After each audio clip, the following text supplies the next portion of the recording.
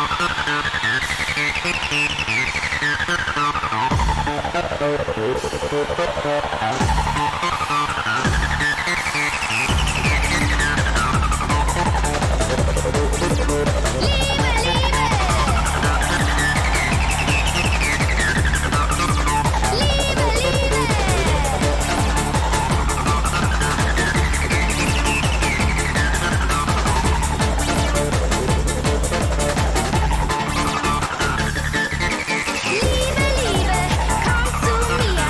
Ich hab so Sehnsucht, ich kann nichts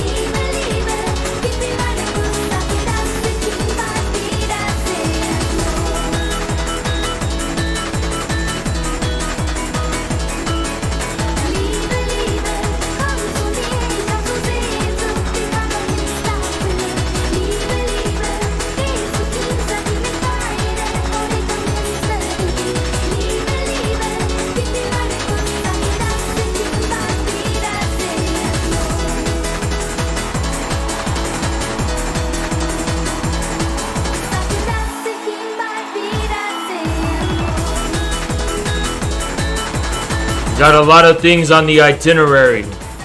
One of the major things we're gonna do, we're not gonna do the push yet, but currently the leftoids are on Discord and they're organizing a ratio. So they're trying. I'll show you the ratio, right? Just for a second. We're not gonna focus on this right now, but they're organizing a ratio, and we gotta combat this ratio. So we got 449, and this is 511, right? So we gotta get this to 600 minimum, right? So that's one of the things on the itinerary. I need everybody to go like this tweet, because the subject matter of today's stream is gonna be about this tweet. So that's the subject matter of today's stream. So to kick it off, let's get around. Let's go ahead and like this. Let's go ahead and like this. We're not gonna have these leftoids ratio me.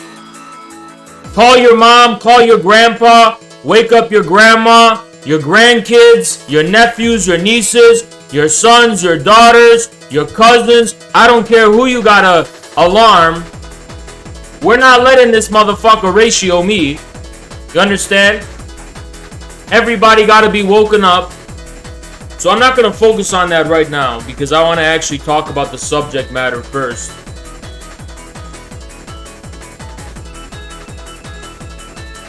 Something I noticed, every motherfucking day, I'm fighting. I wake up and I'm fighting. I'm always on the line, getting attacked routinely, fighting every fucking day, you understand? As it happens, it's my favorite thing to do. It's my favorite thing to do. I am built for two things in this world. Only two things. There are only two things in this world that satisfy me. There's only two things in this world that satisfy me at the most visceral level. And this is probably why I can't be a long-term political leader. I'm a short-term berserker, and I'm gonna clear the way for a good leader, right? But there's only two things in life that I like: fighting and fucking. That's all I care about in life. At the most visceral level, that is the only thing I truly care about doing. Thank you, Servita. Appreciate you.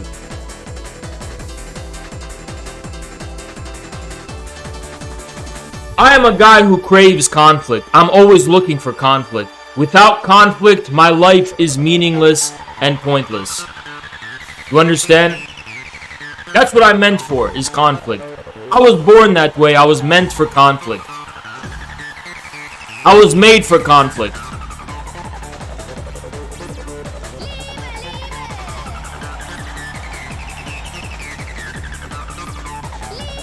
If I wasn't a warrior, I would be a monk. If I wasn't a warrior, I would find a retreat somewhere and just be a peaceful monk, minding my own business, away from the rest of the world.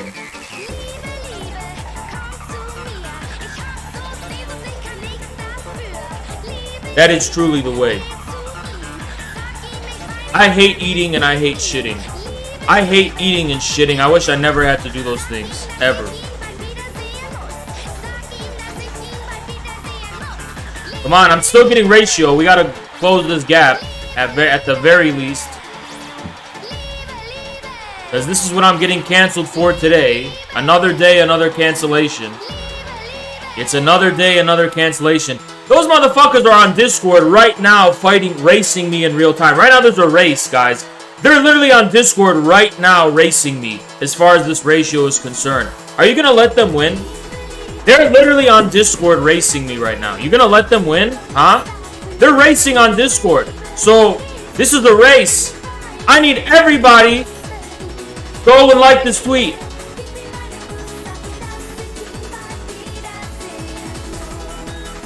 So this is the tweet that caused today's drama, by the way. And there's a lot we gotta unpack. There's a lot we have to address. People have lost their fucking minds because of this tweet. They've really lost their mind. Right?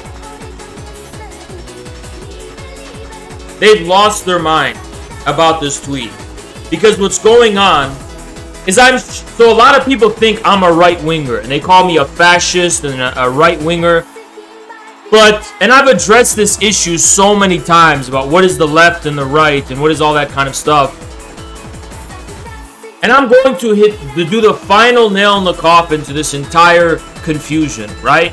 Because there's a really clear difference between American lefties and communists the world over and in history, right? And the meaning of that has to be clarified, because as much as people call me an American chauvinist, these people have an inherent American chauvinism about them. Let's go, guys. What's taking so long, huh? Let's go. Wake up.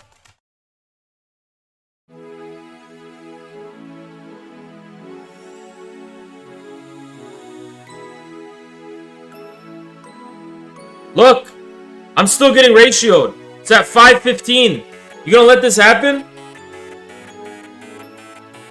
They're beating us in the race. You want them to win?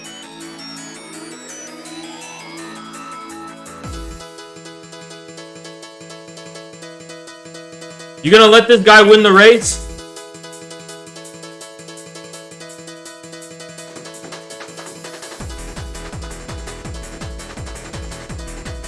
We're gonna keep coming back to this until this is like 600. Until we have blown the guy out of the water and declared our victory. We're gonna keep coming back to it throughout the whole stream. Or we could just end it now and just move on with the stream. It's up to you guys. But unless you want constant interruptions throughout the stream, how did you call Bolsheviks traditional? They were traditional. They were fundamentally traditional. And I'm gonna explain everything in this stream. I'm gonna put the final nail in the coffin to this idea that communists are not conservative and that they're against conservatism and that they're against traditional values. I'm gonna put the final nail in the coffin to it. And it's gonna take a little bit of thinking on your part. But trust me, logically speaking, rationally speaking, there's absolutely no chance anyone could fucking dispute this after what I do. Thank you so much, Tash. Appreciate you. Go ahead, guys. We need you to like this shit out of this.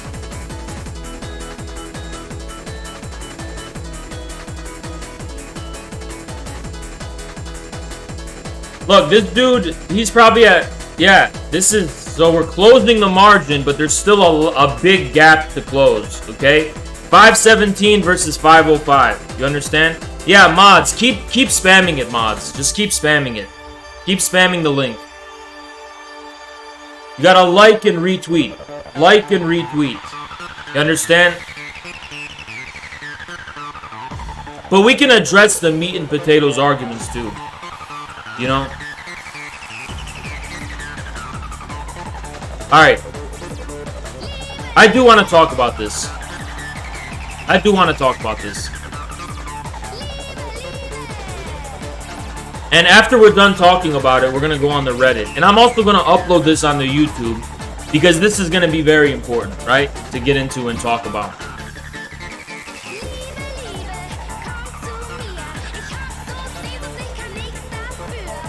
So guys, a lot of people are pointing something out, right? A lot of people are saying in response to this, so here's what I said. Here's basically what's going on, right? I'm going to explain to you the situation. Probably should have done that before, but I'll do it now. Okay. So, it turns out that the Giga Chad guy, that you know this Giga Chad guy? It turns out that this guy is a communist, or he's like he has nostalgia for the DDR. GDR, made in GDR, right? Russia, GDR. And by the way, East Germans and Russians have a very profound closeness with one another for historical reasons, right? And this got like 4,000 likes. And the American lefties are so excited by it. They're like, oh my god, he's just like me. Oh my god, this is a win for my political tribe in America. Oh my god, all those conservatives who bully me and call me a cuck, well, the Giga Chad is on my side. The Giga Chad is on my side. Because he's a communist just like me, right? And they got so excited and happy at this news. They were like, they literally think that like this is who, like that guy is on their side. Like this is the representation of them. And that leftoids are the true Chads or whatever, right? I had to ruin the party. You know me. I had to ruin the fucking party, right? I had to come and poop all over that party and fucking ruin that idea for them. I completely shattered and destroyed this fantasy for them. You want to know what I did? Here's what I did. I said, stop assuming he's one of you, American leftoids. He's a real communist, which means very likely conservative, and would be considered a fascist right-winger here in America, just like I am, and Caleb is, and so many others are. In America, this guy would be 100% pro Dave Chappelle. This guy would be 100% not on board with gender criticism, wherever the fuck that is. He would be 100% a down-to-earth conservative guy, right? Because that's how they are in Eastern Germany and Eastern Europe and in Russia. That's how communists are, right? They're very similar temperamentally, in terms of their mentality, and in terms of their values, as are American conservatives. They're very similar, right? So he's not one of you American leftoids with pronouns in the bio. And someone was like, he has pronouns on his Instagram. Well, he's a model, and that's a built-in feature from Instagram. And he's identifying himself as a male model. So that's not the same as pronouns in the fucking bio, you dumb fuck. But anyway, continuing on, let's see where the current war stands. So this is 524, 513. Are you guys just not able to close the gap? Or maybe I should just address this argument first. Should I just address this argument first? Because maybe you guys like aren't sufficiently aware of why this is a stupid fucking argument. I'll explain it in a really simple way. So, very conservative does not mean you are criminalizing abortion or homosexuality. Okay? And I don't know why this person is saying LGBT relationships when in the legal code in the GDR they were talking about homosexuality, right? But regardless, this was a straw man from the very beginning, because I was not talking about LGBT or whatever. And it's weird that they're mentioning LGBT when all I said was pronouns in the bio. You know, the majority of leftists who have pronouns in the bio are cisgendered and straight. Okay, so I don't know what angle you're trying to come off when it comes to that. But this is actually just not true in terms of having any bearing on the conservatism, the overall conservatism of the German Democratic Republic, right? Because the assumption that's being made here, what if I am a leftoid though? Well, fuck you if you're a leftoid. And that's what I'm saying. I hate leftoids, so fuck you, right? There's an assumption here, and I would call it the American exceptionalist notion of progress, which is inherited from Whig history. So the stereotype of Whig history is basically this idea that there's such a thing as linear progress, and the more shocking and provocative a new cultural trend or state policy is in regards to the status quo of society and culture, that is like an index of some like historical progress, that there's just it's just gonna keep on happening until, I don't know, we make furries become acceptable or something, and start fucking animals and make pedophilia normalized or whatever, right? So this is actually not a materialist view, because from a materialist, this is a bourgeois Whig history notion of progress. From a materialist point of view, he doesn't have pronouns in his bio, okay? It's a built-in feature on Instagram to identify models. It's not like he put it in there himself. He was just saying he's a male for the model shit. Thank you, Mount Mancurd. I don't know. I think I'd recommend something from Zizek, or maybe Boris Groy's The Communist Postscript. But anyway,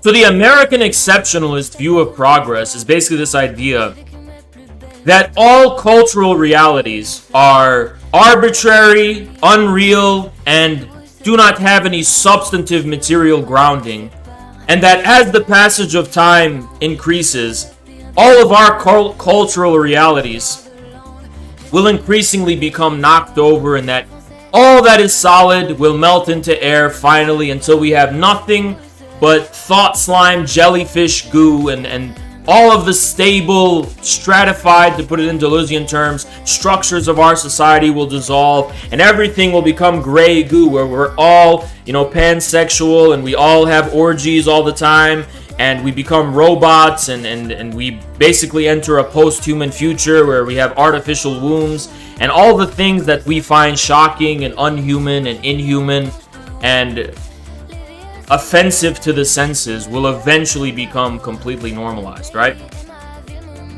So this sounds like the GDR was not conservative because back then they decriminalized homosexuality and they allowed for free abortions, right?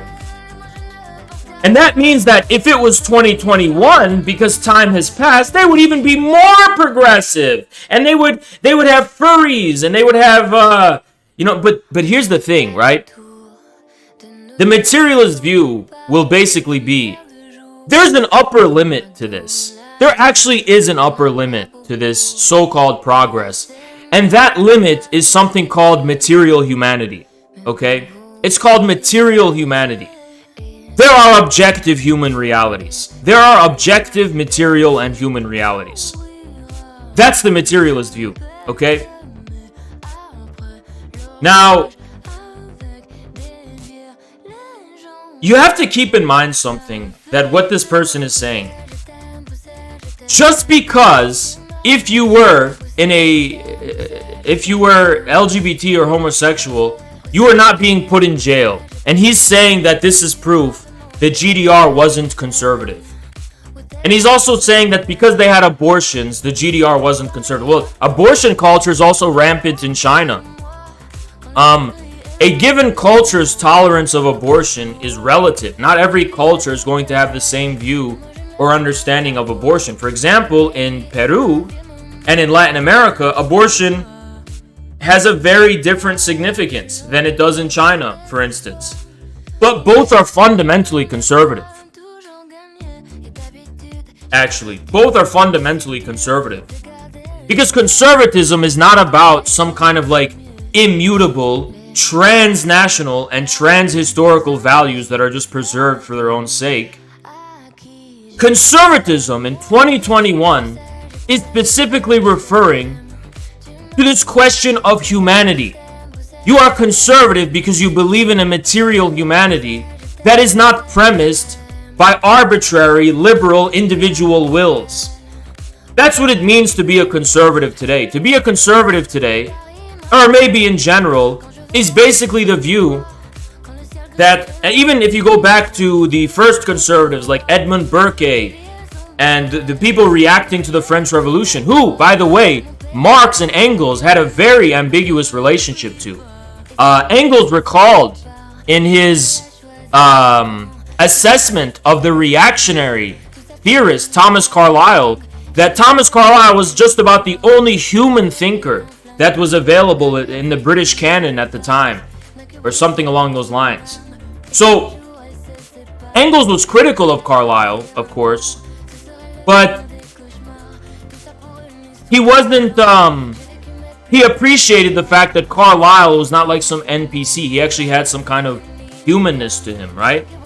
And Carlyle was an outright reactionary. He wasn't just a conservative, okay? Now,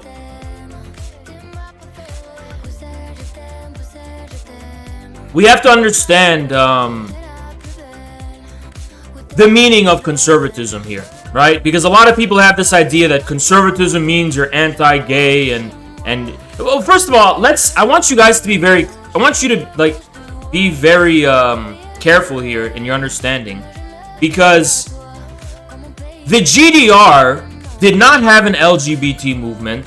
Open, like very, very open and outward displays of LGBT was still considered taboo. It was considered taboo, especially in media and in movies. It wasn't until the very last days of the GDR, which was just this period of total liberalization, that you would find those things. And because the this is something that also happened in the USSR. So Western NG, and I'm not saying this as an anti-LGBT guy, I'm just telling you the truth of the matter. Western NGOs and the people behind the color revolutions in Eastern Europe had so much power and sway over the course of the governments and society, the civil society at the time, which is basically the urban, conscientious, people who led the color revolutions, that it appeared that the Soviet Union and the GDR during the 80s and late 80s became even more progressive than the West. But that wasn't because of communism. It was actually because of the total opposite. It was because of the complete wholesale liberalization. Now, when you're talking just about the decriminalization, I was referring to in the late 80s, like the stuff about the movies that were finally like just about LGBT stuff, and it was becoming more visible, and that's what I'm talking about. It just being decriminalized. I need you guys to understand what decriminalization means. Decriminalization just means you're not throwing people in jail for it. I am not even anti-LGBT. My views are way more nuanced. I would say that the GDR was way more conservative than I am on this question. Okay, so I have to preface that and clarify that. But the plain truth is that there was no LGBT acceptance in the GDR. There was no promotion of LGBT. It was not something promoted in society.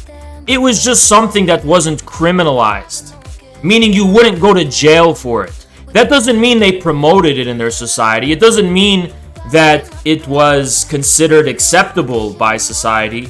And it does, especially when you're talking about children and stuff, okay? So the GDR was just extremely conservative by American standards. It was, exactly. It was tolerated but not promoted, okay? I really think people need to roll back their expectations when it comes to this. But I didn't even, for me, this was not even about LGBT whatsoever. This was about having firm, strong, conservative values, such as a love of country, a sense of solid roots and belonging among your people, a sense of pride in your traditions, and a willingness to safeguard your history and your traditions, and even in a sense, your identity, your national identity, your patriotic country identity, right? These things were like given in the DDR at the time, regardless of, this legislation he's talking about, right? But this guy's trying to project this idea that in the GDR, you had like the equivalent of like American leftists wielding state power, and they were actually in power, and nothing can be further from the case. And this would all be this would be way less sad when you take into account, and again, I'm not even saying I agree with this personally, but the GDR was an outlier compared to the rest of the Eastern Bloc. And the reason it was an outlier was precisely because it was the most Western country in the Eastern Bloc. In almost all the other communist states, it was not decriminalized. It wasn't decriminalized in the Soviet Union. I mean, why wasn't it? I don't understand. Why wouldn't it be? Well, the reason is because the GDR's proximity to the West and Western liberalism. Especially when you're taking into consideration the pre-war legacy of the German communists. You also have to take into account the way in which the Communist Party in Germany gained power. It didn't gain in power on a mandate of the German peasants like the Soviet Communist Party did. It gained power because of a war, which allowed the communist intellectuals to have way more like leeway in terms of experimentation with stuff than other communist parties were, right? But that was a bad thing, right? What was a bad thing? No, I'm just talking about the plain facts of the matter. Since this person wants to bring up first of all, the category of LGBT was not recognized or legally valid, or it had no relevance in the GDR. What they were talking about was homosexuality, which was just not criminalized. If consenting adults had relationships, you're not going to go to jail for that. That's their policy, right? That doesn't mean in Socialist Croatia only in 1974, and Croatia, Tito's Yugoslavia as a whole was very liberal, right?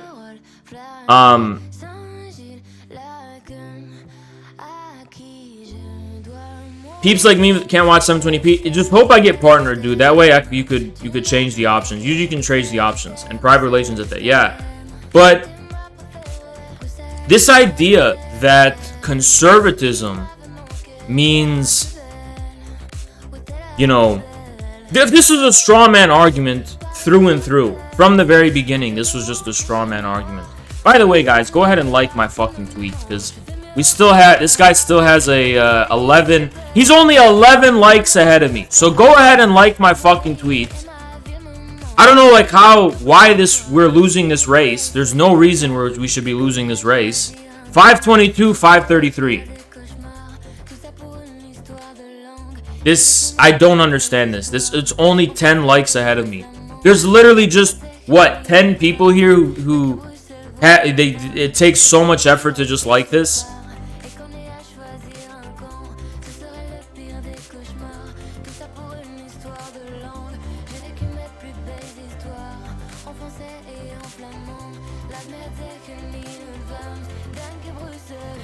Albania criminalized it?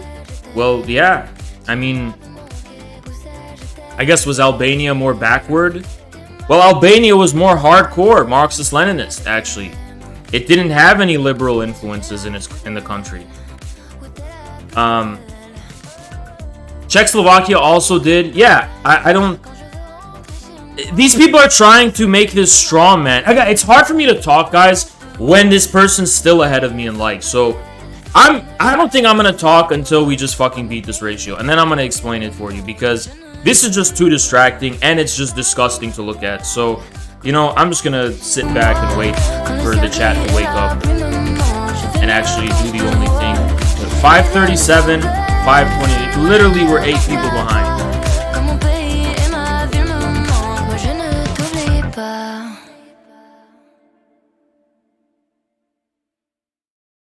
On n'a pas les tours de New York, on n'a pas de lumière de jour.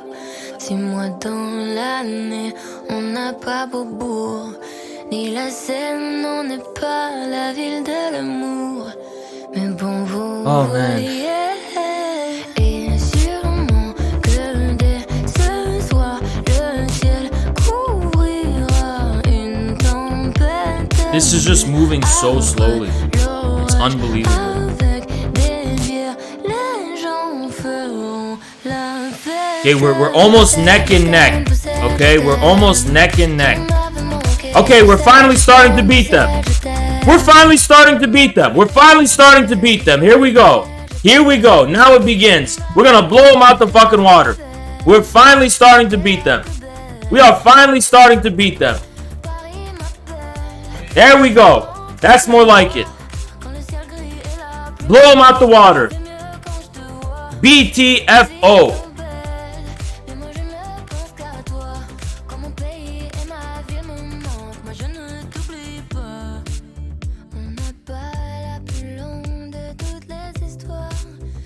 Blow them the fuck out.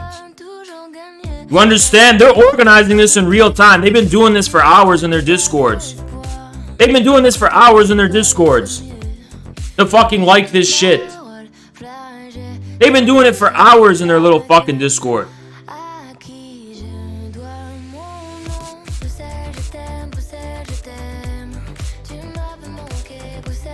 We're beating them, but we gotta really blow them out the water. We're gonna get this to 600. 600 likes. Let's go. We need 50 more. And then we're gonna move on. We're gonna get it to 600. 600. You understand? I'm gonna continue. Since we're beating them now, I can actually continue. Okay? Now,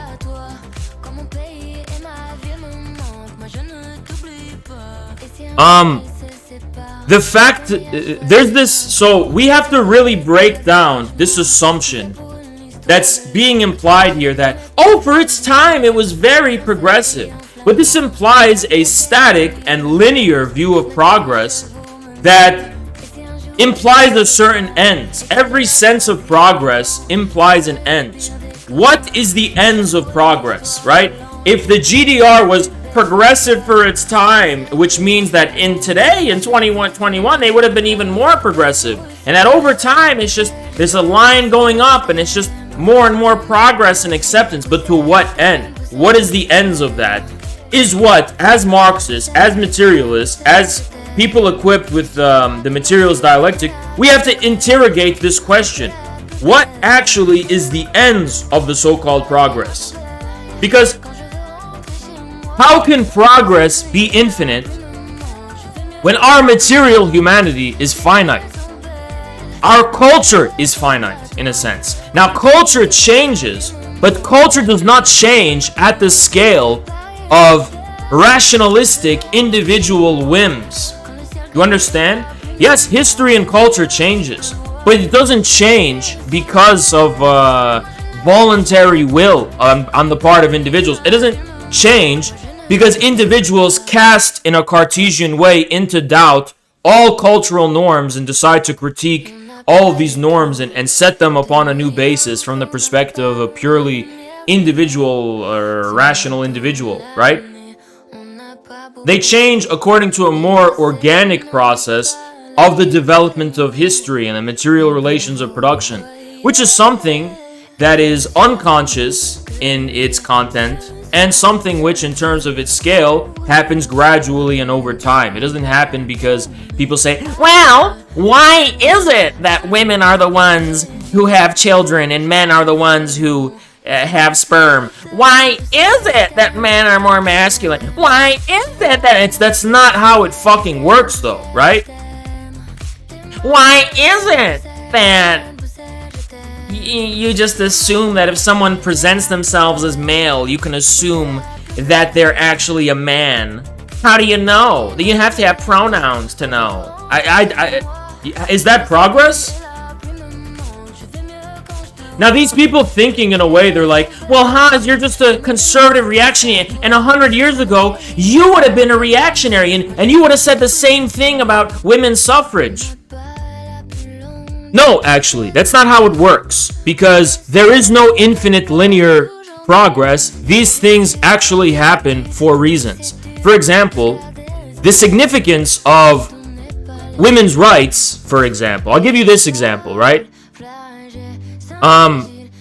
Women's rights and this progressive things that are associated with the communist experience and modernity as a whole, I might add, these things have a finite significance. It's not just that as time goes on, society just became more progressive, leading to the end goal of the complete cultural equality and elimination of all differences between people.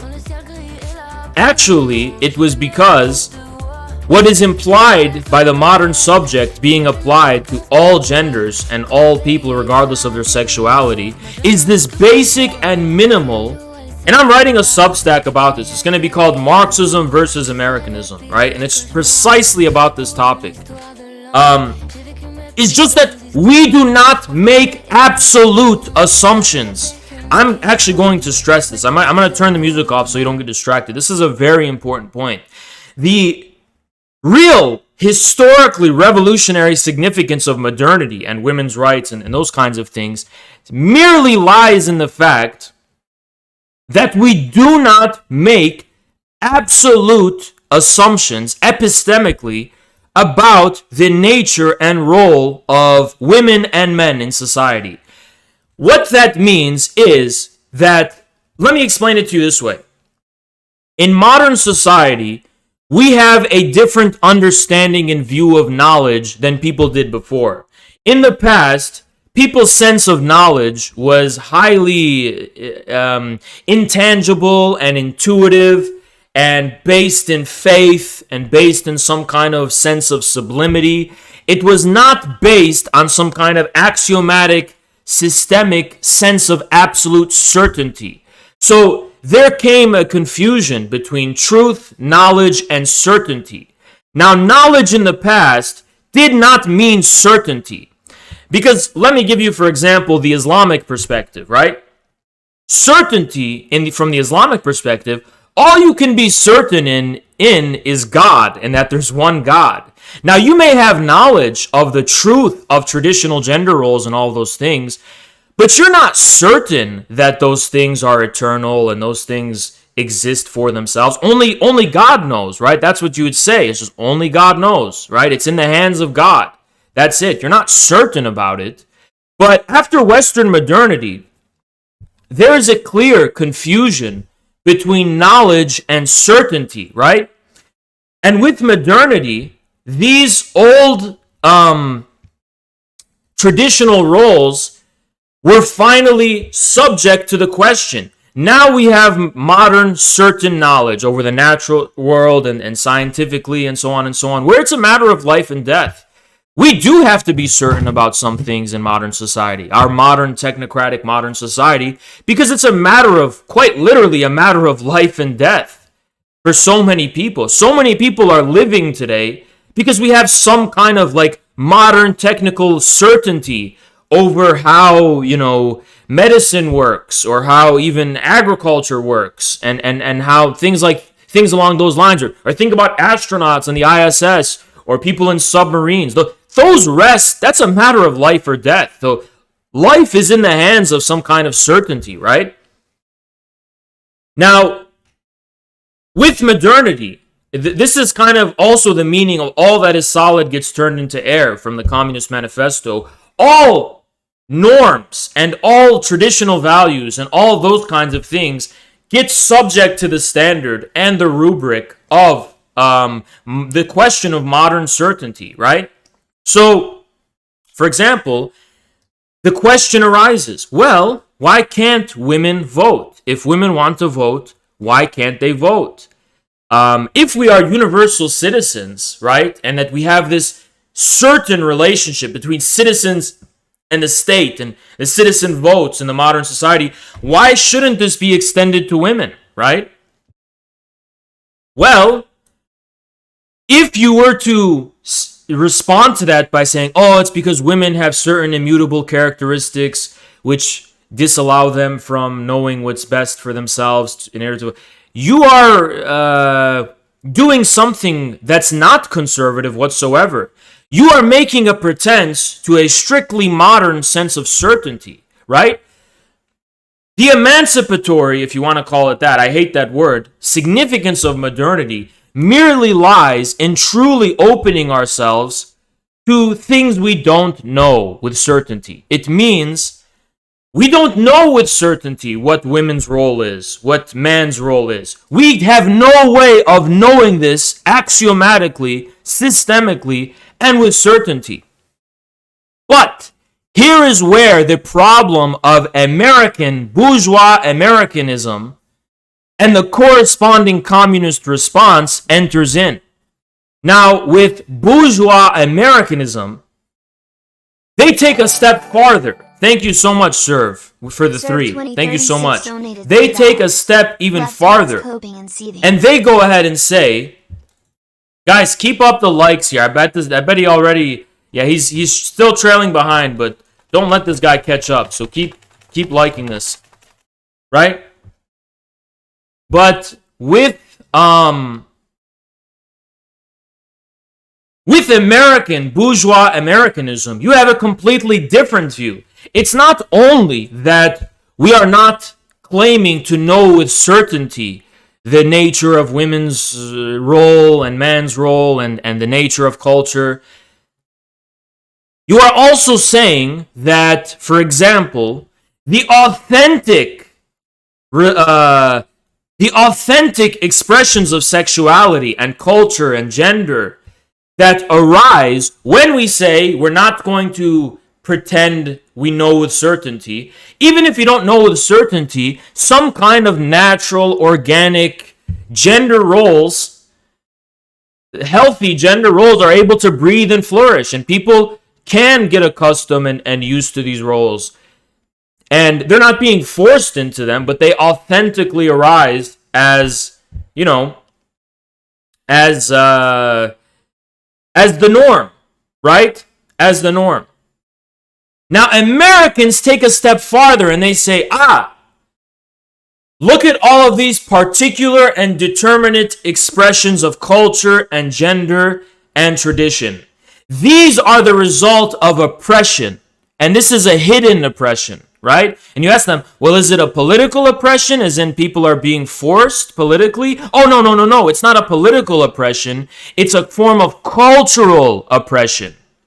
Now here, ladies and gentlemen, is the genesis and the origin of the American New Left and the counterculture.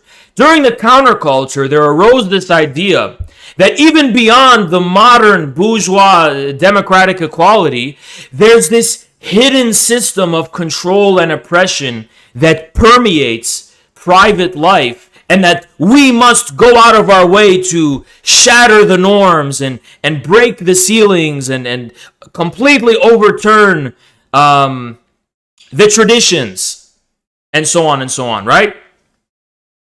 This is what is complete. This is where the so-called linear progress that the leftists implicitly believe in, this is where communist states began to draw their line when it comes to embracing the progressive role of bourgeois democracy. They drew their line precisely here. The communist states responded to this by saying, no, that's not true.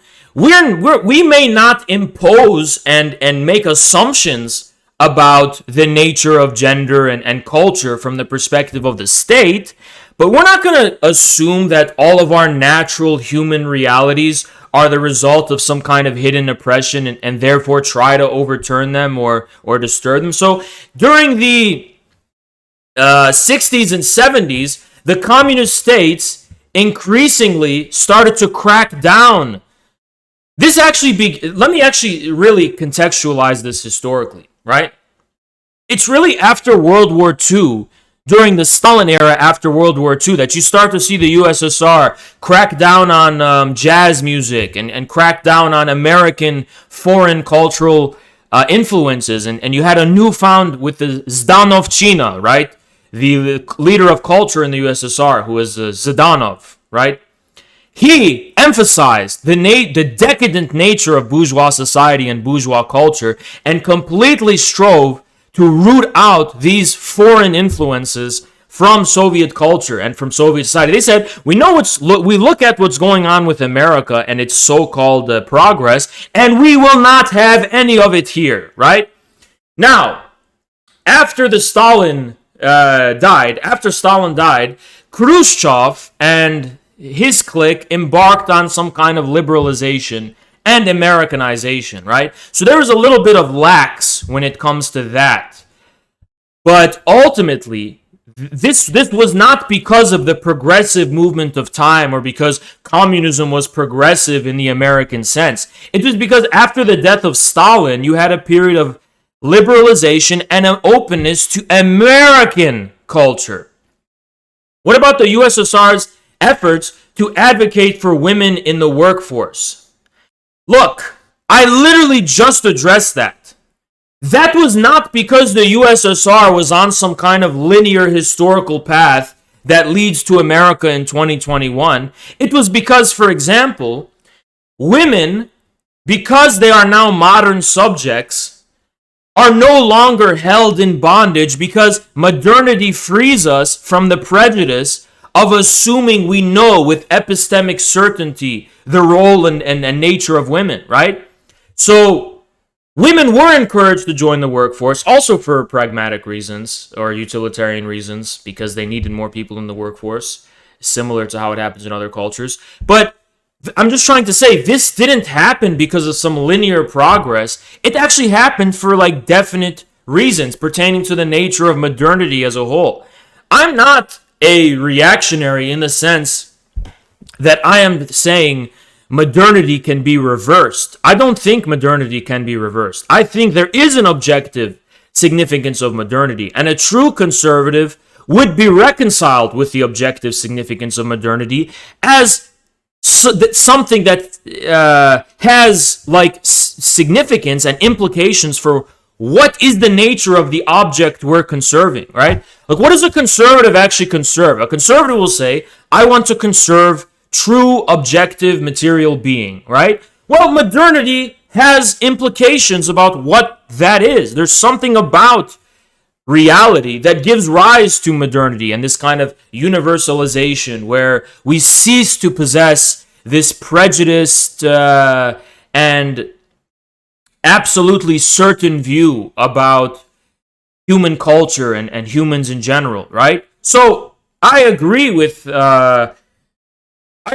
that in the Marxist sense, modernity is progressive and necessary. I like to say necessary better than progressive because the word progressive has been muddied.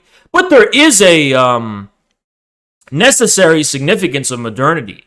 But there is a sharp contrast between communistic modernity and bourgeois decadent Americanism, which is thoroughly and wholeheartedly rejected by the communist states historically and to this day. Okay, let's continue. So what does it actually mean to be a conservatism? Communist conservatism mostly rears its head in Zdanovchina, in the 40s and 50s. And it was primarily a response to American liberal cultural universalism. This is where communists thoroughly planted their feet in the ground and said, actually, we are conservatives in a fundamental sense. In a more fundamental sense, and in a way that is reconciled with modernity, communists are conservatives because we do want to preserve the traditions and the cultures and the heritage of our national histories and our civilizations and our cultures. We don't want to liquidate these things and embrace American universal cosmopolitanism and American culture and jazz music and all that kind of stuff. We do believe in a material humanity. Now, the reason they're not reactionaries is because they say this also implying that they're reconciled with the fact that modernity itself is part of this continuity. The reason, this is the significance of Stalinism that's important to understand here. Stalinism is a form of kind of conservatism of Russian civilization. But the real significance here is it's basically saying this modernity is part of the history of the Russian civilization. It's part of our history. This very modernity, of technological modernity and change in the nature of gender roles, where women are now educated and they have choice, right? And they can enter the workplace and so on and so on. This is part of our culture, part of our heritage, and part of our history, right? This is the communist view.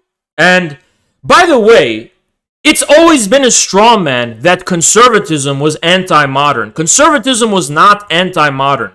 Conservatism was merely a form of critique against the hyper-idealist rationalism that of the European Enlightenment, right? Which is a criticism shared by Marx.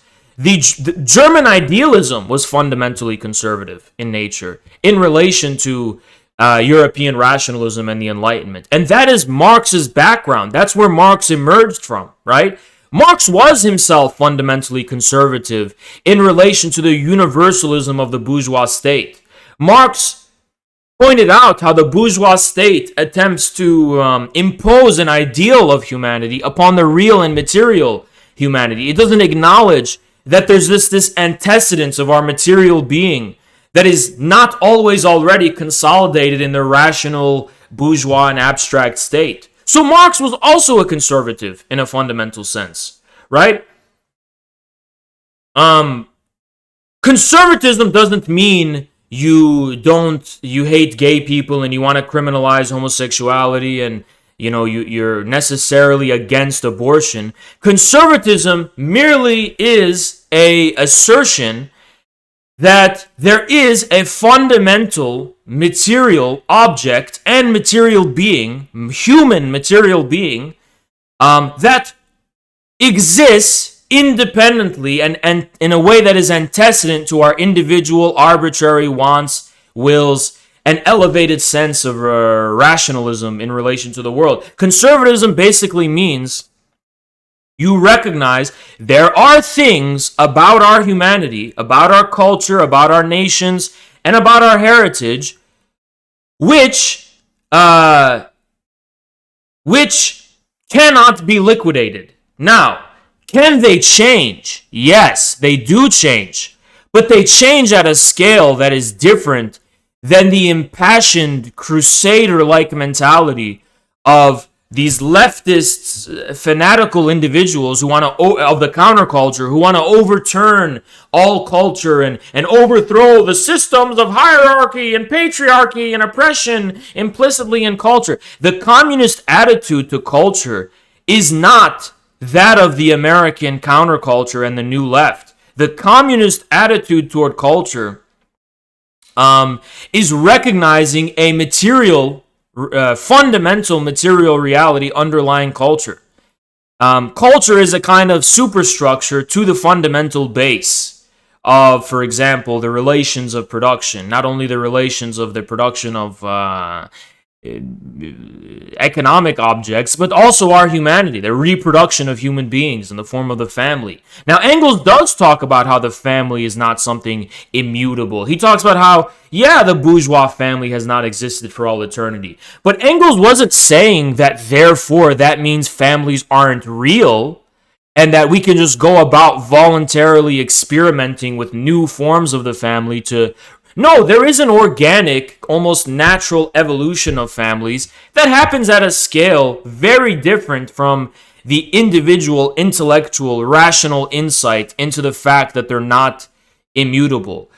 Just because you're saying this form of the family hasn't always existed and may very well change in the future, doesn't actually mean that you could go about treating it as though it's not real. It's still real, even if just because it's not eternal doesn't mean it's not real. Doesn't mean it's not a specific and determinate reconciliation of contradictions as they exist today. So this is why I talk about Heidegger and stress that kind of stuff. All it means basically is that there are unconscious material realities that exist independently and prior to the rational and conscious articulation of them. That's all I've ever said. And it's pretty much the same thing Marx said. It's just that Marxists in the West seem to have forgotten that. Especially with Lukácsian notions of self-consciousness and so on, which, I don't want to bore you to death upon and waste too much time talking about. But let's see if this guy caught up. So he's at 549. He's at 550. We're only 14 likes ahead. So let's completely blow him out of the fucking water, guys. Let's completely blow him out of the fucking water. And by the way, this is going on the YouTube, right? Now, we have to face this fundamental question, right? Is it that the cultural changes that have occurred since the counterculture and since the New Left, is this a result of some kind of objective historical progress? Or is it the result of a complete bourgeois psychosis and degeneration resulting from the material breakdown of the capitalist mode of production? My view is the communist line, which is that it's the latter. The Soviet Union, fundamentally, the communist states as a whole, whether they were considered revisionist or not, whether you're talking about Albania or China or the Eastern Bloc, all of these communist states had a vehemently opposed view to the American counterculture and the so-called cultural revolution of the United States. They were, not only were they extremely wary and skeptical of it, they sought to purge their societies of all of its influences and its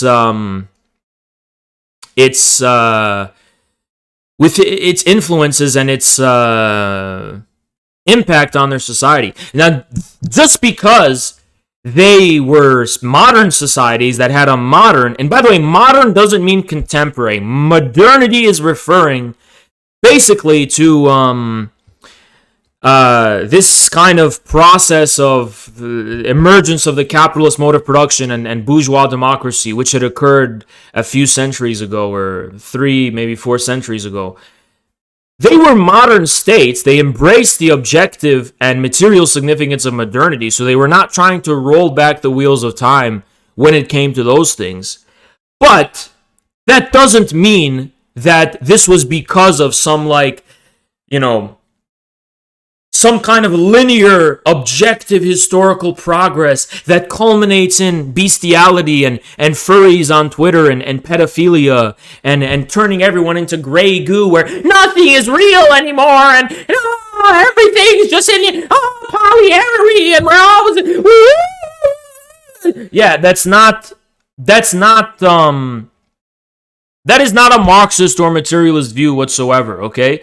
So today, to be a communist, so what does this have to do with communism? Let's get right down to business about as far as what communism is about and what communism is concerned with. Now, communism is this Marxist sense of the word, the Marxist, Leninist, and so on sense of the word, shares in common with all the other socialisms and communisms in that it was attempting to address and give explanation to, give form to, give meaning to this common social object, right? Marx distinguished himself from the reactionary and conservative socialists of his time by recognizing that you cannot reverse or somehow dodge the impact of capitalist modernity. You have to go through it. There is an objective, real historical significance of capitalist modernity that we have to endure, we have to face, and we have to survive through. It's a challenge and test of our humanity. And Marx said this by elevating the proletariat as the privileged revolutionary class and subject of communism, because the proletariat was a class completely stripped of its traditional roots and its background. And to put it in Marx's own fucking words, it is a class that has been completely stripped of humanity and therefore represents the complete re-winning of humanity back. Marx was elevating the proletariat as the privileged subject because he was basically telling the conservatives and reactionaries of his time, guys, look upon the proletariat, look upon this class that has been so thoroughly stripped of its humanity. Can you survive this class? Can you address this class? Can you make sense of this class? Right? Marx was basically saying, we need to have faith in this class, because if we don't have faith in this proletarian class, we cannot have faith in reacquiring our sense of humanity after this process of capitalist modernity, right?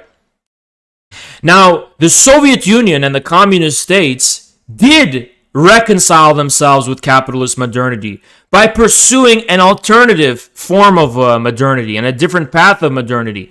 A form of modernity which, while being destructive and apocalyptic in a sense, didn't lead to the wholesale liquidation and destruction of the humanity, culture, civilization, and national realities of its constituent, of the peoples that were victim to this modernity. It was reconciling this modernity. It sublated this modernity into a new type and new kind of civilization. Okay?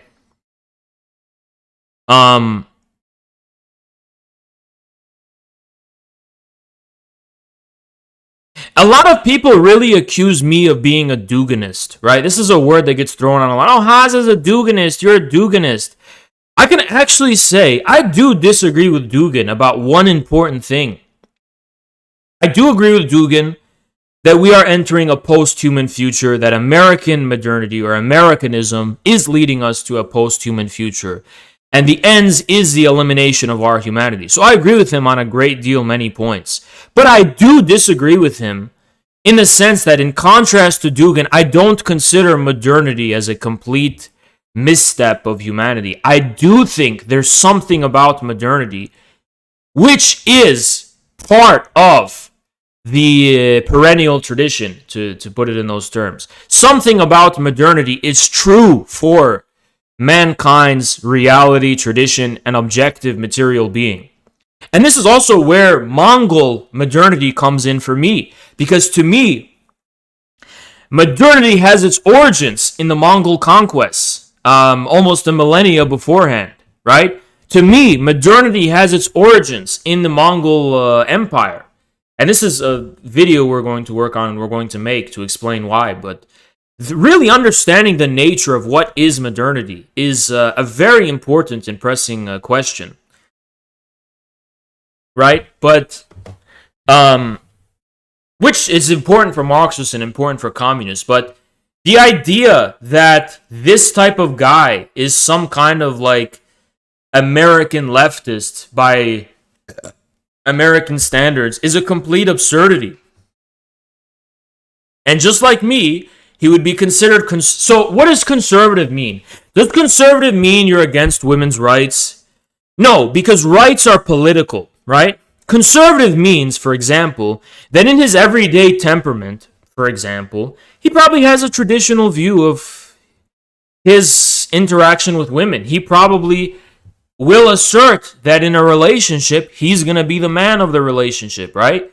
And there's going to be like a gender role in that relationship. He will be the man, she will be the woman. He will protect her. He will be the provider, maybe. She will be, things like that. These are very intangible, unconscious, but nonetheless concrete material realities that are implicit and cultural, but not necessarily political. So when this guy responds by pointing out that, the DDR, yeah, but you're talking about legal stuff. You're talking about things that the state did, and those are just like negative freedoms. It doesn't actually address the spontaneous culture and mores of German DDR society, which was fundamentally conservative. Now, does it mean that people are like, what do you mean conservative, Haas? Do you mean like it had the same values as conservatives of any country? No, because the values, traditions, and mores of each country will differ based on history and based on a whole other host of factors, right? But the thing that makes it conservative is that in the GDR, the culture that they had worked. It was a culture that made sense. It was rational. Not in the sense of rationalism, but like it made sense intuitively, unconsciously. You didn't have this complete bombardment and offense on your unconscious human senses where you always have to call into question and doubt your unconscious, oh, check your privilege. Oh, check your hierarchical, patriarchal privilege. You didn't have that kind of shit in the DDR. You had a very spontaneous, natural, cultural reality that was not being imposed, that was not strictly reflexive, but was in a sense, in the most broad sense of the word, natural. Now, in case anyone needs to know, yeah, the DDR did have a prominent culture of casual sex. The DDR did have a culture in which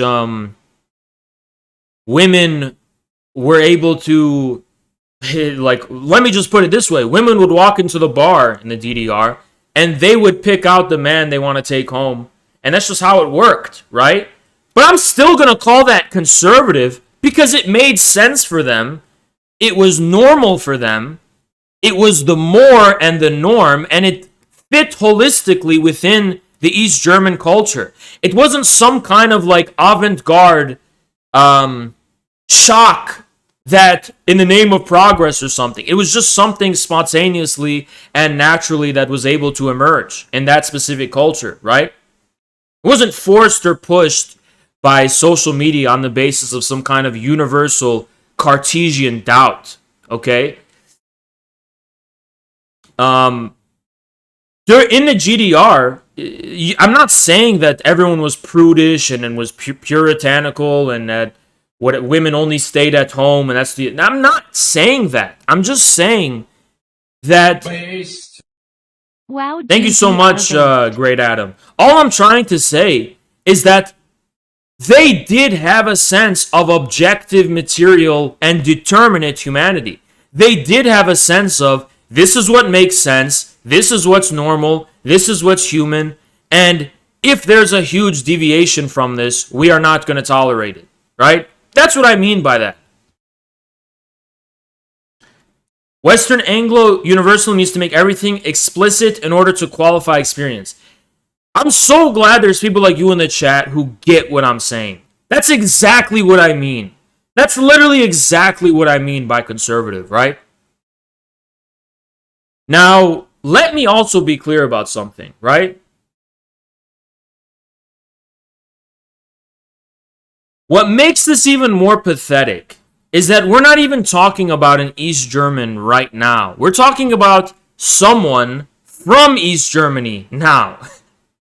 In case you didn't know this, and people were sharing maps showing how people in East Germany are not really religious, you know the party, the Alternative for Deutschland, AfD, the right-wing populist party in Germany.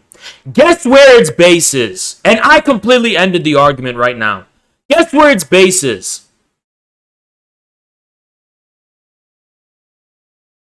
The former East Germany. East Germans are really conservative. They're very conservative. They didn't have to be explicitly conservatives during the DDR's existence because that was like maintained as a given. The state didn't allow a lot of foreign influences. It didn't allow this cultural chaos and shocking, destruction of cultural mores and norms and this crazy stuff. It didn't tolerate the counterculture. It cracked down on punk subcultures and all that kind of stuff. Now, after the Berlin Wall fell, they had no choice but to be explicitly conservatives because they were exposed to the horror show that is the West, and they're saying, "Hey, wait a minute, hold on. We did not sign up for this, right?" The same thing happened in Russia. That's why Putin is called a conservative. He's just a normal Soviet guy. He's just a normal guy from the Soviet Union. His country was opened up and exposed to the horror freak show that is the West, so he's a conservative now, right? But it was always a given, right? It was always fundamentally a given in communist states. Some people are also being like, and then again, I don't want to get into this straw man argument where I'm being straw man as like an anti-gay guy, but I'm just gonna tell you the facts, okay? When the GDR started to there was a state-owned gay disco bar in the 80s. Again, this was because of liberalization, owing to the West's influence and an opening up to the West because of pressure that was coming from the urban elements of the GDR, who were tempted and fascinated by the Western counterculture. This was not because of the Stalinist, Marxist-Leninist, communist culture. Again, the states that were most hardcore Marxist-Leninist, Stalinist states, like Albania, they had none of that, okay? Neither did, it's like, the more hardcore Marxist-Leninist the communist state was, the less they were tolerant of progressive values, so to speak. And again, the reason why you had women's equality in all communist states, again, was not because of some linear notion of progress culminating in American leftists in 2021 and their values. It was because of a very specific change in attitudes relating to women because of modernity. Not because of some eternal historical progress, not because of some, everything's changing and culminating into us becoming furries, but because of a very specific historical experience that's called modernity. And modernity, mind you, has an upper limit. And this is really what distinguishes Marxism from other modernistic paradigms. Marxism does believe there is an upper limit to modernity. Eventually, the negation of capitalist modernity has to be overcome, and we return to the normal course of historical and civilizational development preceding it. You know what that means? For example, I'll tell you the Chinese view, right? I'll explain to you what the view of Chinese understanding of modernity. China basically says we're a thousands-year-old civilization. Our civilization develops and progresses at the pace of hundreds of years. The Chinese civilization. It's an objective civilization that changes over time, independently of our individual will, right? Thousands of years old. Now we have this challenge of capitalist modernity. We address the challenge of capitalist modernity in the form of communism so we can return to our normal path of civilizational development. And that is literally the Chinese view, that we're rejuvenating and reviving the thousands of years old Chinese civilization to return to our normal and natural course of development. Now, this is what really, really, really puts the final fucking nail in the coffin to this entire stupid, fake fucking debate. The final fucking nail in the coffin, and I don't ever want to fucking hear for the rest of my fucking time on Twitch and Twitter, anyone fucking come to me and say, the communist states were so progressive for their time. Okay. When it comes to assessing how communist states would have reacted to the American counterculture, you can actually look at communist states that still exist today, among them China. The Chinese government, when it is returning to its communist roots in the form of the Xi Jinping era and reversing a lot of the liberalization that happened during the reform and opening up, is literally becoming more conservative. China is literally becoming more conservative at the same time that it is more embracing its communist past. The more China is deviating from American liberalism and embracing communism, the more it is becoming traditionalist and conservative. This is literally mirrored in the fucking official statements and directives of the Communist Party, which wants to promote traditional gender roles and traditional masculinity. So there you go. That's how communist states would have reacted to the so-called counterculture and the so-called historical progress. Communists are fundamentally fucking conservative, and if that doesn't fucking prove it, I don't know what can prove it. It's not enough that you look at the actual communist parties in the ex-communist states, like the Russian KPRF and the various communist parties in Eastern Europe and communist parties in Greece, like the KKE, and so on and so on, and in Latin America with Pedro Castillo and so on and so on. Just look at China, an actual surviving communist state, which is literally conservative culturally. It is actually a conservative country. The more communist it is, the more conservative it is, right? The only extent to which China has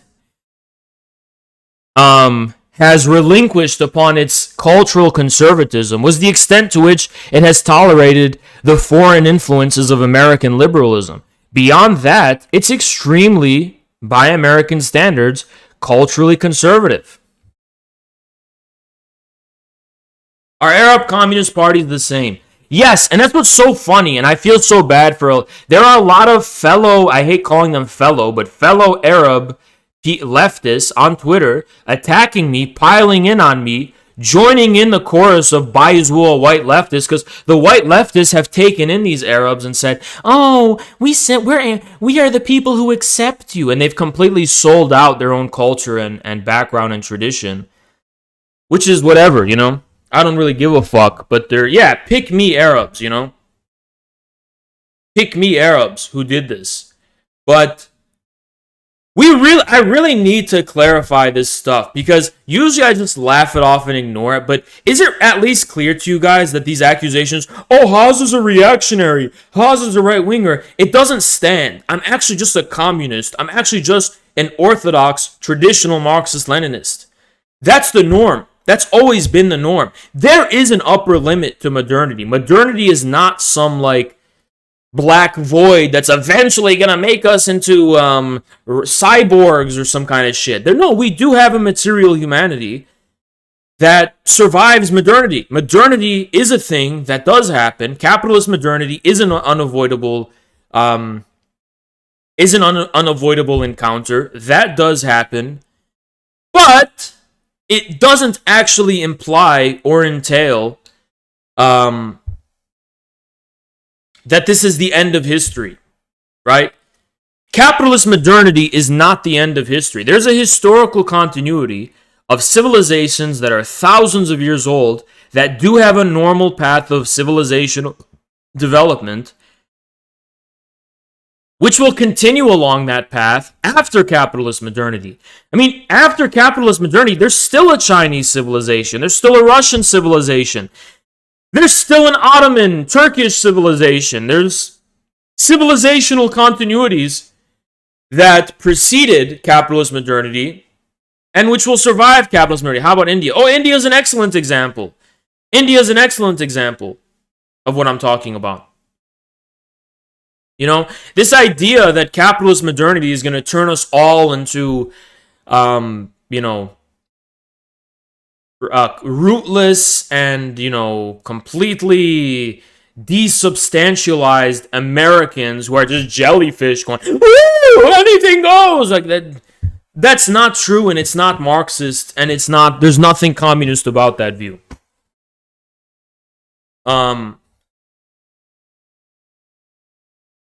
So, let me see. Okay, this guy, you gonna let this guy catch up, guys? Keep liking this.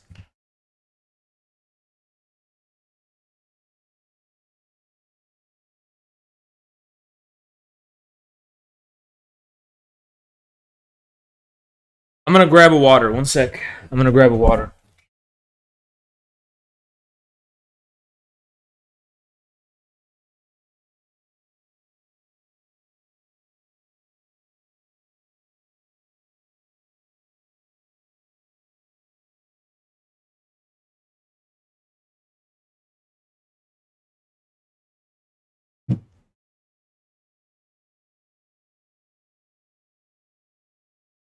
Didn't you know that the GDR was really progressive for its time? No, it wasn't progressive for its time. whatsoever. Because it didn't fall under the linear standard of progress that culminates in the trends that you're now seeing emerge from America. Don't you know the GDR was really progressive at the time? I bet if it was still around, people like me would be in charge of the GDR. Now, a lot of people have... Does this mean, say, things like LGBT acceptance, new forms of music, things necessarily must change slowly relative to national cultures? Should communists actively struggle to promote decriminalization, protection of marginalized identities without forcing cultural acceptance? I think that in accordance with modernity, communists should struggle for decriminalizing the sexual practices between consenting adults. Now, this might vary depending on the country you live in, but I think that's a given. I think it's a given that communists should be opposed to the criminalization of sexual practices between consenting adults, right? Yeah, I know the AFD gets the support from East Germany.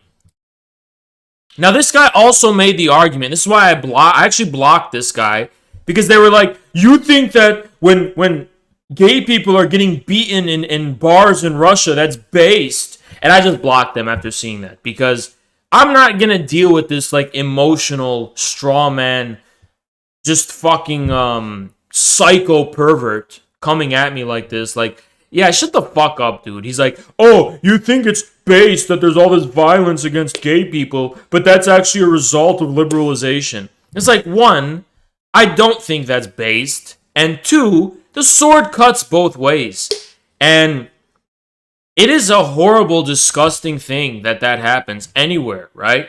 I have no issue condemning that. Violence against sexual minorities. I have no issue condemning it. But the shock of alternative sexualities, it came as a shock to Russian culture and these cultures. And that was also a result of liberalization. It's not like before these were like LGBT paradises where you had pride parades and rainbow flags everywhere or whatever, and pride flags, and you had all this huge acceptance. There was just an immediate exposure to it as a result of westernization and liberalization. You go pink, I don't give a fuck.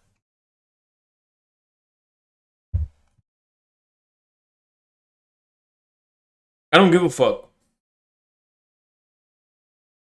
I'll say this: a communist in Eastern Europe, Russia, or any communist, ex-communist state means something very different than America. These communists are patriots, traditional, unapologetic men, not PC, and they're possibly even religious.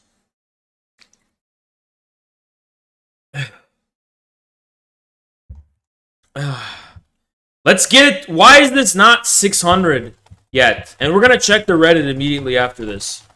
We're checking the Reddit immediately after this. Okay, so don't worry about that. I don't know why this is not 600 yet.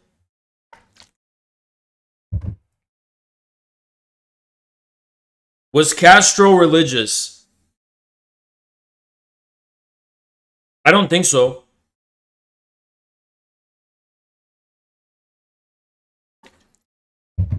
The reason I said possibly even religious means, like, that is so unthinkable for American leftists and leftoids, right?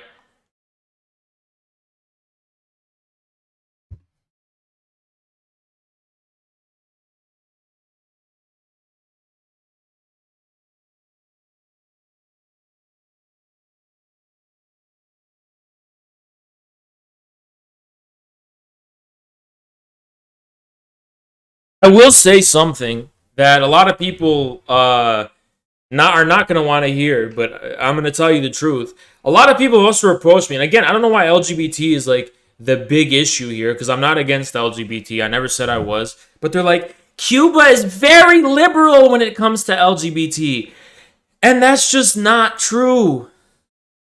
Especially not recently. Recently, because of pressure coming from the grassroots of Christian conservative Cubans, the Cuban government has started to reverse a lot of its so-called acceptance of LGBT within its society. They've canceled the LGBT parades. I think in 2019 or 2020, they didn't have it again because of the pressure that was coming from Christian conservative groups. The Cuban government wants to have a harmonious relationship between all of the sectors of Cuban society, including Cuban conservatives. He met with LGBT activists, yeah, but what I'm trying to say is that it's not one direction of progress. He's meeting with those activists, but he's also being conciliatory to the sensibilities of Cuban Christian conservatives.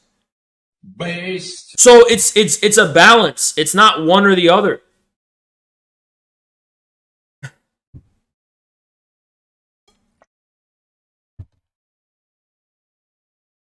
China's becoming more conservative. At the same time, it opens up to more sexual minorities. He's written a lot to defend LGBT rights. Do you not think that culture should evolve? Culture does evolve, but it doesn't evolve according to your voluntary will. Like I said, with capitalist modernity or modernization in general, you do use your will in the form of laws that allow rights for women, for example, right? But that doesn't actually tell us, that itself doesn't change culture. Culture is something that changes at a scale that is beyond individual wills and the individual will. Does progressive mean a parade for you? It seems like that's what it means for these people, because they're the ones reproaching me about LGBT rights in Eastern Germany. And I have to plainly break it to you that there wasn't LGBT acceptance within East Germany. It was still, kind of considered a taboo. It wasn't something that was being displayed so openly and in movies and on TV. It's only the day before the East Germany collapsed, they had a movie about LGBT acceptance. But that was after the period of hyper-liberalization because of Western NGOs and not because of communism. Castro returned to his faith in Christianity later in his life. I didn't know that. I have no idea. Hugo Pink's tweet isn't bad, but it's worth responding to. Okay, I'll see what he said. Hugo Pink.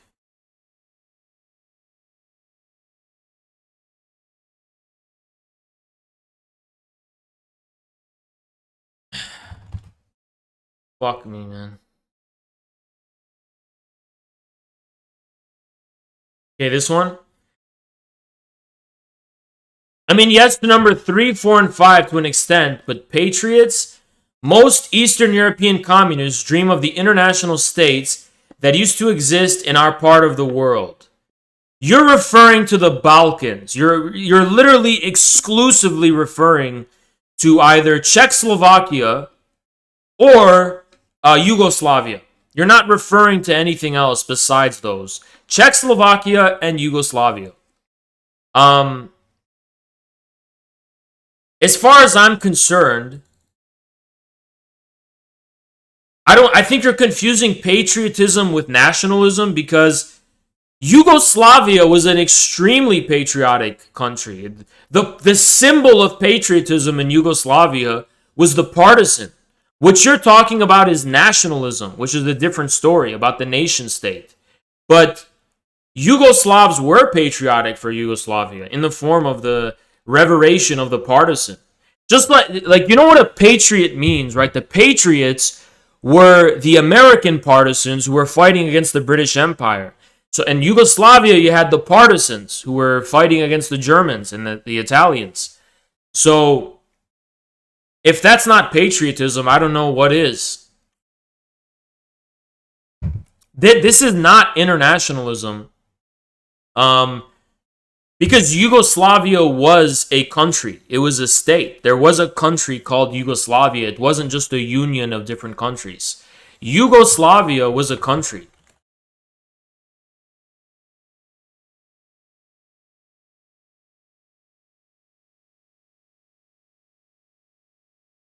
Just like China's a country. China's a country, right? Does China only have one nation? No, it has many different nations. It's still a country. It's multinational. Multinational and international isn't the same thing.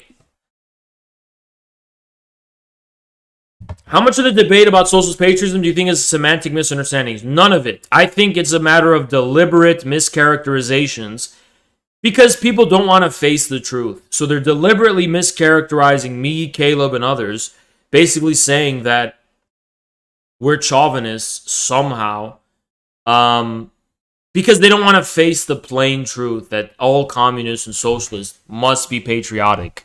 Remember, the bar these people are setting is that we have to burn our flags, hate our country, and hate our people because of the crimes of 10 trillion years ago or whatever.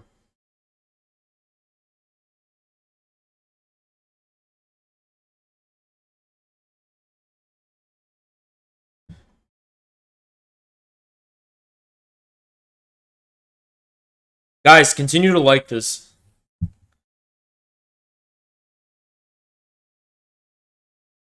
Continue liking this.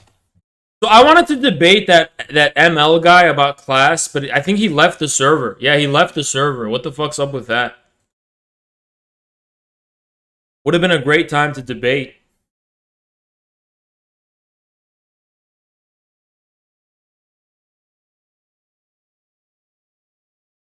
Yeah, a lot of people left the server who wanted to debate. President Sunday wanted to debate Grayson or Henry, and they just left.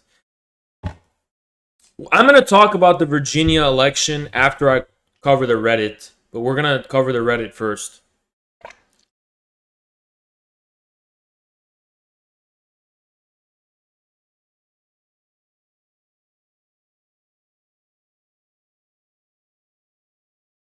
Guys, get it to 600, we can move on. How about that? If you get this to 600, we can move on to the Reddit. He said a slur and then conceded and left. Whatever. Just get this to 600 and we'll move on. We need 16 more likes. Did you enjoy Austin? Yes, I did. I enjoyed it a lot. But I'm going to go to LA next. LA's next on the itinerary in December, which is actually just like 1 month from now. And matter of fact, I should probably start planning that soon, right?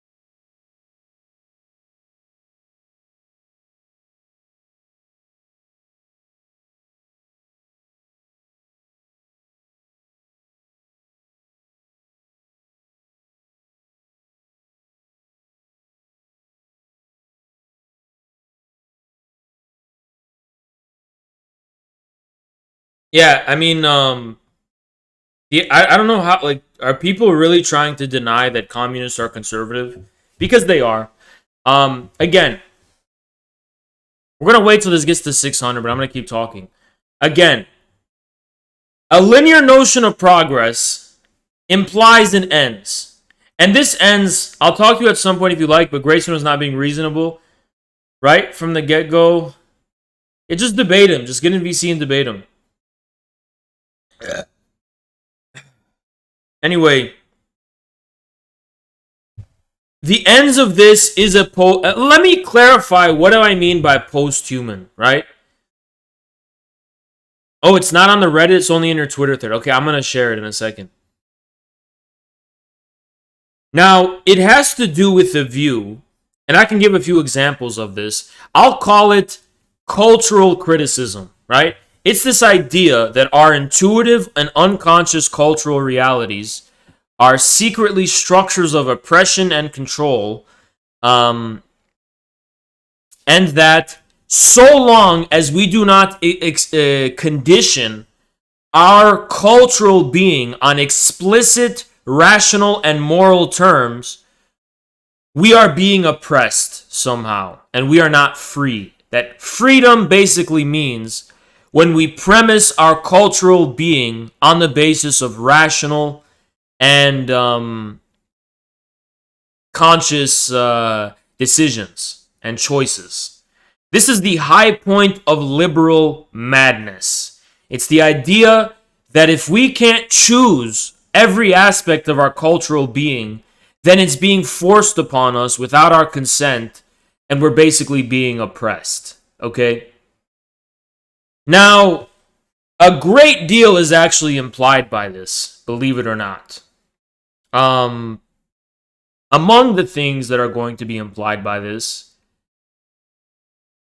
lies the idea that our very humanity, the way in which we are born, that we come out of our mother, we crawl out of our mother, right? That this is something we have to critique and abolish. That it basically, we're talking about a post-human future. Why shouldn't we be able to have sex with animals? Oh, maybe they can't consent, but maybe they can consent. Maybe we can measure their consent. Why can't we do this? Why shouldn't we do that? Who says I should be human? What if I don't want to have this body? And what if I want to have fins and claws? And what if I want to be a giraffe? And what if I want to have an elephant trunk? And what if I want to have elephant feet? And what if I want to be a pig? And you know what I mean? Like, what if I don't want 2 arms? I want 3 arms and 4 arms and 5 arms. This is all arbitrary and stupid. Like, you understand? Like, the ends is post-humanism. The ends of so-called American progress is post-humanism, where we refuse to accept that there is a material reality completely antecedent to our choices and for which we have no control or freedom in being able to determine voluntarily. This is the fork in the road between the highest form of madness of liberalism and communism. Because with communism comes a sense of reconciliation with the material realities over which we cannot exert any voluntarily control, but which we must come to terms with and be at peace with.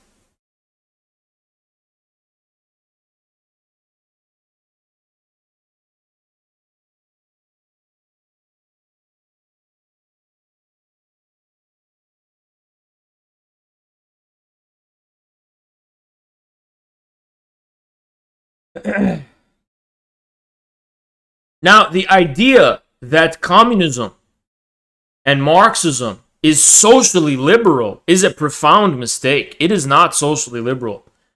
It may share some things in common with social liberal attitudes, maybe, but it has a completely different logic and completely different rationality.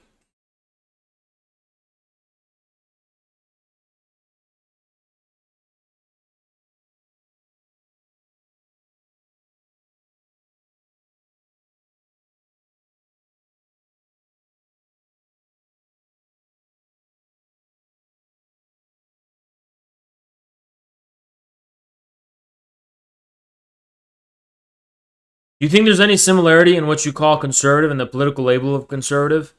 I think temperamentally and culturally, yes.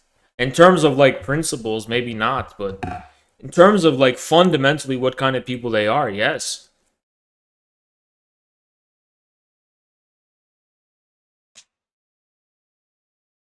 The basic scandal of conservatism is an acceptance and reconciliation with the fact that there are realities which, while conditioning our ability to make choices, are not subject to our will and our choices. There are realities that condition our ability to make choices that we cannot choose. That's basically the scandal.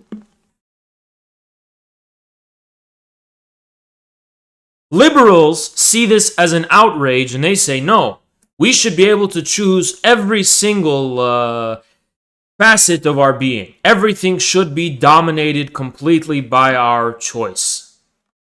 And that's basically the difference.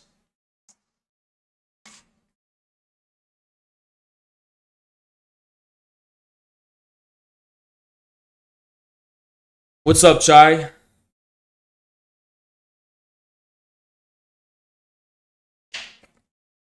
Chai, when are you coming? When are you coming to Michigan?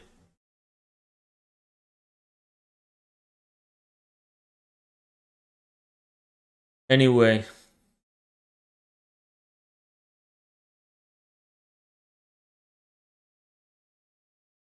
Is this not at 600 yet? Get it to 600.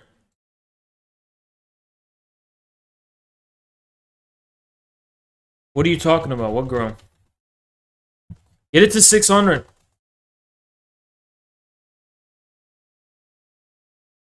Mine says 644. What? Let me refresh it. It's not 644. What are you talking about? Chad said you cheated. True or false?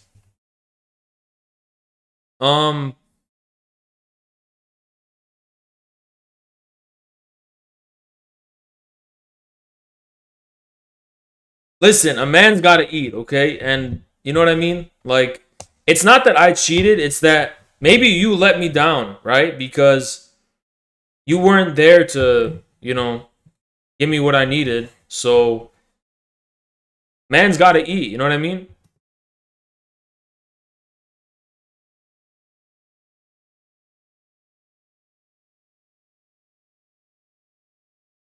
Why should I confine myself to one person? I mean, that's like saying I should confine myself to one meal.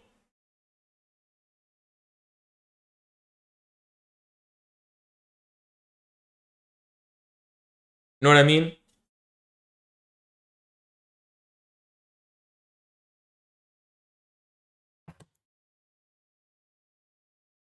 So, guys, I just want to be your first wife. You can have others. Show power level.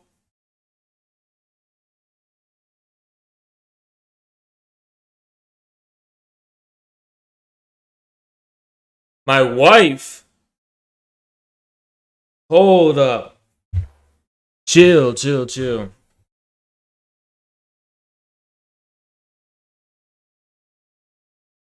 Yo, Scary Cheese, what up, bro? How you doing? Actually, I met this guy, guys. I met him at the party. What up, Scary Cheese? He's cool. He's super cool.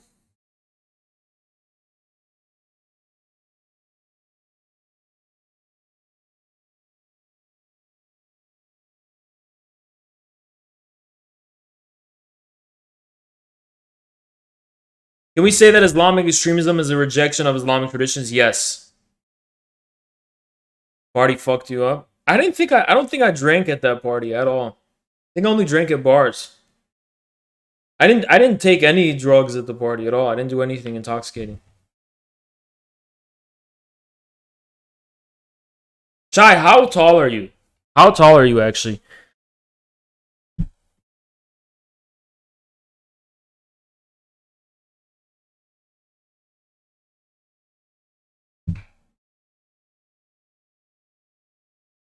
5'2", 5'3"?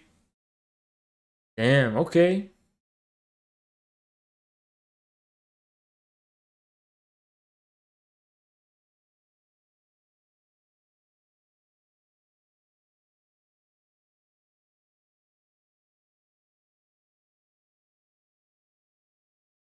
Is conservatism based on conserving a particular set of traditions? No. How do you draw a line between traditions and progress then? There's no dichotomy between traditions and progress because change is part of traditions. Traditions are latent with change, but it's change of the same thing. That's what's traditional about it.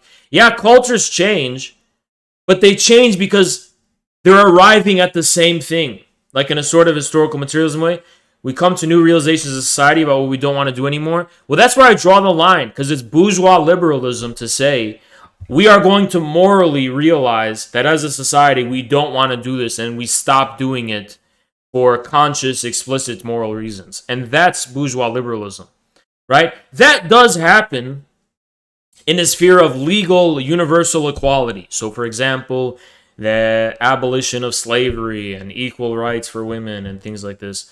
But after this, what happens after is where liberalism and communism depart from one another.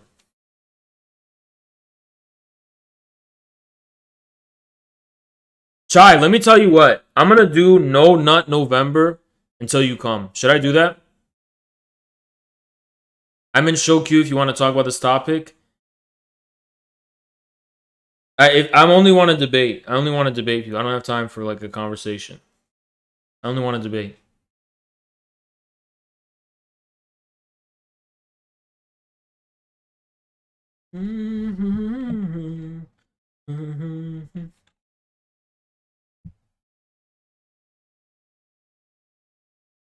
No Nut November's dumb as fuck.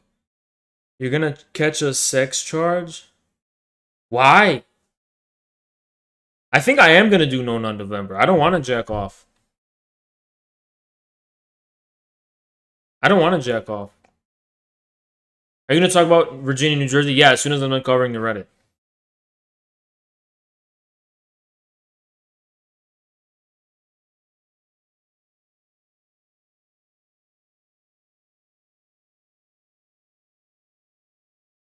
You guys know you shouldn't jack off every day. You should not jack off. You know why? Because it desensitizes you. Did you know that? Jacking off desensitizes you.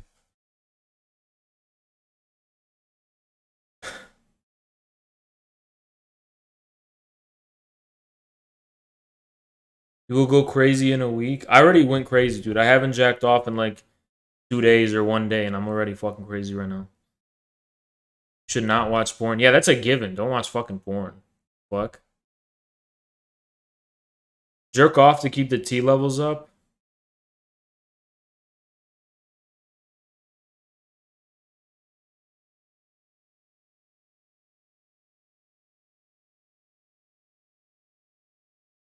Can parallels be drawn between the idea of national movement Stalin discussed, the idea of socialist patriotism? No. There's no comparison because again, patriotism was always a given. Okay, it's not. There's no new thing called socialist patriotism. That was always a given. And how the fuck is this not at 600 yet? How the fuck is this not at 600 yet? It's literally been 12 years. It's literally like what is going on? How is this not 600? We want to move on to the fucking Reddit.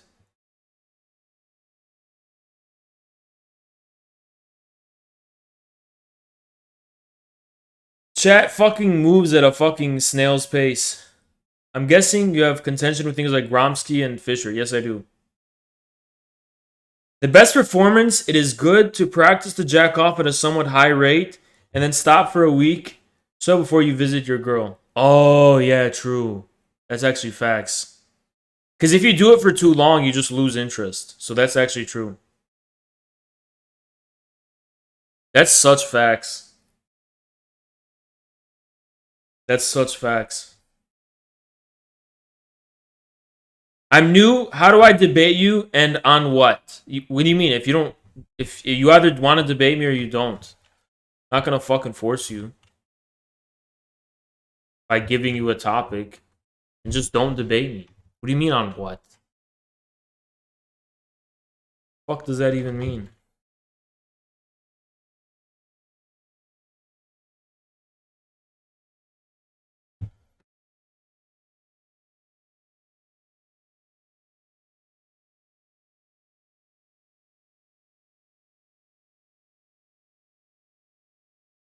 Yeah, he thinks it's a class assignment or some shit. The hell? We're close to 600. I don't know why it's taking so long. Let's hurry up! Hurry up! We can get this done.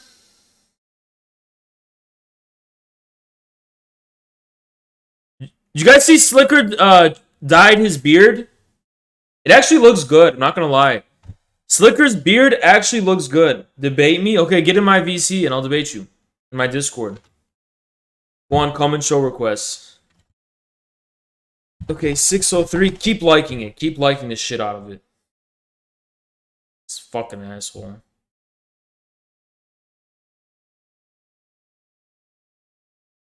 Should I hide his tweet? You guys think I should just hide his tweet? Should I hide his reply? What do you think? Should I just do it? One of my customers bought me hot chocolate. I'm hyped to try it. Should I just fucking hide this? I wish I could delete replies. If I could just delete the reply without leaving a trace, I would. But I'm gonna hide it and be like, oh my god, you hate the reply! And then, yeah. I wish I could just censor it, you know? Yeah, it'll look bad. I wish I could just censor this fucking tweet, you know? I hate it so much. Okay, 610. Let's get it to 610. You pour hot milk over the chocolate ball, and it melts with cocoa and marshmallows inside. Is that an analogy? Is that some kind of analogy? Is that a alliteration? Metaphorical allusion?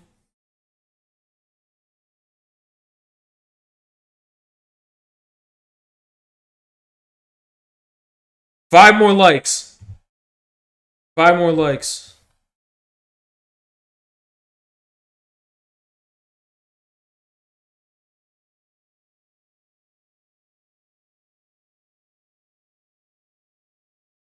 Let's go. 5 more likes.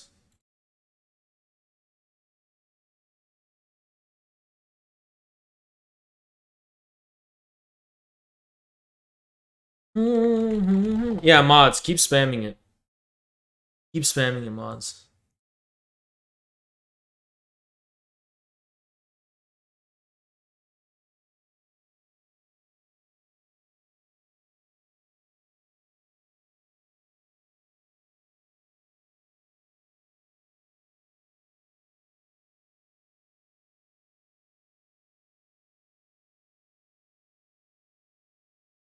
You know what I do regret? I did not get enough pictures in Austin. I barely took pictures. You know that? I wish I got way more pictures when I was in Austin. That's one of the things I do regret. Sorry, fuck. Ooh, fuck. Damn.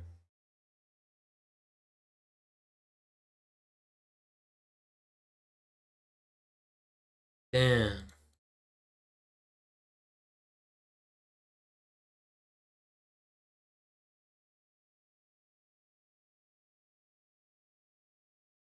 Yeah.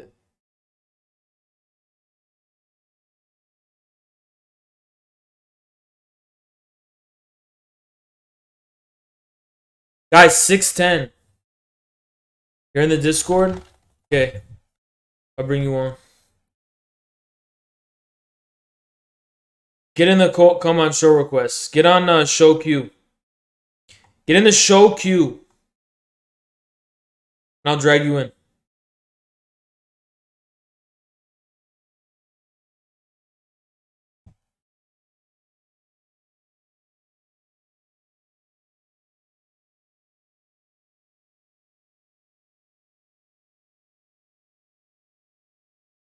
What did you like about Austin?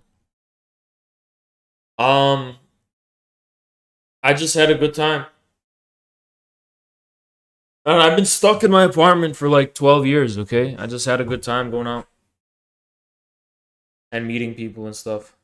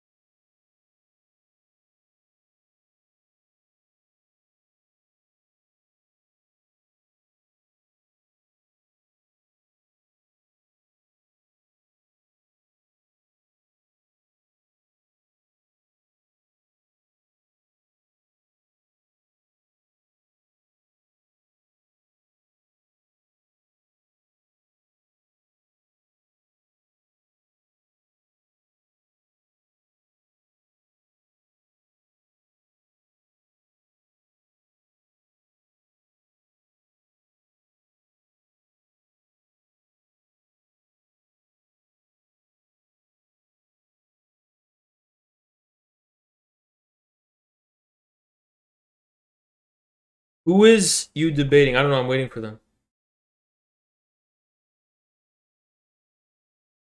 Get in show queue. Whoever wanted to debate me, get in show queue.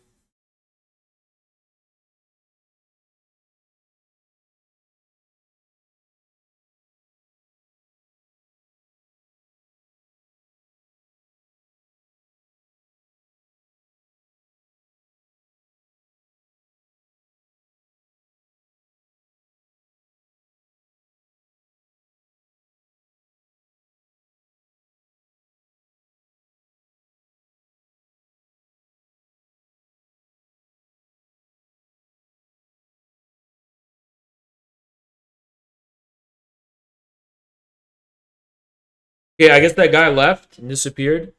You guys, 610. Okay, we got 610 likes. Okay, we're gonna go on the Reddit now. We're gonna go check the Reddit. Guys, mods, I want you to keep spamming the link throughout the whole stream, and we're gonna spam it later too. And just in case they try to catch up, you know, we're gonna keep spamming it.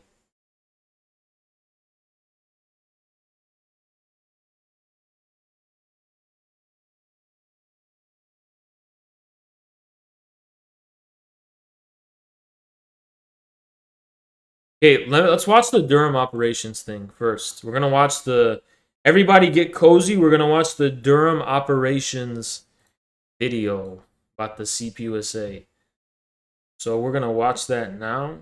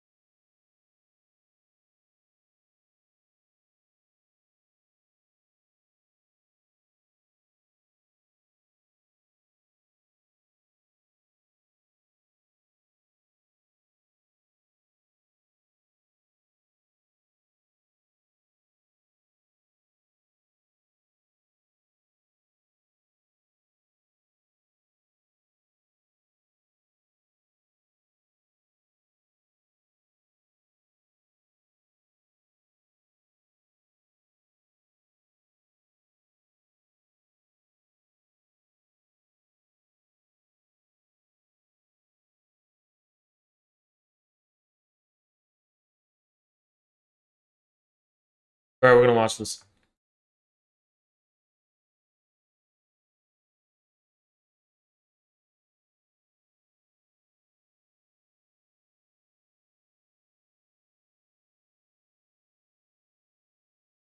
Oh, you guys can't hear. Hold on. Give me a sec.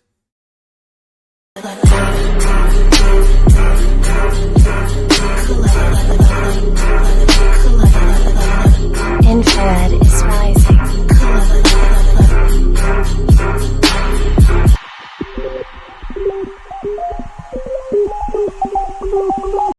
Why do you have to tell people to like and retweet?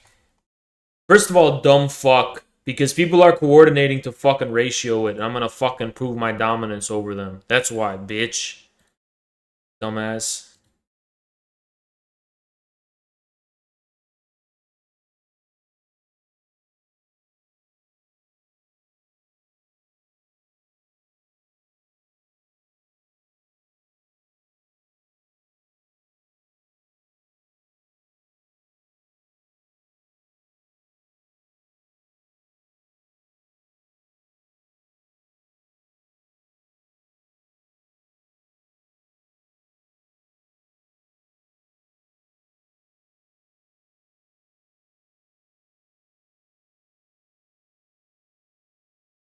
We anticipated that the National Committee of the Communist Party was going to take note of the infrared phenomena and ban us.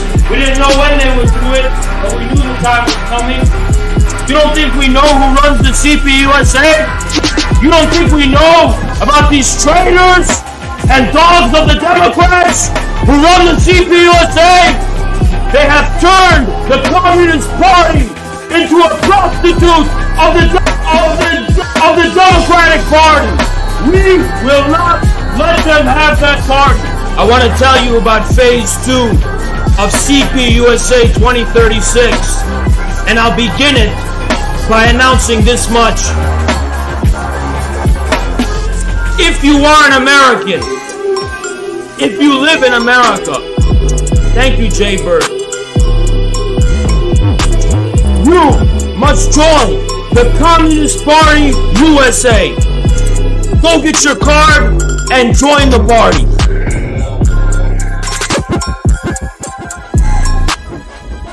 Holy fuck. Oh, okay. So I literally thought that was a sub. Gaga, thank you. Sorry. Thank you so much for the 5. Thank you so much, Liquid Chess. Appreciate you.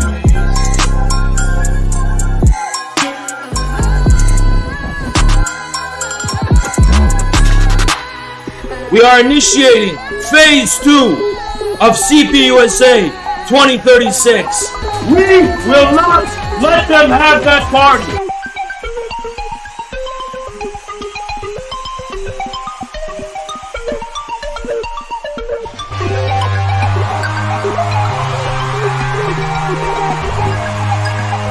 I feel like, you know something, guys? The gym in Austin, the weights were lighter. They were actually lighter because of the material they used. Probably like 5 pounds lighter. So like my biceps are not popping out as much. You know what I mean? I'm going to fix that. Give it a week and it'll be fixed.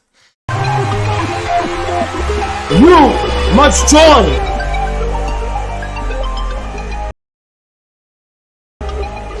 Okay, we're going to check the Reddit now. We're actually going to check the Reddit. Gym stream. So Twitch put me Soda floods his hotel room. in a really nice. Oh, that's live stream fails. My bad. It's so weird. These people are actually famous. That's so weird. Did you meet any famous Twitch people? Yeah. Like they were just chilling around me. Just like right there. I didn't really have much to say because it's just like I don't know. I don't really know their content, so I just dude, that guy's banned on Twitch. You can't mention him. Mods.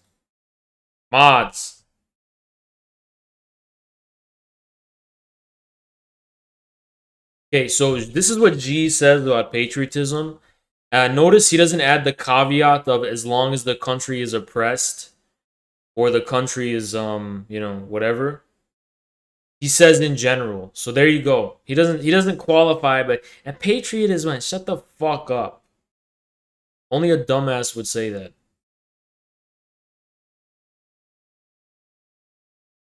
I'm saving this. And I'm posting it to Twitter right now.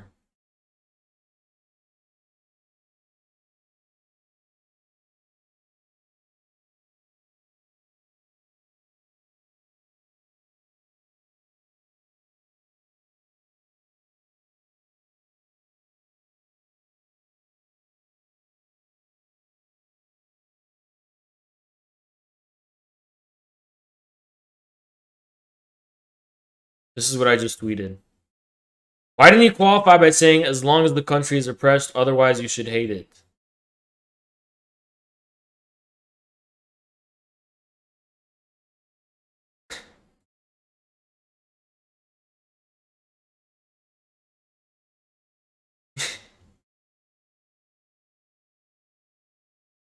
Oz holding up the earth. Yeah, that guy's such a dumbass who drew that fucking drawing.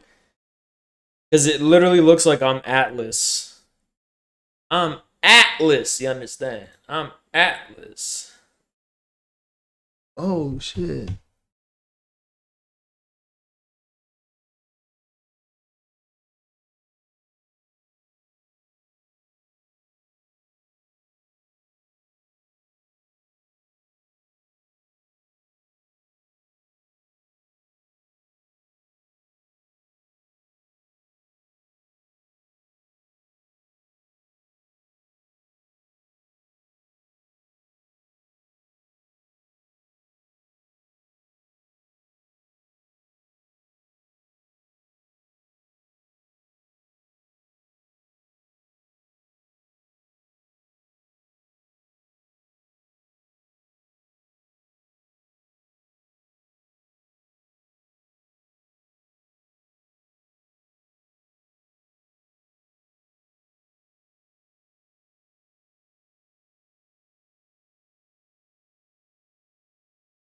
Hold on.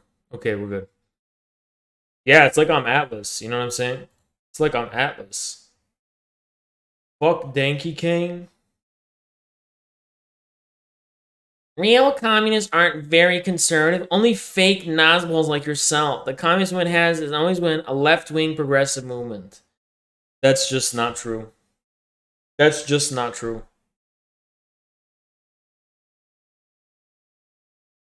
Not by American standards, no. Not after the counterculture. Just no. After the counterculture? No. Simple as that. No. No. Not after the counterculture. This is my favorite meme that you guys did. This is my favorite meme. This is such facts. Guys, I hope you guys remember that yesterday was not like a one-day thing. So I hope you guys remember the plan. You guys remember the plan, right? You're aware of the plan, right? You remember the plan that I told you about and the need to use taqiyya. You're ready for the plan, right? This is not a joke, by the way. This is not a joke. This is actually the plan right now.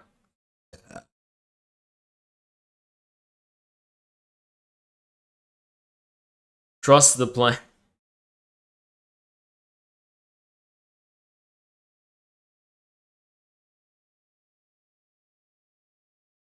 On guerrilla warfare, Haz al-Lubnani. Yes. Trust the plan.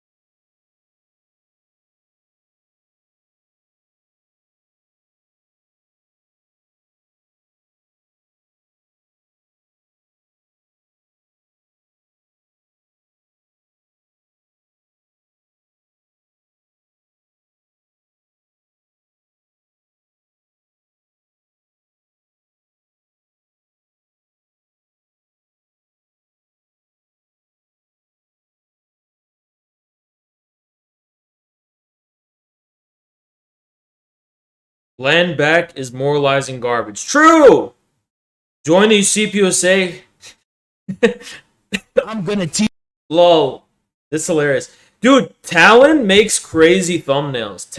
Peter Wiley better step up his game because Talon is stepping in as like a very powerful infrared uploader. Talon is really stepping up. So Peter Wiley got competition. Wiley's got competition. Wiley definitely got competition. That's the truth. That's the truth of the matter.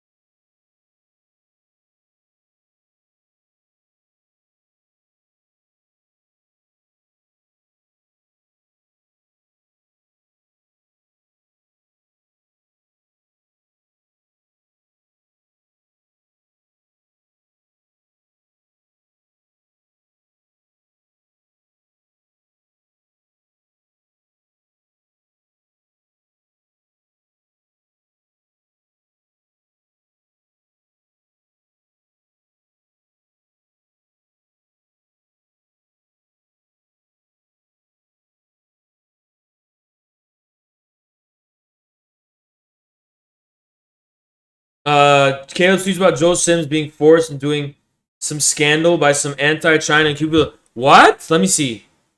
I did not see that. No. Let me see. Caleb.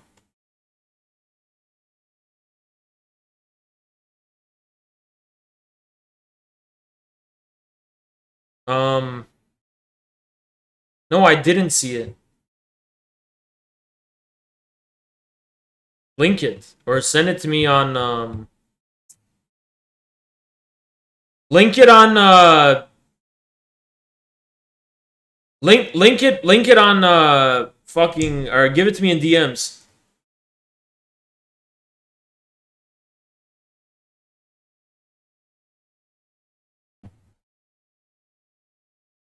CPUSA cannot defend itself in the open and knows it.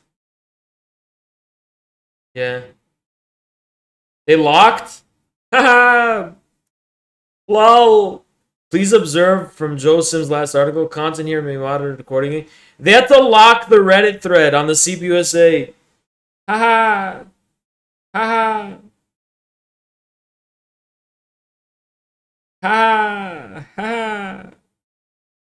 Listen, this party's ours. You understand? We're taking over the party. Don't worry. Why Ultra's hate infrared? This is a really long essay, but I'll upload. I don't know. It's really long. I don't know what it says, so I can't endorse it. Western respects on China's. I might read it off stream. Viok with the 20! Holy fuck!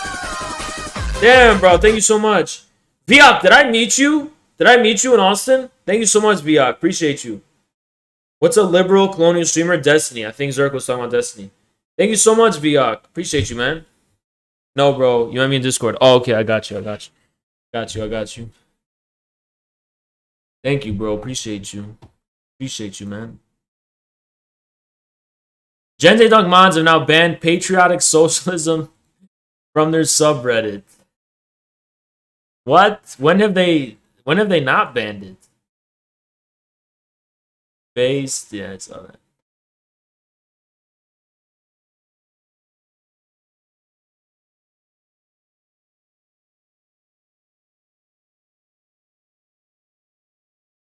Users on shit liberals say accuse what? If Netflix employees worked at regular companies? Let me see this. I have to see this. Guys, if Netflix employees worked at regular companies, hold on. This is Caleb's tweet. I think we should be nicer to the CPUSA. The problem isn't them. There's a group of 3 individuals who disagree with the CPUSA and oppose social states like Cuba and China. I have it on good info that they pushed Joe Sims to make this statement and won't let the issue die. Huh? But I already talked a lot of shit about Joe Sims. I already talked a lot of shit about him.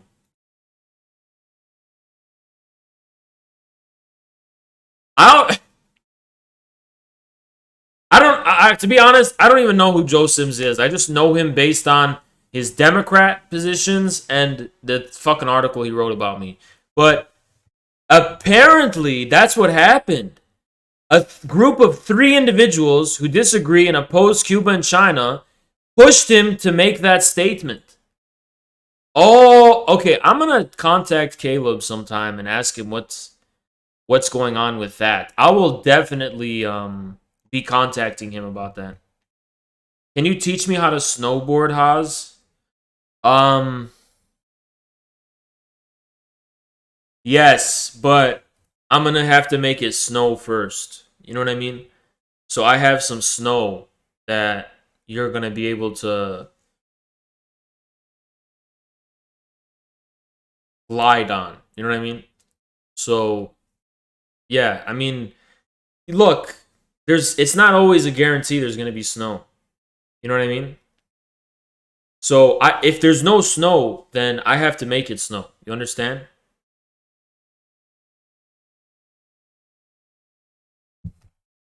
Um, and like you will be boarding it. You know, so it will be snowboarding, right? Because it will be boarding.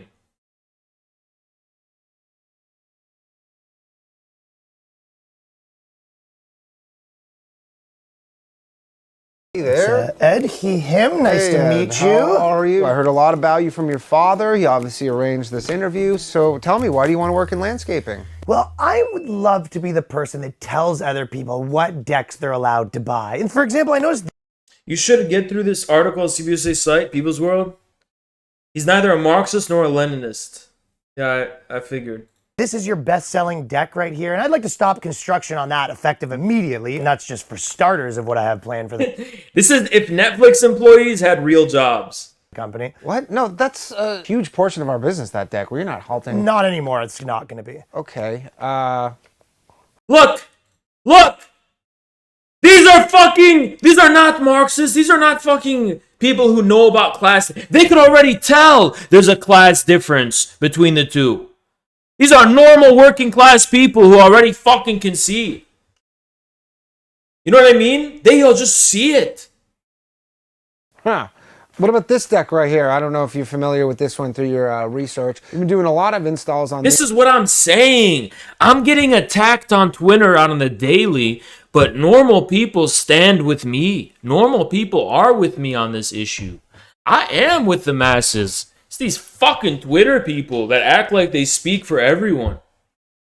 these right here. It's very popular. We're doing one at the Wilsons next week. Yeah, that's not going to work for me. What do you mean it's not going to work for you? Well, I mean, for starters, there should be a couple wheelchair ramps on each side. And I mean, that's just the tip of the iceberg for what's wrong with this deck. I mean, that's an option we offered. They didn't order it. They ordered this deck right here. Yeah, well, I'm of the mind we should be telling people what they want. And who are these Wilsons anyway? What do we know about them? Should we have been working with these people? Look, you're only here because I know your father, but I'm not going to lie to you. You're being really weird right now. So you're telling me progress is weird to you? And by the way, are these the outfits? Because this is going to be a big no for me. If someone had sensitive eyes, this could give them anxiety or worse, epilepsy. And I don't know if you've heard of the yellow vest in France, but that is really... Sorry, hold that thought. I got a phone call. Hello? Yeah.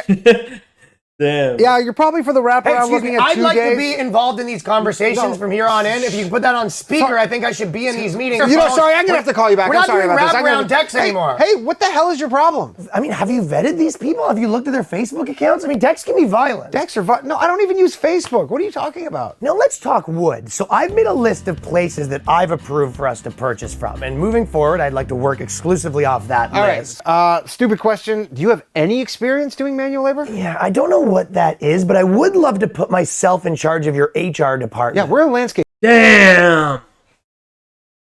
There's no class difference, right? They're both proletarians. They're both proletarians, right? And this guy could fucking tell that this is a fucking professional managerial who just wants to fucking manager and control shit. Landscaping company. We don't have a human resources department. So what do you do when your employees throw tantrums and cry? That doesn't happen. I mean, a couple guys cried when they got hit in the nuts once. Oh my god, Chai, you are so filthy. You are literally so dirty. Wow. But that was hilarious. We all had a good time. People other than guys can be hit in the nuts. But yeah, that must be nice to just never cry or throw a tantrum, because the fact that some people can't use wraparound decks just doesn't affect you at all, and you just go to sleep at night. Look, Ed, I'm looking at your resume here. You got 2 master's degrees. If anything, you're overqualified for this job. I don't even know if you really fit in with the guys. Guys, I mean... You're in the shower? Well, like I said, I mean, when we meet, I have a really... I'm gonna, show you in the shower. Like, there's a really special shampoo I have that I'm gonna show you. And I hope that's a joke, because every workplace should be at least 50% women after you hire me, of course. I mean, well, we had one broad, but she's been on maternity for the last 4 years. You know how they are. All right, it's more like a body wash too, also, you know. But it's organic, and you can't get it off store shelves. It's organic, you know. Please tell me you did not just... All right, kid, get the out of my office.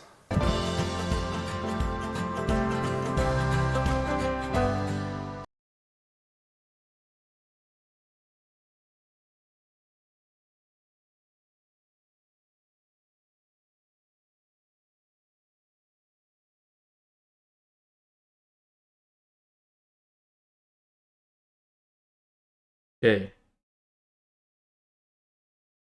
Infrared golden. Okay, I can't. This is great, but I probably can't show it because of nudity on the Reddit. So I don't know. Real, recognize real. Based. That's fucking based. What kind of stuff do you use for your beard? I tell people this and no one fucking believes me. I don't use anything for my beard. I don't even shampoo this fucking beard. I literally just wash it in the shower like this. I just kind of do this, like with no, I don't use shampoo. I just like use my fingers to like put water, rinse it with water, and that's all I do. And I don't use materials for my beard. I don't comb it. Nope, I don't comb it. I don't do anything like that. I just grow it. I use my fingers. That's it. That's it. Yeah, real, recognize real.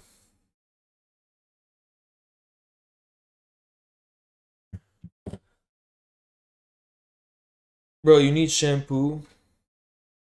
I don't need shampoo. I use shampoo for my hair.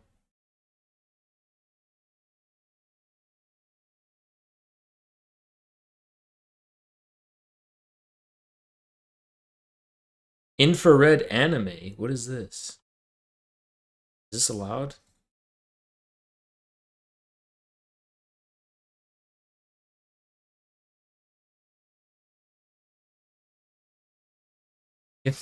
That's not allowed on Twitch, so I can't show that, but I'm the shampoo user here, chat. Yeah. It's a 2-in-1, actually. So it's a 2-in-1.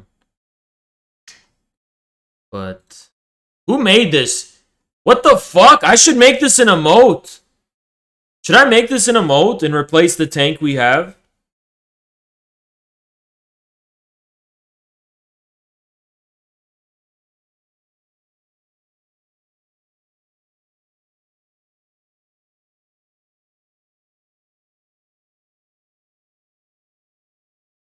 Guys, is it allowed on Twitch?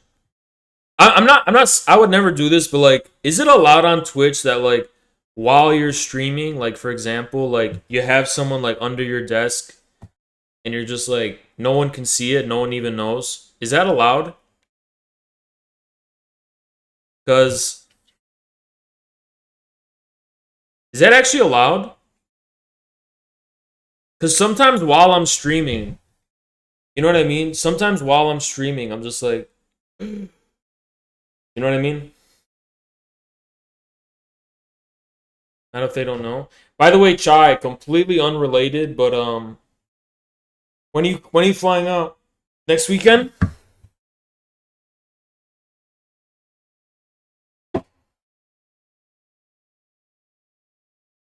It would be a gray area because no one can see it. Yeah, it's risky behavior. Actually, risky behavior.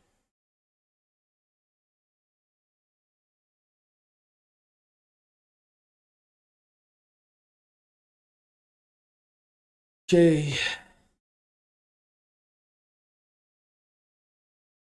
Critical support for Wolf against. Yeah, I talked about that yesterday. Left is now telling you and demanding that you believe that anyone who supports Donald Trump is a white supremacist and must be destroyed.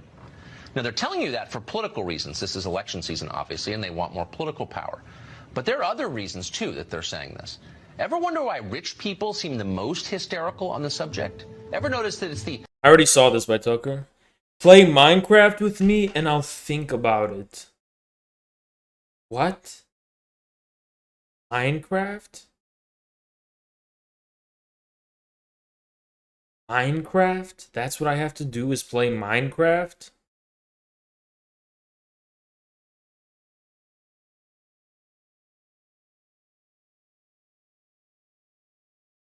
I don't want to play Minecraft. I don't want to play Minecraft.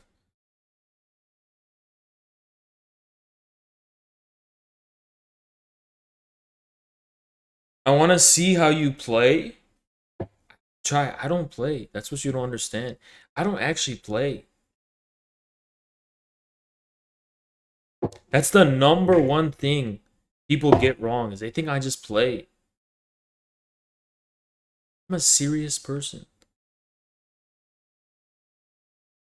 I'm a very serious person. Makes anyone with a conscience sick to the stomach.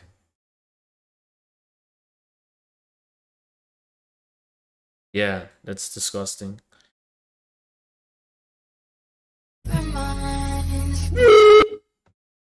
Okay, I don't know what the fuck. Hold on, give me a sec.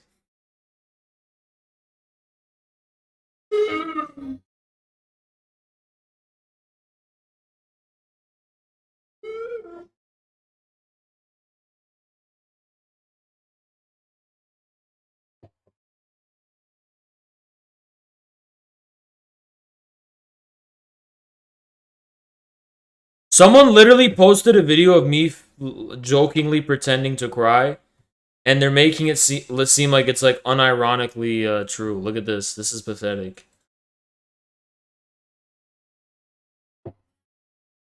People literally said I was actually crying because of this. That's literally Twitter. That's literally Twitter. I'm not even kidding. That's literally Twitter. Are you still friends with John Zerko? I don't know. I appreciate him voting and not snaking me. I didn't even know he was going to be a judge. So here's another thing too is that when I went to Austin, I met a lot of the Royale people and some other people, and it's like, I don't know, putting it in that perspective, it just made the drama seem stupid, So I don't care. I don't have an issue with Zerko, honestly. My only issue is how I don't like how he makes memes for my enemies. That's it. I don't like how he gives my enemies ammunition against me. But other than that, I don't got an issue with Zerko. I might go on today. I don't know. I might even go on. And the reason I think I might, I don't know. I don't think they need me anymore because they got Slicker.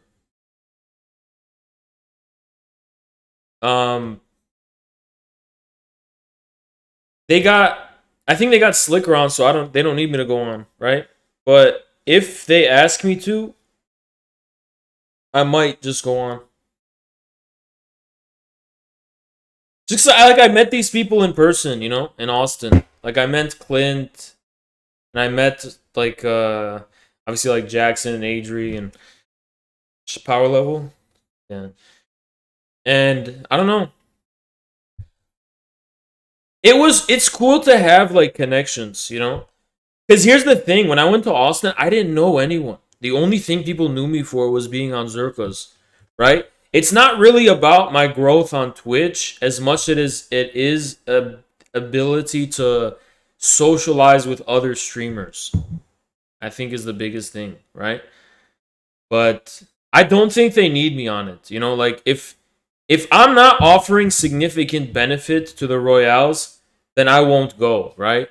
But if they ask me to come on, because then I'll go. I'm not gonna like impose. I'm not gonna ask to go on, if that makes sense, and like impose myself to get like a favor, But yeah, okay, I'm gonna be real about something, guys. I gotta be real about something. I was super pissed at Zerka, like and we were both. There was just he got mad about the chipmunk thing. I already talked about all that, and I also said, yeah, we completely burned the bridge forever, whatever.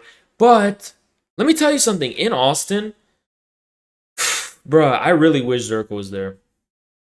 I really wish he was there, dude. I'm not gonna lie. I actually wish he was there. You know what I mean?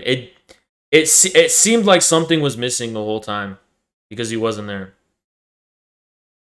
That's the truth.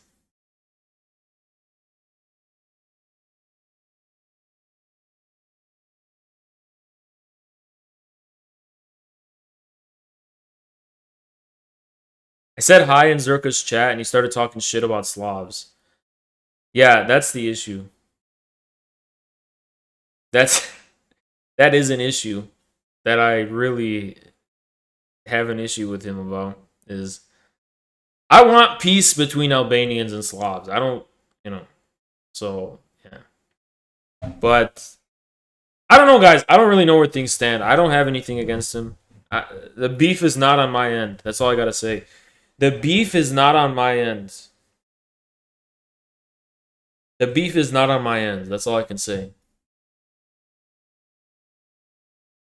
Fellow traveler. I was getting cheered on, people. Like when I was at the BLM protests, The fellow traveler cringe compilation. Let me see. I was getting cheered on, people. Like when I was at the BLM protests, I was getting I had to have Adri vouch for me because of his new rules.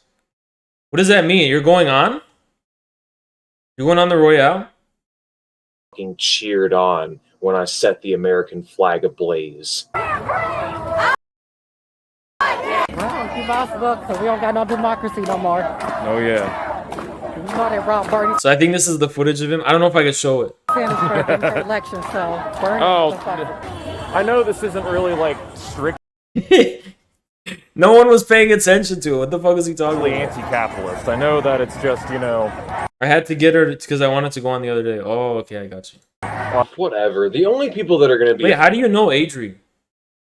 offended by that shit are fucking people like Oh, you know her?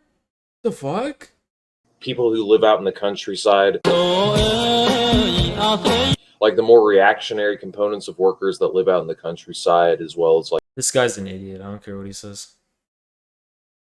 Safe, I think. It's sketchy, dude. It's like Pol Pot and shit.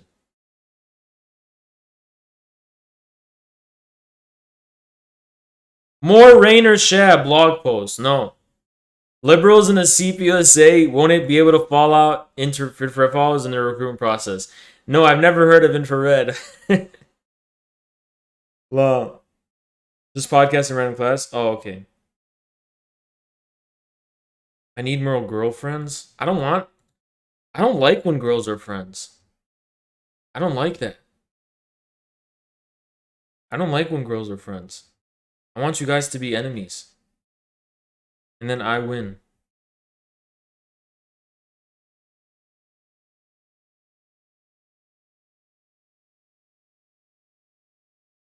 InfoWars on George Soros calling Xi Jinping the most dangerous enemy of open societies in the world.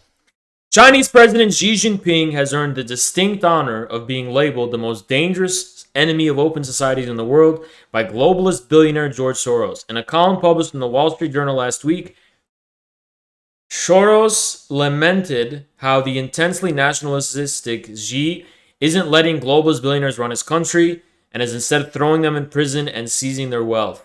Soros also whined about how Xi is banning foreign education companies from getting control of their schools and teaching Chinese kids their own version of critical race theory, and how Chinese people are evil oppressors and have no right to control their own nation. Based! I've never been with a girl. No, I don't mind that. I don't mind if you're with a girl. Matter of fact, if you want to bring a girl or two, I think I would be fine with that. I think I would be fine with that, And,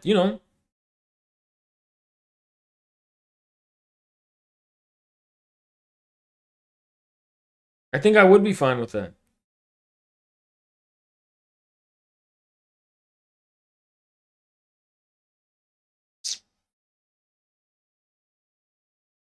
Portuguese left unity government of contraption is going to be dissolved. I don't have female friends, but didn't you read that one chat? What? What chat? All my female friends online as far as fuck. Oh, that's okay. That's okay. I mean, honestly, if I'm focused on you, it'll be better. You know what I mean? I think I only like one at a time. Because, with me, I like to have absolute... Oh, okay. Never mind. KKE on Web's platform and the developments of the CPUSA. Ooh. This is in 2011. They were probably talking shit about the CPUSA, weren't they? The new CPUSA announcement about infrared reminds me of the law of the gatekeeper. Yeah, that's exactly what it is. That's exactly what it is. That's literally exactly what it is.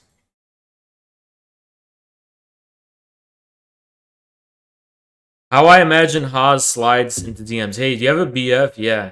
I will bring swift death upon him. His life is in my hands. I will relinquish cold steel. He will be gone before. This is actually kind of true. This is like every girl I've talked to who has a boyfriend. It's kind of like this. I'm not going to lie. It's kind of like this.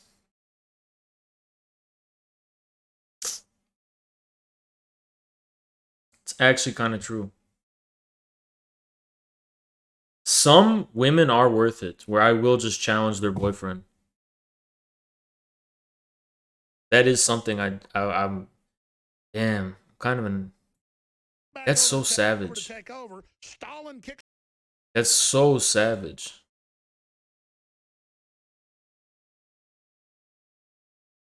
Oh, there's another Channel 5. There's a Channel 5.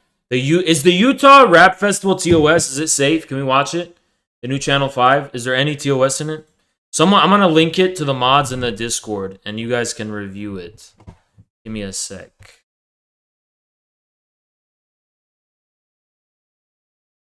Can review it.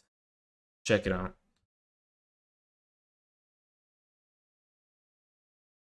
It has some TOS. You want to comb my eyebrows? Why? No, you're not gonna comb my fucking eyebrows.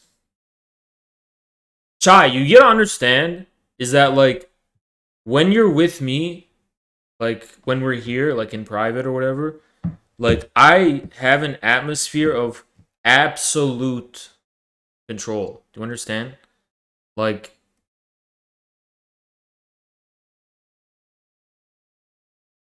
you know what I mean?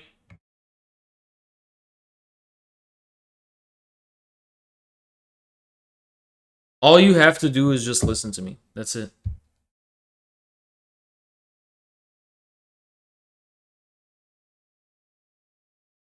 Anyway, let's continue.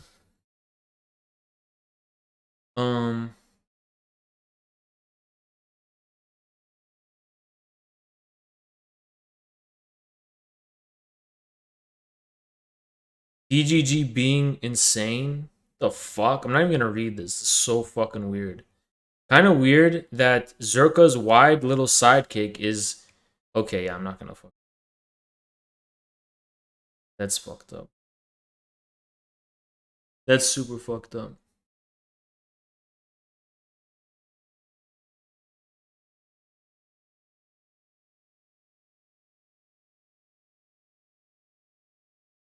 Okay, who the fuck is Danky Kang? I don't even know who that fucking is.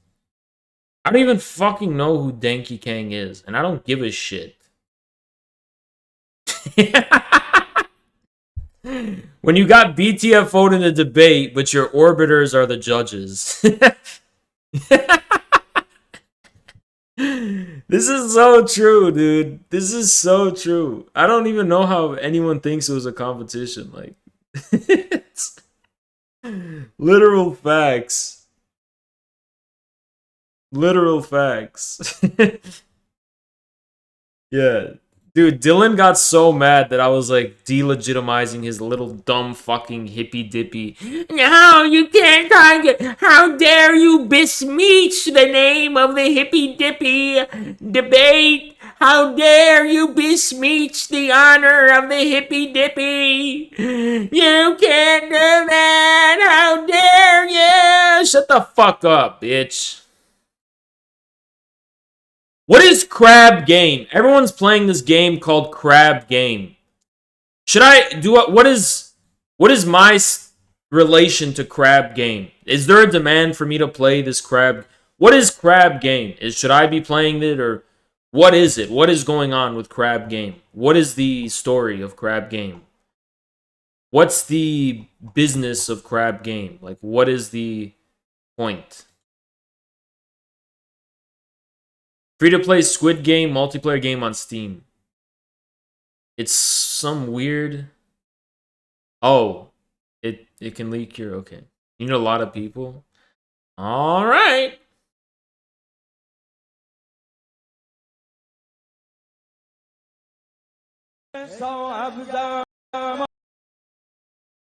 Okay, is there anything else?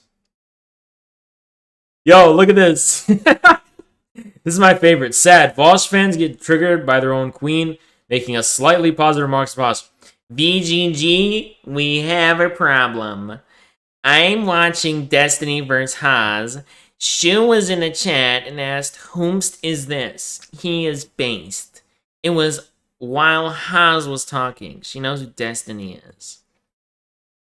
Was she talking about Destiny or Haas? God, I hope it's Destiny. I at least understand a world in which people can find him convincing. It's Haas, apparently. God damn it. Just send her this video to change her mind. Oh no. Shoo. Chai, I'll sacrifice myself and crab. Damn, bitch. Chai, you don't gotta do all that, alright? You know what I'm saying? It's like, I'm just trying to, you know.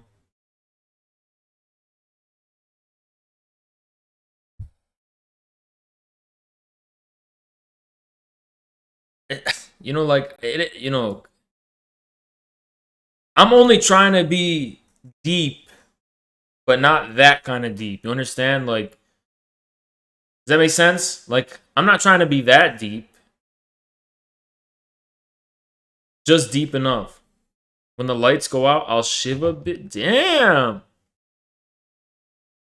She's literally about to give her life for me. Yeah.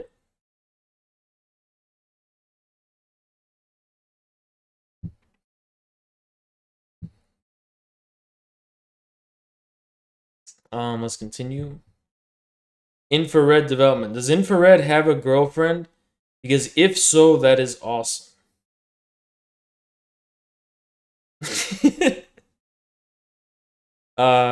No, I don't have a girlfriend.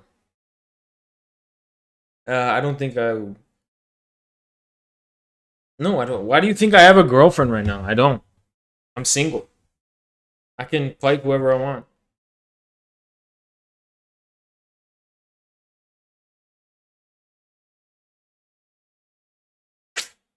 Here's the thing. You know how I am?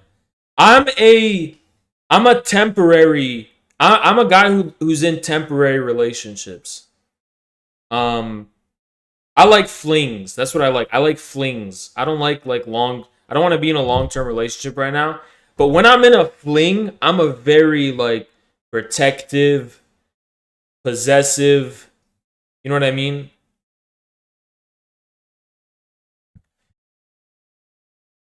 Type of guy. Like for the duration of the fling, and then I'm done forever. But chapters, yeah. Discuss CPUSA article. Who's PA? Oh, Peter Coffin. Nice. You look like you moan when you nut. I do. The fuck? How did you know that? Who the fuck are you? How the fuck would you know that? Not when I jack off. I don't do that when I jack off by myself. I'm by myself, then no. But if someone's making me nut, I do moan. I moan a lot, actually. I think. I'm not like moaning like, ah! I'm like, oh, fuck. Like that, you know? I'm like, oh! Like that. Not like that, but like a guy moan, I guess. I don't know. Thoughts on Angie Speaks? No, I don't know who that is. Do guys just stay silent during sex or whatever? Is that like the norm? Or when you're getting top, you just stay silent? This is are dudes really just like this? Like, I should do that actually. I should do that.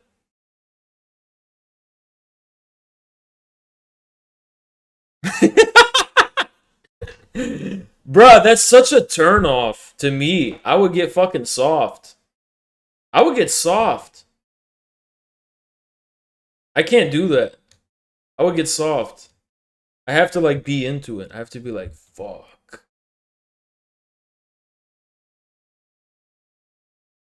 I'm trying to think about that actually. Silence.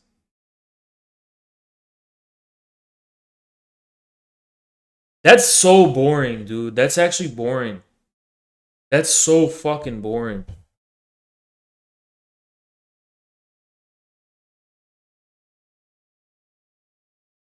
That's so fucking stupid.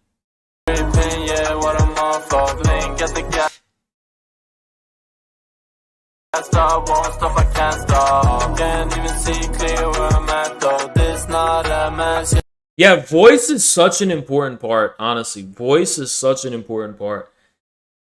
Sex that's fucking silent is but it just can't be fucking cringe.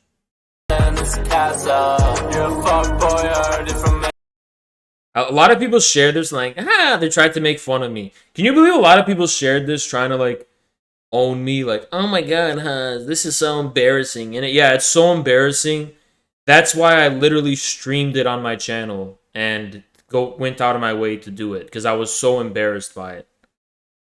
I'm so embarrassed by this. That's why I streamed it and actually just went out of my way to do it. So it must have been really embarrassing for me, I guess.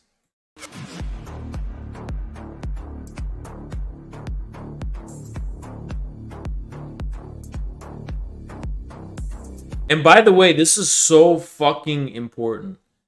Sorry, I was reading Chai's shit. This is so fucking fun. This mall stream was so fun, dude. And writing these was fun. This was actually fun writing.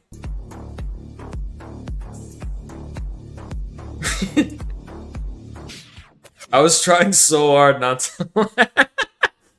Because I was thinking about the other people in the mall. Like, imagine seeing this. I was trying so hard not to laugh. Imagine you're in the fucking mall and you see this. The way I was looking at people. What would you think if you saw this? What would you think?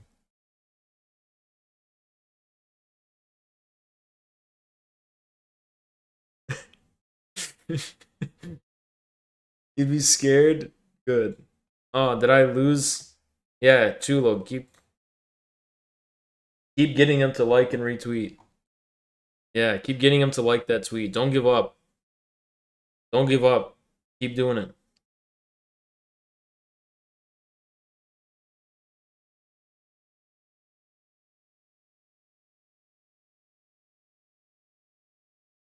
The Con Rodeo.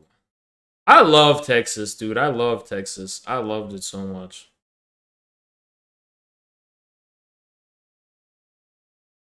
I love Texas. Hold up. If you nut in 2 minutes from doggy style, that's actually 14 minutes in dog minutes. So, here's the thing, guys. I don't think I can do 5-minute doggy.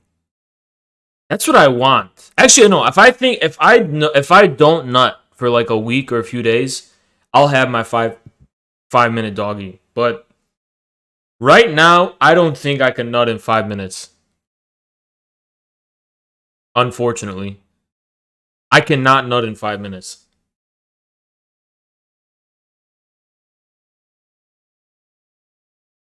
So Chai, I'm gonna like tell you when to come. And I'm gonna set a timer like 3 or 4 days before, and then you come. 30 seconds? I can't. Yeah, we have to change that because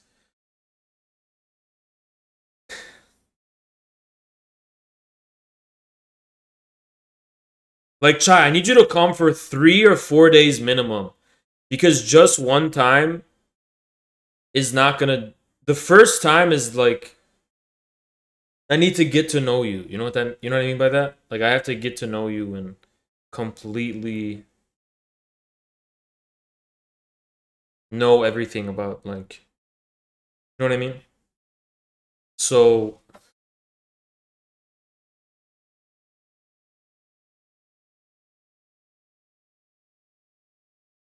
incrementally coming out. What do you mean? Quickies look fun though. Can you guys actually do quickies? I used to be able to, but can you guys still do them? Like, people that last hours are forcing themselves to enjoy the sex? No? Talking like you're... Dude, shut the fuck up, bro. Talking like you're 50 years old. I really feel like if I just don't jack off for a few days, I'll be fine.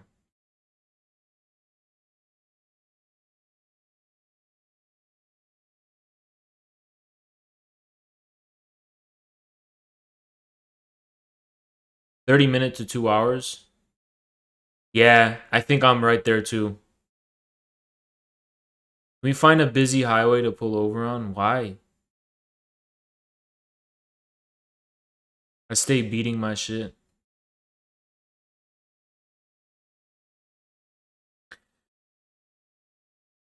I don't ever want to have to do that during, no? Western leftists when the Native Americans didn't believe in the same social values as them. Lol. Lol. Lol, lol, lol, lol, lol, lol. LMAO. A busy highway to pull over on? Why?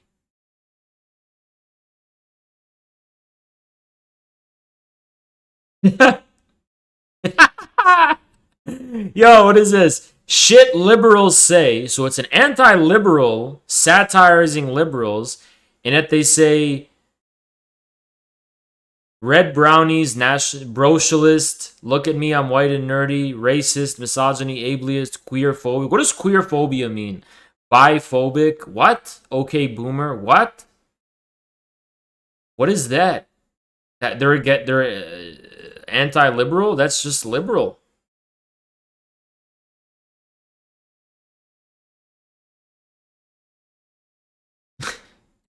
Yo, Bolshevik Blade.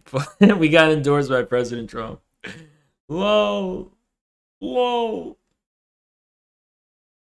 LMAO, guys.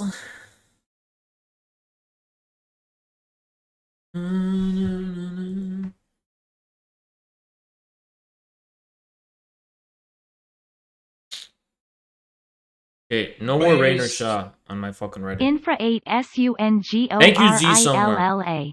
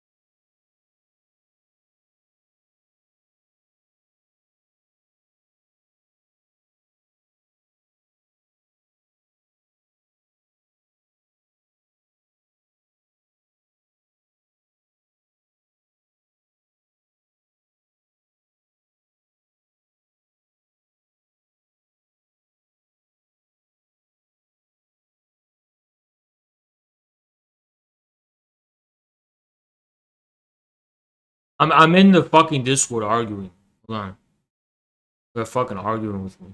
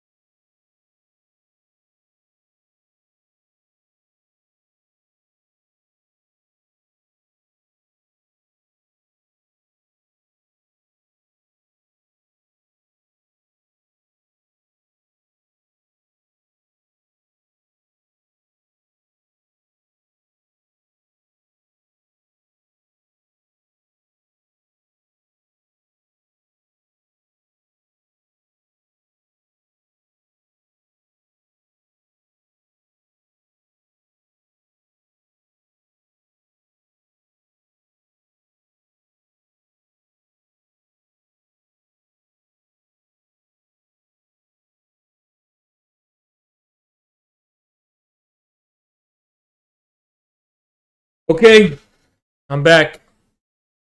I'm back.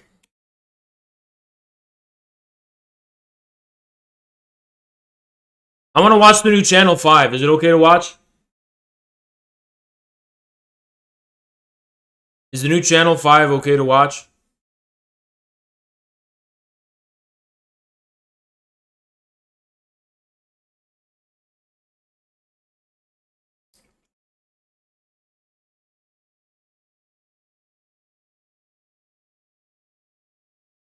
Is it okay to watch? Did anyone else watch it from start to finish?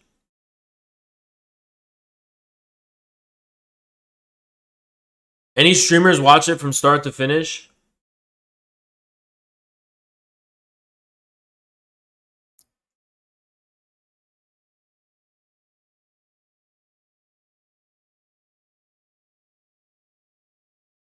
Hassan watched it start to finish?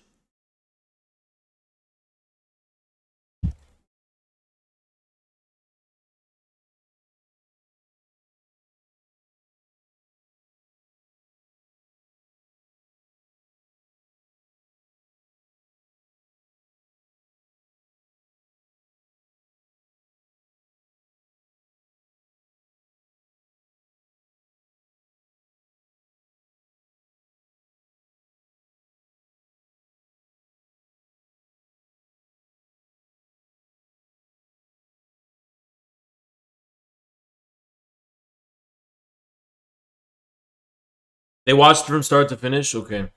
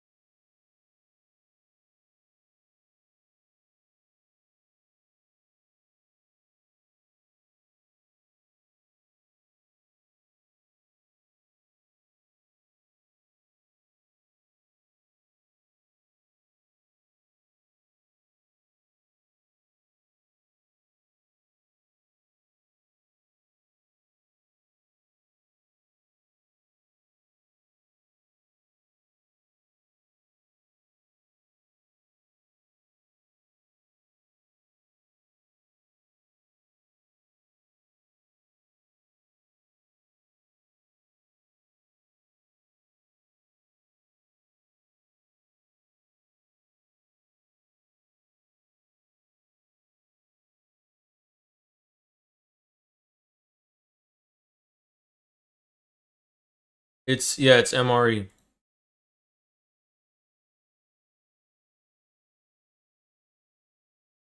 I'm gonna watch it now.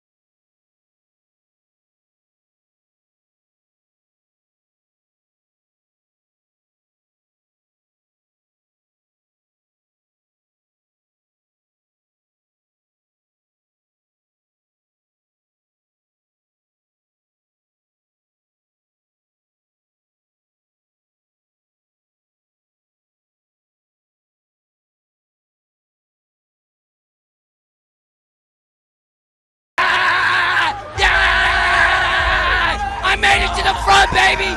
Made it to the front! Are you sure this is not TOS? Are you guys sure like Slicker and Hassan watched it from start to finish?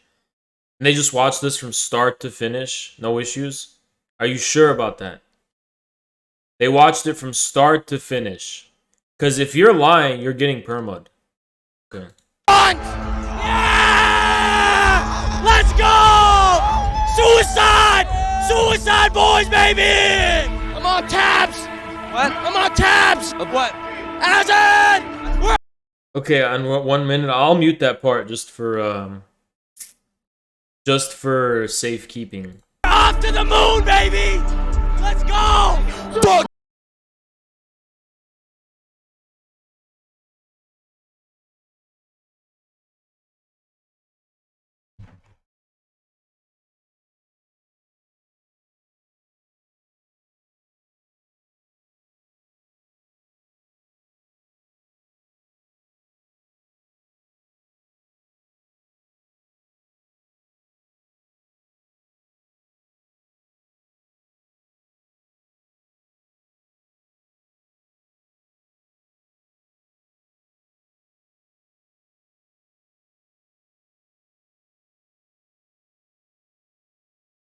The Church of the Latter-day Saints! Fuck the Mormon Church! Utah on this bitch! Why? Fuck the Mormons, bitch! This is the story of the Why fuck the Mormons? What did the Mormons do? Utah pioneers. Who were they? What did they believe? I'm a V-Long Thug! What does it mean to be a V-Long Thug? A V-Long Thug is the one that's, you know, you're hardcore, bro. A real life motherfucking thug, bro. That real thug life, bro. That V-Long Thug life. V-Long Thug life, bro. What's the most V-Long Thug thing you've ever done? Man, I stole a pocket knife the other day. Why? Why not? A V-Long Thug, bro. A V-Long Thug, bro. Keep building. If you had to kill one person, who would it be? I would be scared to be here with COVID. I was scared of COVID when I was at the fucking Austin. Like, these people are very close with one another. Probably Hillary. They're very close. Oh my god. I sound like a pussy, right? But here's the thing, guys. I am scared of COVID. I am kind of scared of COVID. I'm not extreme about it where I'm not going to go to parties or whatever, but I'm still scared to get it. Like, I'm scared in the sense, like, I'm worried, like, oh, fuck, did I just get COVID? But it's a nasty virus. Maybe I did already get it. I don't know. Hillary Clinton, bro. All that fucking... Probably already had it. I don't know. I know a lot of people who are like, yeah, I probably already had it. And they actually got it. And they're like, oh, fuck, I didn't get it. This is actually the real thing. Fake email shit about them talking about pizza, but really they're talking about molesting children and a whole fucking scam of child trafficking, bro. Double V-Long Thug. I want to know why these people hate Mormons. QAnon's coming up. Okay, what am I allowed to do?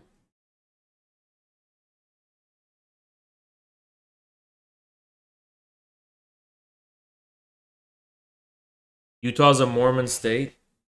Look at it! Be safe and COVID. You just passed it? Oh. Shout out Joe Rogan, Eminem, and all the V-Lone thugs out there, brother! V-Lone! Stereo gang shit. Murder gang shit. What's on your mind right now? You look goofy as hell. What does that mean? Big. In a good way? Like, I guess, depends on how you know. How would you describe yourself? That question threw me off. Where are you guys from? Seattle. What are you guys doing out here? Vibing out, talking to people, seeing what's up. So y'all just came here to do this? We had a hectic few weeks on the road. Is there like an evolution? Because I was in Austin, downtown Austin. I told you about the crackheads there, right? They're super aggressive and super scary and kind of, right? I feel like it's like a zombie change, and this guy's like along the path of becoming one of those people in downtown Austin. He's like in the transitional stage. You know what I mean? Where it's like eventually you get to the super alpha zombie stage where it's like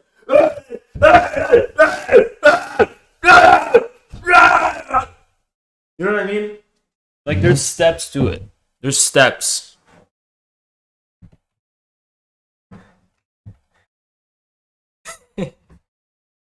The first step is marijuana. The first step is being just a pothead. So yeah, let me get some weed, man. So the marijuana step is step 1 of the transformation. That's the first step. Marijuana is the first step. And after covering it at a few different events, we decided to come to a music. Most people don't leave the first step, but you can leave the first step and just be on your way. Festival to see what's going on. Are tattoos degenerate? I really want to finish that Substack so I can just clarify this issue of culture, but I mean, what do you mean? That's just a matter of personal preference, dude. How do you feel about the police overall? Bro, what? Heroes. I feel like if you're generally asking someone, Like, I don't want a tattoo. I'm kind of religious in this. Here's the thing. I would get a tattoo if it meant something. Let's say I was in a military and I get a tattoo it's a scar. I need it to mean something. And I need it to be like a badge. You know what I mean? But personally, I don't think I would be a tatted up I don't know. I honestly don't know. Maybe when I'm bald, I'll have a different perspective because it's like, yeah, I'm bald, whatever. I guess I need to be interesting. But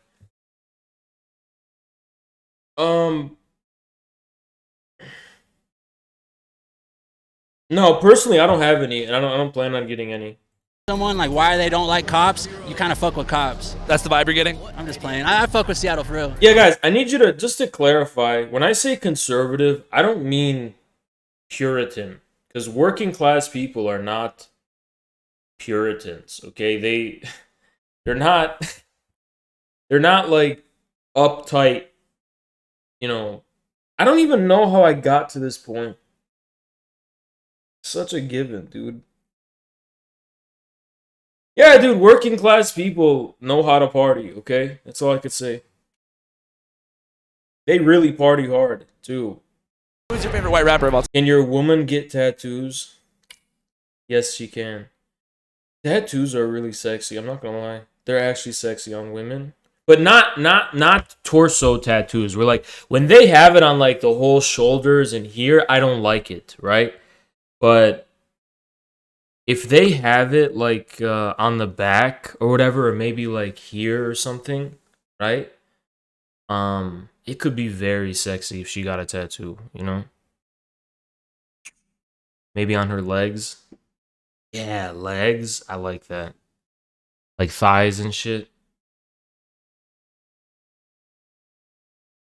Honestly, why do we have to mimic our subjective perception of working class people? You don't. Just be yourself and be normal.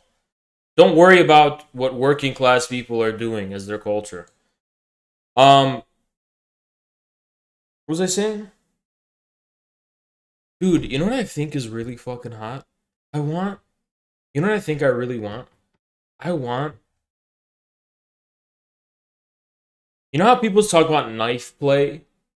I want katana play. You know what I mean? Like, I want her to...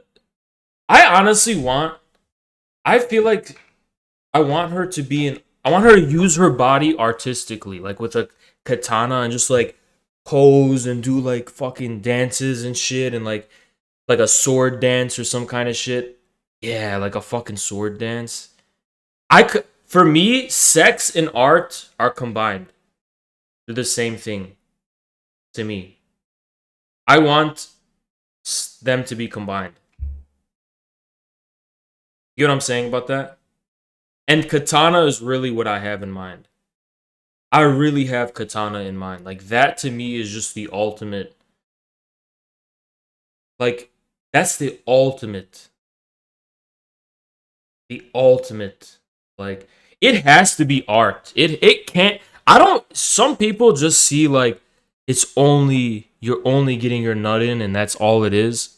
I don't see it that way. I see it as religious. I see it as like a religious dimension behind it, and I want a rich. Here's what I want. To be honest, I feel like for me to be satisfied, I need it to be a ritual. I need it to be a ritual art form. And it has to be ritualistic. She's got to have a fucking katana and fucking doing some kind of sword dance or whatever. Like carrying it with her feet or some shit. I don't know. That's what I fucking need. What religious tradition has their women playing with swords? So? Shout out Zan. I fuck with Lil Zan. He cool. You met Lil Zan? Yeah, he cool. He fucks with us. Does he? Mm-hmm. If I call him, is he gonna... Aren't you the 5-minute doggy guy? I used to be. But I don't think I can do 5-minute doggy anymore.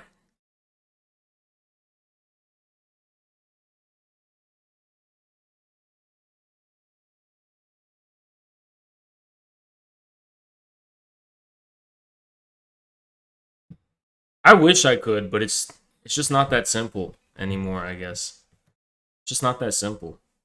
You know? Say bullshit? Yeah, go on. What's your name? Andrew.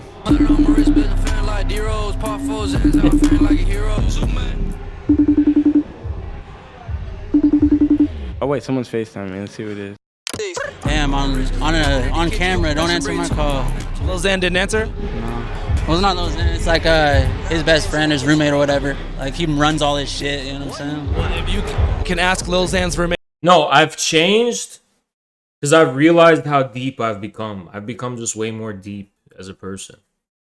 And I've become more spiritual and more religious, which means I just don't view it the same way. Like, I'm talking physically, I don't. Like, in terms of how my fucking cock works, I just don't view it the same way anymore. In terms of how my cock works. You understand?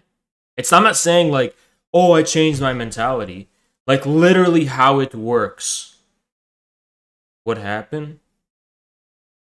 I haven't. You guys realize that before very recently, it had been years. It'd been years and years. So, 5-minute doggy been on my mind because, I don't know.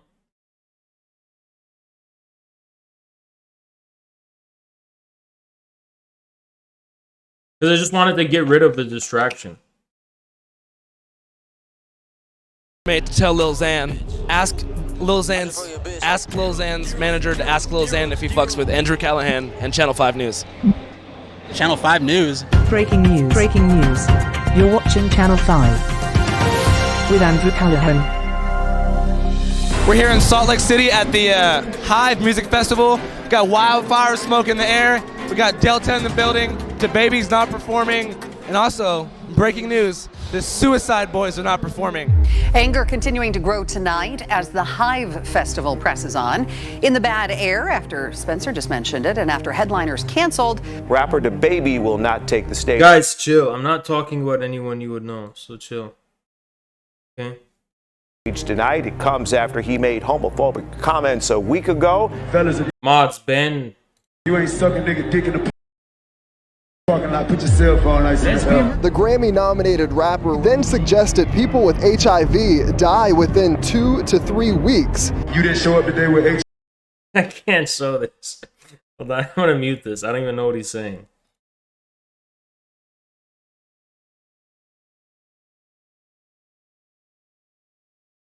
Okay. Damn. I'm still rocking with DaBaby. Everybody makes mistakes sometimes. He said he's sorry. Are there any slurs or anything? Follow me on Instagram. Can we put DaBaby and Trump in the Coliseum together? Let's let him fight to the death. We could toss Epstein in there with him as well. You look like my cousin. That's fucking crazy.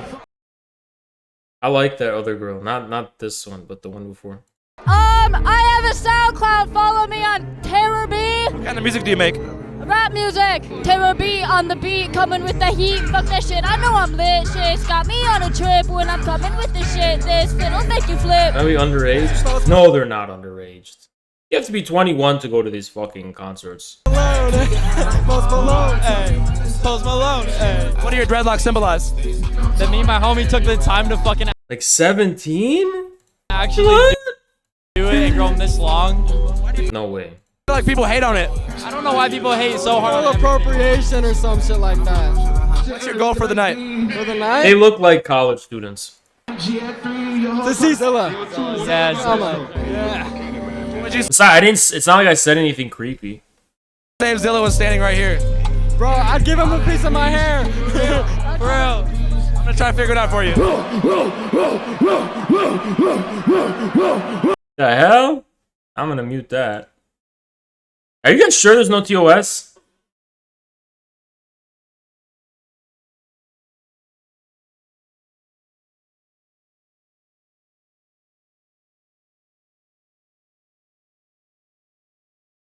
I can show this?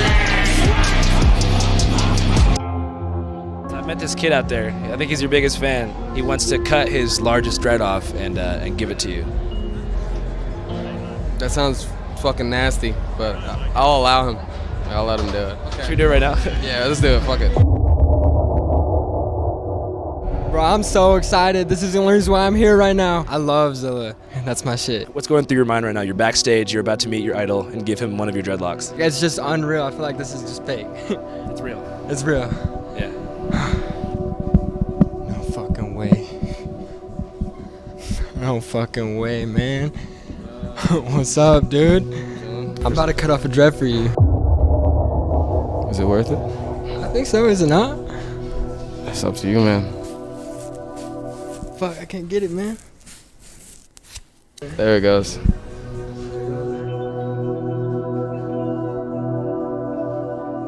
I don't know what to do with this. It actually smells pretty good. It literally smells like shampoo. You can do a freestyle right now?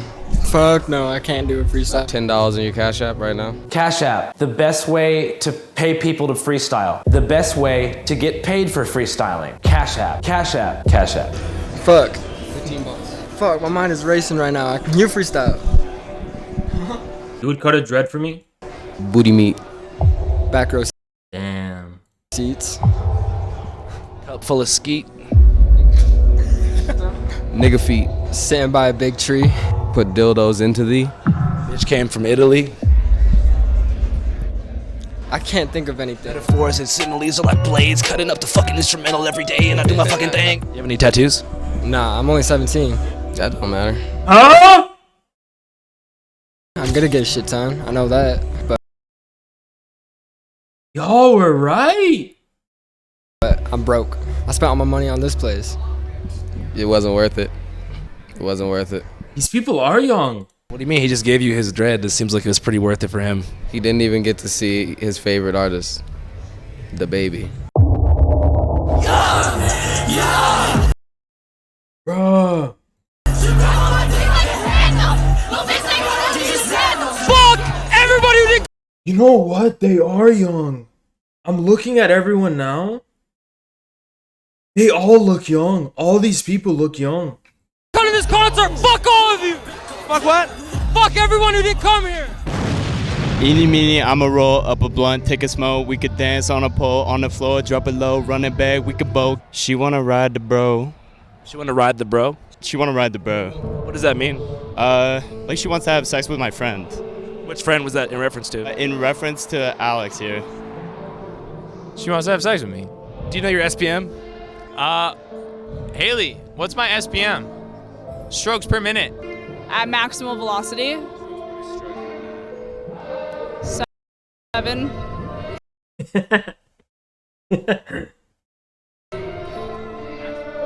Cap. You guys fuck with Xans? Hell yeah. What's your favorite kind of Xan?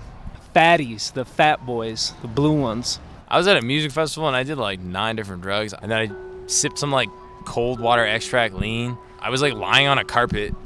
I had no idea what was going on, but that's a flex. We were gonna make a softcore porn, and I asked my parents. I sat them down. I was like, "Look, I have a really good music video idea. I I need to make the softcore porno. And my mom was like, I have friends. My mom was super down for me to. She was like, yeah, do a softcore porn. It's all good. And then his mom wasn't with it. Oh, I have actually nut. I swear to God, I have nut.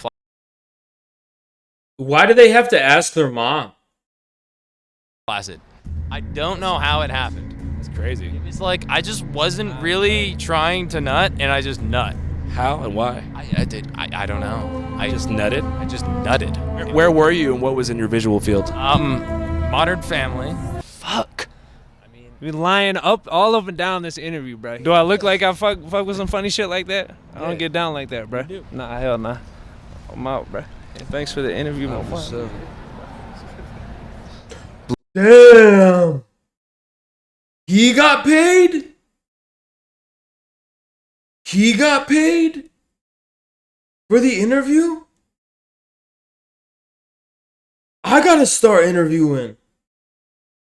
What do I gotta do? Blueface, baby. What's up, man? Hey, I don't know who this is, but he remind me of fuck her right in the pussy. Yeah, Jeezy World, bitch. Hey, yeah, Jeezy World coming soon. I'm about to go crazy, man. You nervous? Nah. Hey, I'm sober though. This is my first show sober. DA got that dope. Oh, Jeezy is Q of QAnon. Oh, Jeezy is Q. I honestly I didn't know about that. So he's the one who infiltrated the entire government. You gotta get fly just to listen to this. Okay, I don't know what this Shit, got a brand new Glock, Scotty Pippen in the clip, but I ain't Scotty Pippen, I be pippin' on a bitch. Fuck her right in the pussy. Suck ass nigga, why you listen to the bitch? I be fucking with these hoes and I flip them on my clip. You be covering on these hoes and you kissing on that bitch. Can't keep my dick on my pants.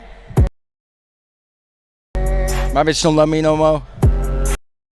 I have to be honest, this is how people are in real life. This is just how people are in real life. I'm not even gonna lie. This is literally just how people are in real life. All my favorite rappers are dead, bro.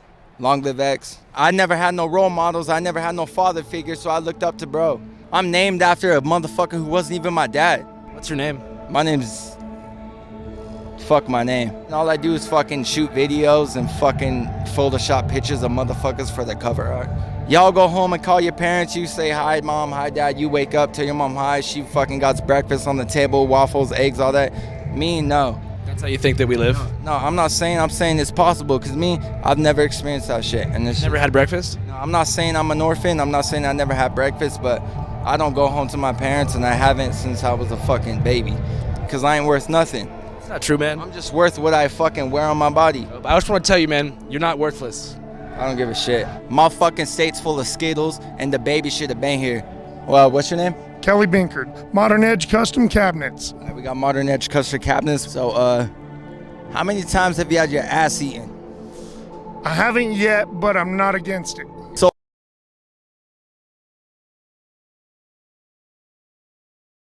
oh. If XXX Tentacion came to you before his passing and had a homegirl with him when he performed in Salt Lake City, Utah, and he had a homegirl here trying to lick your booty hole, what would you say? I think this guy's really obsessed with booty holes. I think he really is. Potentially mine, but I mean, who knows? I have been to federal prison, so. Oh, shit. Y'all can lie to Instagram, y'all can't lie to me. Shooters got their passports, we thugging overseas. We'll burn something, I ain't talking STDs. Hold a plug like I'm locked out the house, and some keys. Told brother take that shit to try, don't take a plea. The lawyer say it's looking good, but ain't no guarantees. I have a question for my chat. And you have to be honest. You have to be dead honest with me. Okay, I'm not going to tolerate any lying or beating around the bush. Do you guys enjoy this? No, I'm not talking about the video. Like, do you enjoy going to these and just dancing to this music and shit? Do you enjoy it? For those of you who do it, do you do it because social pressure makes you feel like you should enjoy it? Or do you actually really do enjoy it? Because I don't. I don't, dude. I really don't enjoy this. There's like 3 things I enjoy doing. There's literally just 3 things I enjoy doing in life. And I'm not lying about this. I like consuming... there's 4 things. There's 4 things Haas likes doing in life. 4 things only. I like experiencing art. I like experiencing art. Understand? I like experiencing art. And stimulating my mind, whatever, reading and all that kind of shit. I feel like that's just all art, right? Including theory. Science too is like same thing. I like. Thank you, Voidburn. Voidborn donated $5. Every one of these vids is an insane fever dream. Also, I don't go out like this in the vid. Thank you so much, Voidburn. I like art. And a lot of things fall into that category. I like sitting down and smoking cigars and talking about deep shit with people, whatever. I like nutting and I like fighting. That's the only thing I like. Fighting also includes like debates and like arguing and that kind of shit. Like that's all I like. I don't like this. I don't like doing this shit. I don't dance. I don't go out and dance. You know what I mean? I can't. Yeah, let's dance. If I ever go to shit like this, and I don't, right? Because look at all the young people here, so I'd never go.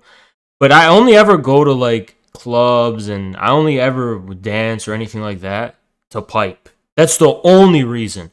The only reason I ever go to bars or clubs and dance, whatever, is to pipe. There's no other reason why. It's just to pipe. That's the degrading things I, as a con, have to put myself through just to pipe. And I'm trying to get to the point where I could just pipe like DoorDash, right? I'm trying to get to that point where I don't have to do things I don't want to do to pipe. Honest to God, I am trying to get to a point in life where I do not have to do things I don't want to do just to pipe. I want to get to the point where I could just summon, right?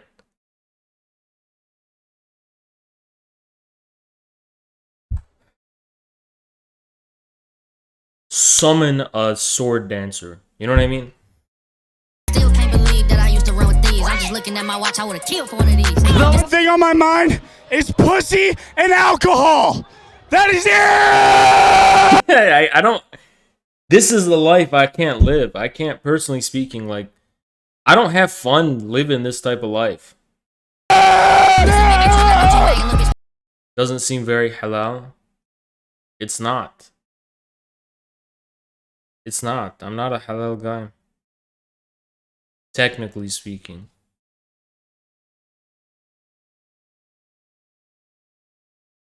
Hey!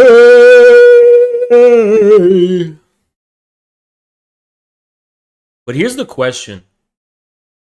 If God didn't want you to pipe, why would he put big booty bitches on this earth? If God didn't want you to pipe, why is he putting these big booty bitches on earth? You know what I'm saying?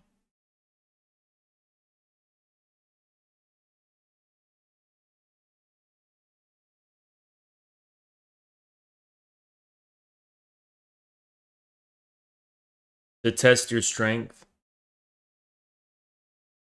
Fuck, bro. I don't know.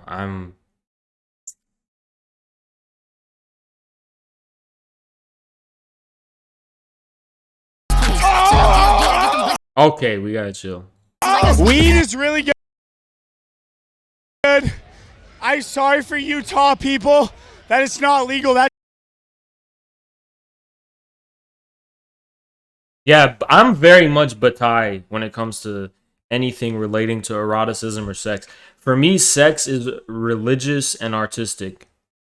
Shit really fucking sucks cock. At least we got this. Better cooler gonna be on my hip, cooler gonna be on my wrist, Uzi gonna be on my dick. This is my daughter and she loves Post. What the fuck? This is fucked up. What the fuck? That is not appropriate, dude. That is not appropriate. That is not appropriate, bro. That is not appropriate. That should not be. That dude needs to be escorted out and child services needs to be called because that is just not. That is just not. Absolutely not appropriate. That is just abysmal. That is just abysmal, if I will say so myself. That is just abysmal. You understand? That is so inappropriate. That is so beyond inappropriate. For real. For real.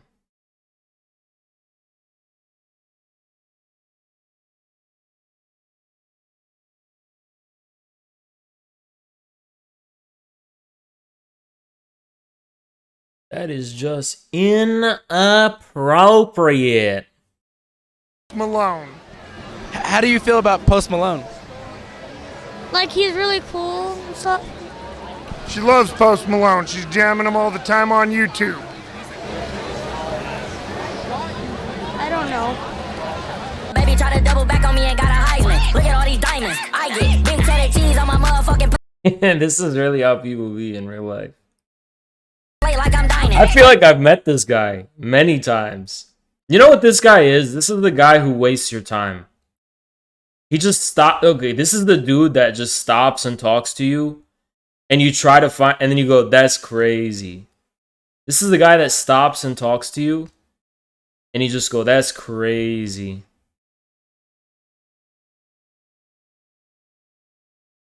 Bro, that's crazy. Wow, bro, that's crazy. Damn. Yeah, I gotta go though, but yeah, nice talking to you. That's crazy, man. Running up on PJs, we paying Fuck LDS! What's LDS? The Latter-day Saints, bro. Why don't you like Mormons? I'm the Antichrist. Fuck the Mormons, bro. Fuck religion. Fuck religion. What makes you the Antichrist? I like dressing edgy, bro. Good vibes, monster. I've been drinking this since What the fuck? I was 12. Why? Because caffeine is my addiction. What do you want to be when you grow up? Famous. This is my bitch. This is my bitch, dude. Oh, gas, no brakes. Oh, gas. Vaccinated and ready to fuck. Yeah. Fuck who? Anyone. Anyone? Everyone here. Let's do it. You want to fuck everyone here? Let's do it. I don't give a shit. Yes, sir. When we blow up, remember these faces. Sipping on cocoa, bitch, I go loco. Think that I'm playing, bitch. Okay, these are all fucking 12 years old. They're like 13 years old. That is a no-no. Taking this bitch and she like what addicted. Fucking so good that little. This kid is literally 11 years old right here. There's a kid who's literally 11 years old right there. That's literally an 11-year-old kid. I'm not even kidding. That's literally just like a middle schooler. You was sipping on lean, I was sipping on Kool-Aid. Talking that shit, little boy, you a munchkin. They call me Lil Zay, and I'm here to get the Yeah, these are high schoolers. pay, cause I'm fucking bitches, and I leave them in the ditches, and I stay really fly. That's all I got. That's all I got. Oh, I'm freestyling? Hey. This is literally a middle schooler. This is literally a middle schooler. 14 on a B. I'ma come up, fuck your bitch. That's literally a fucking 10-year-old kid. I'ma get that for free.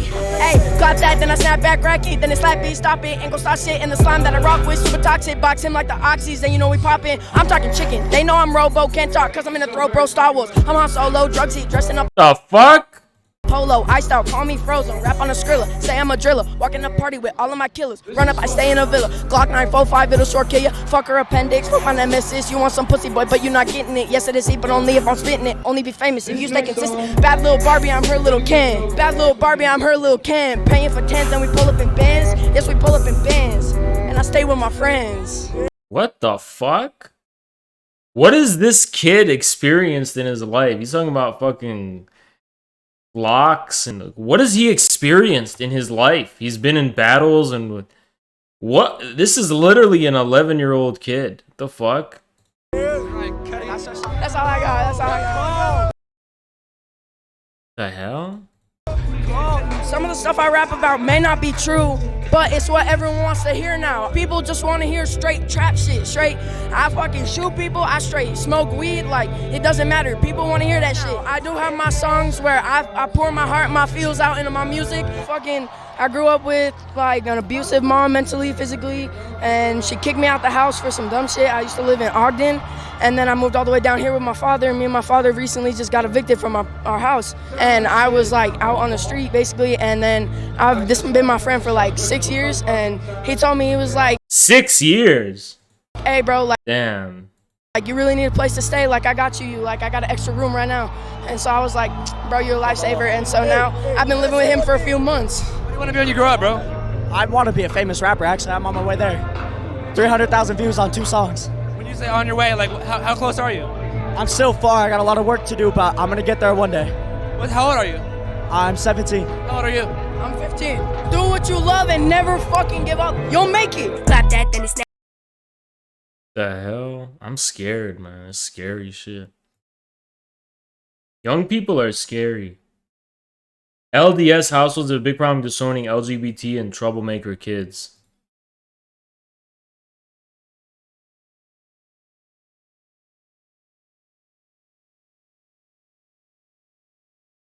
Oh, that's why they're all saying fuck LDS.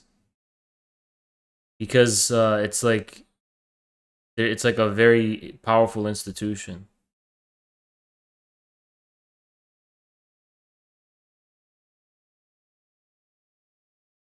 Now I get it.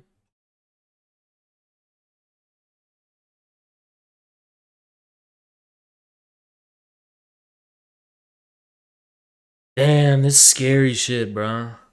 These kids are scary. Snapback racket, then it slap bitch, drop it, and go start shit. And the slime that I rock with, super toxic, box him like the oxys, and you know we poppin'. Fuck the haters. Fuck what everybody has to say. It's that right mindset that gets you there.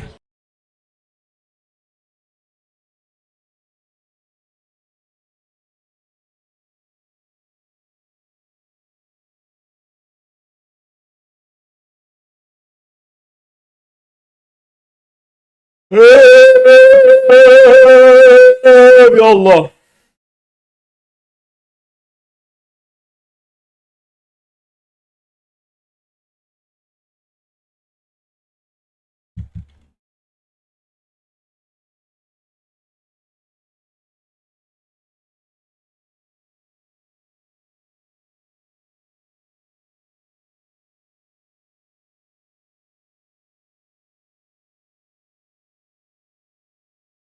Virginia.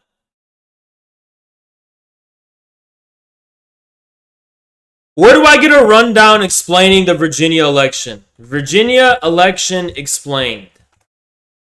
I'm a dumbass and I just need to know what's going on because I wasn't even keeping up. So the libs lost in Virginia. Am I happy the libs lost? Yes, I am.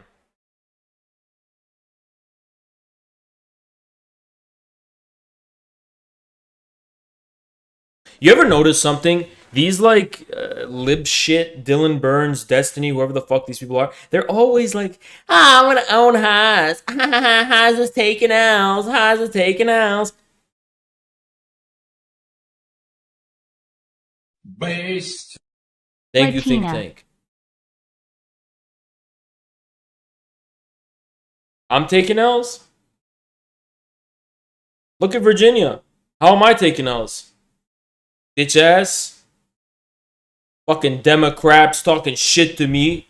Can't even fucking win Virginia.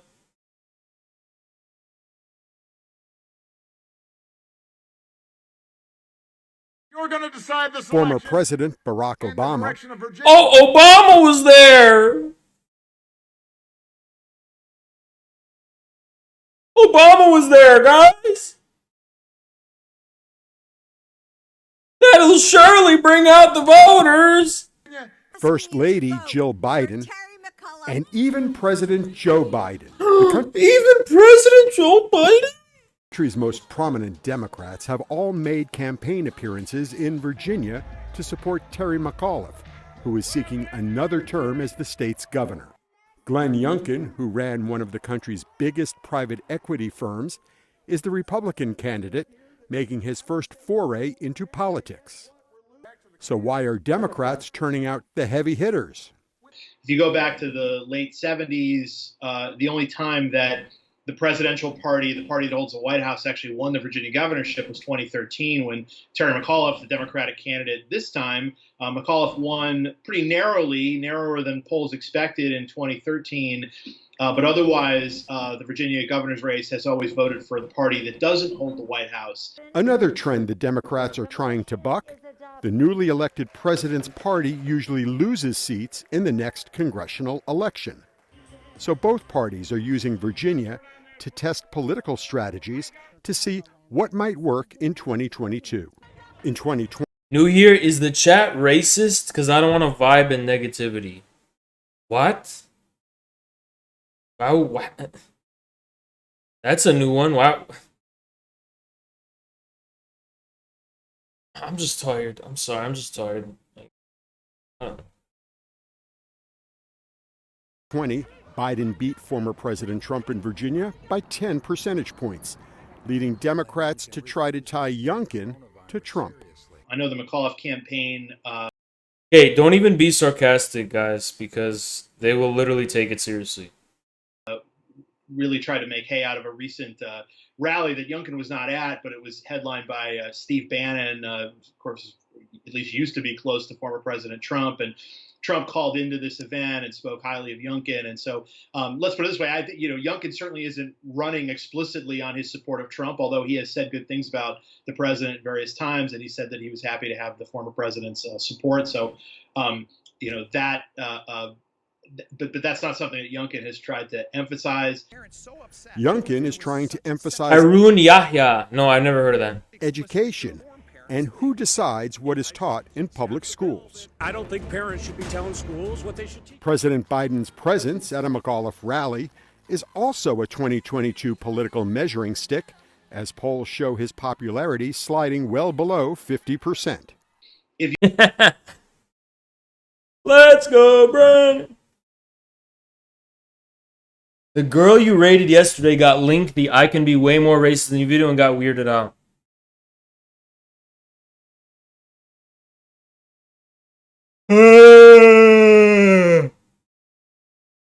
Tell me who linked it to them.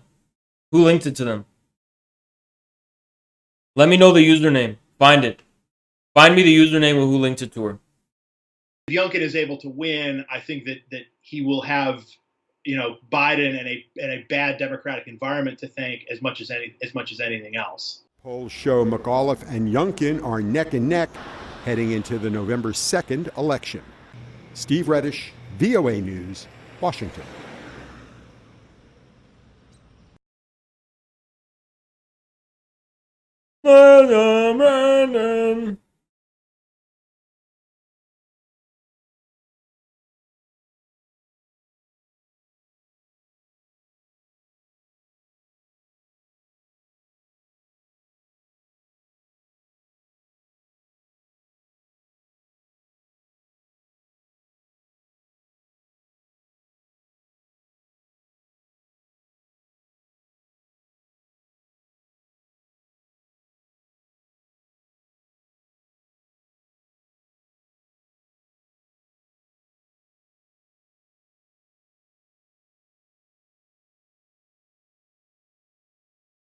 Guys, share the Twitter again. Mods, share the Twitter.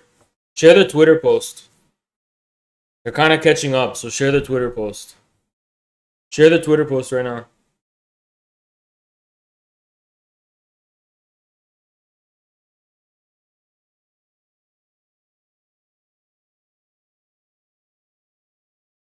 Go like the tweet. Them losing to a truck driver that spent $153 on his campaign in New Jersey. Did they lose in New Jersey?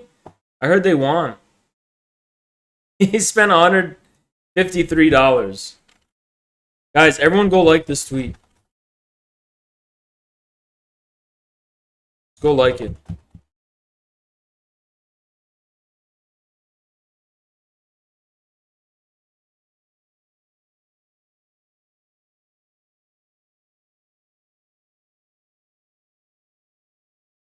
Janet Yellen posing 150 trillion on fighting climate change?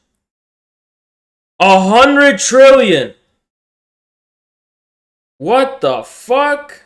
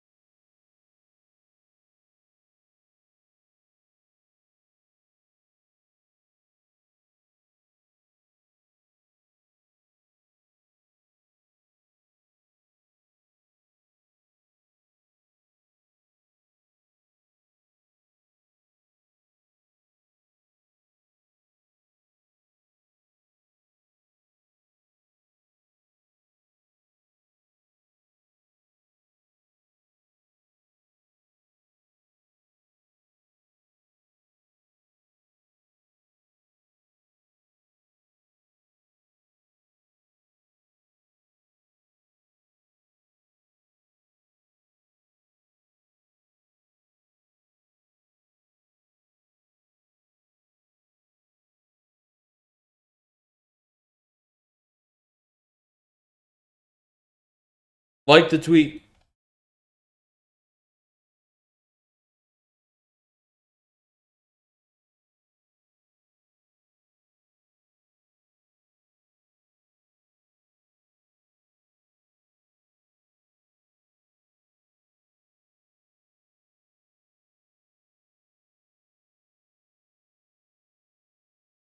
I'm gonna just say something on record. If you talk shit about me, but you don't come in VC, you are a pussy. If you talk any shit about me whatsoever, but you don't go in VC and use your voice, you are literally a little bitch. You're a fucking little bitch. Soy Jack deleted his comment? No, he didn't. It's as simple as that. You are just a fucking little bitch. Just a loud minority of people talking shit on Twitter.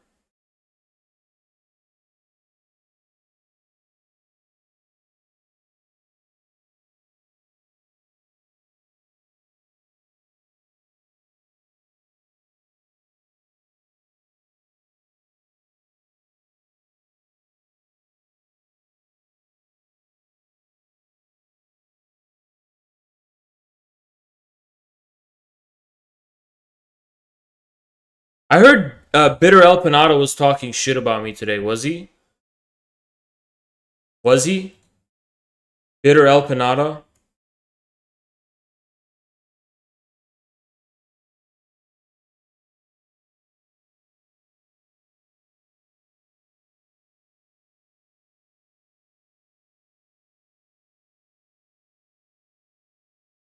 Fucking dumb fuck. There's only one. I tuned into his stream for a second, and he went, "Oh, the patriotic socialists are against indigenous self-determination." No, we're not. We just reject the idea that the whole entirety of the American landmass belongs to indigenous people. He goes, "They're just for cultural autonomy." When did we fucking say that, huh? I literally even said that if indigenous people see fit, they can secede and create their own state, right? And that's just assuming that Lenin was correct on the national question and not Stalin and Mao, right? And that's a really... I still am undecided on who was correct in that whole controversy, because Stalin and Mao did not agree with Lenin on the idea that each nation should have the absolute right to self-determination in the form of like complete political sovereignty. But I would not be opposed to the black population of America or indigenous people having their own state. And I'm not talking about cultural autonomy either. I've stressed this and said this so many fucking times.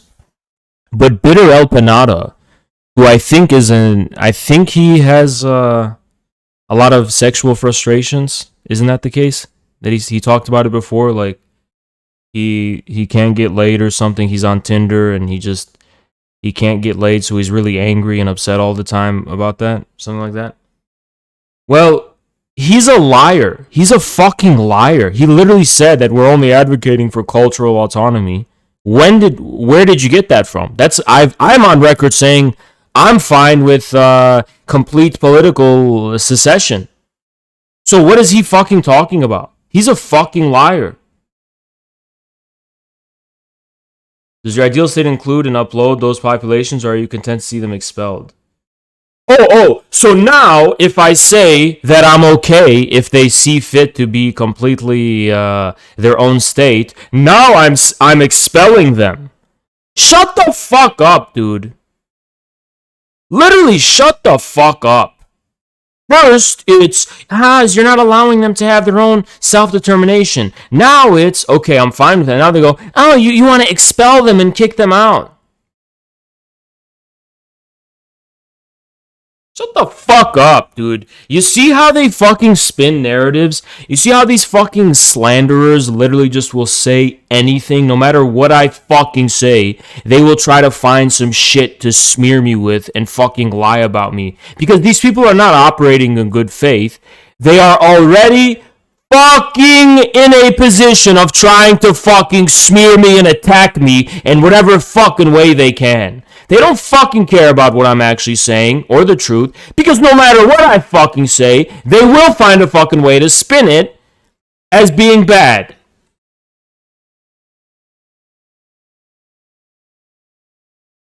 When you say state, you mean if men like you have your own state, and America first, people like myself have our own state. I am talking about specific nations in the United States having a right to national self-determination in the form of their own political country, right? Which I'm not against. Just saying you should talk more about how they would benefit in your state rather than the current one. What?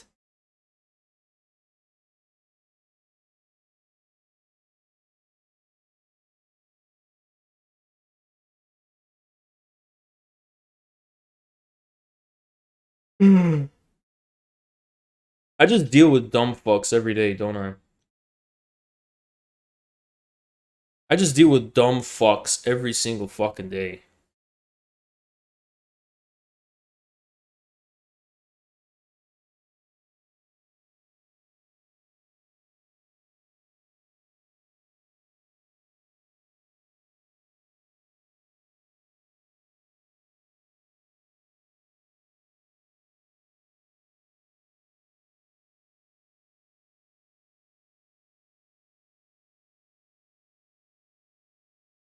Let's go to Steve Kornacki. Steve, Whoa, what a talk night. about a crazy night.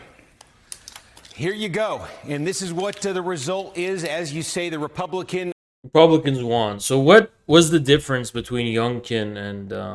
I want to see what Fox News has to say, because that'll give me way more insight. Was this the Russian news? I already saw that one. RT.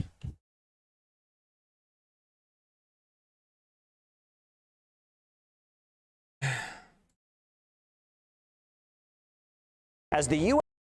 Oh, it's Caleb. The fuck? It's Caleb. U.S. state of Virginia moves to elect its next governor, things are more interesting than usual. The Democrats are looking to secure their position in a state that is not solidly in their camp. Republicans are looking to swing a victory, hoping to set the stage for retaking Congress in the midterm elections. Not even a year ago, Joe Biden won the state by over 10 points, but now a Republican is the frontrunner in the race for governor. A lot can change. In just a few months. The left, liberal, progressive agenda that's been trying to take over our nation and take over the Commonwealth of Virginia is absolutely being rejected by Virginia. It is Joe Biden that has the Democrats on the defensive. His Afghan pullout and vaccine mandates have not been a big hit with the Virginia public. But Republicans are split over the benefit of having Donald Trump endorse their candidate. Yeah, but if you go on Twitter, you'd think that vaccine mandates were the most popular thing in the world, right? We get along very well together and strongly is this Trump talking about it? believe in many of the same policies, especially when it comes to the important subject of education. I'll see what Trump said. Give me a sec. Biden certainly thinks a Trump connection is a vote loser. I ran against Donald Trump. He's really smart. And Terry is running against an acolyte of Donald Trump. The Virginia election is turning into a battlefield of ideas, a proxy war between two American political superpowers. Republicans are revving up the outrage about critical race theory in schools, vaccine mandates, and an assault on America's traditional values. Democrats are pushing stability, reforms, and financial support. They are emphasizing that their guy has more experience, and they say populism is very dangerous. Soy. There have been a few cheap tricks. An anti-Trump group staged a Okay, I don't know if I can show this. mock white supremacist rally. Republicans are being Oh, it's a mock rally. accused of distorting the conversation around critical race theory, pandering to racism. Whoever ends up That's fucked up. I know I can show, I'm just being paranoid. So it's Democrats like dressed up like that? So weird. being governor, the lesson will be just as much about how U.S. political discourse is changing and where these heated words and big divisions will ultimately lead. If the Democrats lose this election, The neocons Lincoln Project paid those people to smear Youngkin. Yeah. Is Youngkin supposed to be a racist or something? Because isn't it that I heard that a lot of Ethiopians and Eritreans voted for Youngkin in Virginia? Did you guys hear about that? They may take it as a harbinger of some very bad things to happen during the midterm elections next year. There's certainly many Democratic candidates for office next year who are going to be looking very nervously at the impact that the president's ratings are having. President Biden has... What even is critical race theory? I think when people are talking about critical race theory, they're basically referring to this new way in which race is having such a big part in how everything is being, like, when you're talking about America's institutions, I think conservatives, when they're referring to critical race theory, are referring to this new way in which, like, race is being treated critically, like, all the time. Like, oh, did you check your privilege? Like, people are going out of their way to pander. Like, for example, I saw in New York, like, there was this statue. They're starting to put up statues of, like, you know, I don't fucking know. Just, you know that statue of, like, the big head that replaced Thomas Jefferson or something? And it's like, they're just going out of their way to pander to racial politics. Yeah, it's like diversity and sensitivity training to the max. I think that's what they're referring to when they talk about critical race theory. They don't want people to learn about civil rights, basically. I don't think that's what it is. I think that the way in which this type of diversity and sensitivity training is being integrated in America's institutions are extremely condescending, and they don't work, and they're causing a lot of...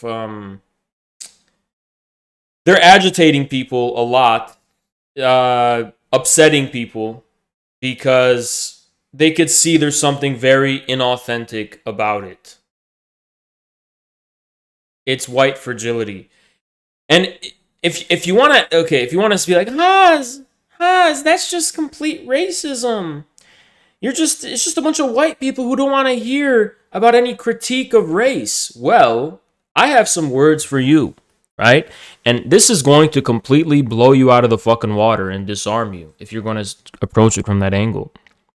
Dave Chappelle talks critically about race in almost every single one of his stand-ups. He talks about race. He really talks about race, and he gets into the nitty-gritty of it, right? But he does it in a way that actually resonates and can somehow reach just masses of everyday, normal American people. And they have no issue with it. They're not annoyed by it. They don't feel pestered by it. They don't feel like they're being called out for their whiteness because of it and get upset and get angry and get their panties in a bunch or whatever. They like it and they listen to him, right? And I'm sure they actually think about the things that he says, right? I've seen white people call him anti-white. I've seen that too, but I have seen that come from like Twitter ideologists and not normal, ordinary, regular people who I think really do like Dave Chappelle, right? Kanye West talks about race a lot, and that's not, it seems, I don't think the reaction to critical race theory is because so many of these people are racist. I think it has more to do with a form of resistance against this kind of professional managerial, like turning diversity and sensitivity training to the max, and people just fucking see it as a form of an attempted social control, right? They're calling that CRT, right? Whatever CRT is doesn't matter. Like, CRT in actuality is not this. We all know that. It's like a specific legal doctrine or whatever. Yeah. A lot of lefties think they're smart because, like, oh, actually, CRT. Okay, yeah, but what do these people mean when they talk about CRT? They're referring to this fucking, this new sensitivity training. Splitting responsibility for structural problems on ordinary people. Yeah. Yeah, that's pretty much it. I think the issue is the hyper-reflexivity that's about it. I need to stress this, right? So students and professional managerials don't have an issue with hyperreflexivity because being reflexive is how they make an income, right? They are literally paid to think critically about things and question all their norms and question everything they do around them and think for a living, right? That's what they get paid to do. Well, most ordinary Americans who work with their hands and are struggling to get by and support their families and deal with the problems of the real world, they don't want to have reflexivity forced upon them so that they have to question every goddamn thing that they do and suddenly like reevaluate their whole fucking life, right? I don't think people have an issue with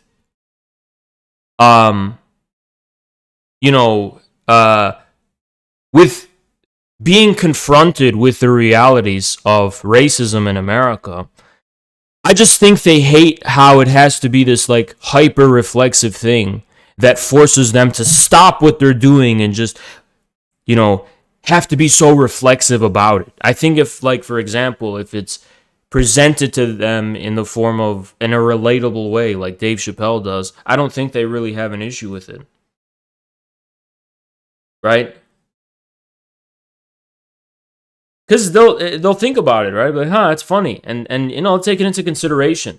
But ultimately, and this is really the kicker here, and this is what I've been saying and focusing on, this is what a lot of black nationalists who I've talked to have said. Racial sensitivity and critical race theory is never going to actually alter the materiality of race relations in this country. The thing that's going to alter the nature of race relations in the United States is tangibles for the black community, like reparations. And reparations means land reform, by the way, right? If they can have a solid economic base from which to proceed in having an ability to carry out economic activity, to pursue a path of self-determination by some means, they'll have their own ground to stand upon. And that way, you don't need critical race theory because in actual material reality, the position of black people in this country will have been elevated, right? So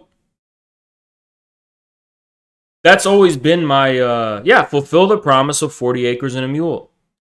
You support black nationalism? Yes, I do. I've always supported black nationalism. Has not proved to be a particularly popular president. He was never going to be popular with Republicans, but even among Democrats, I think many of them are looking at him as... Black Americans are your Moorish Islamic brothers. Read the Constitution. Yeah.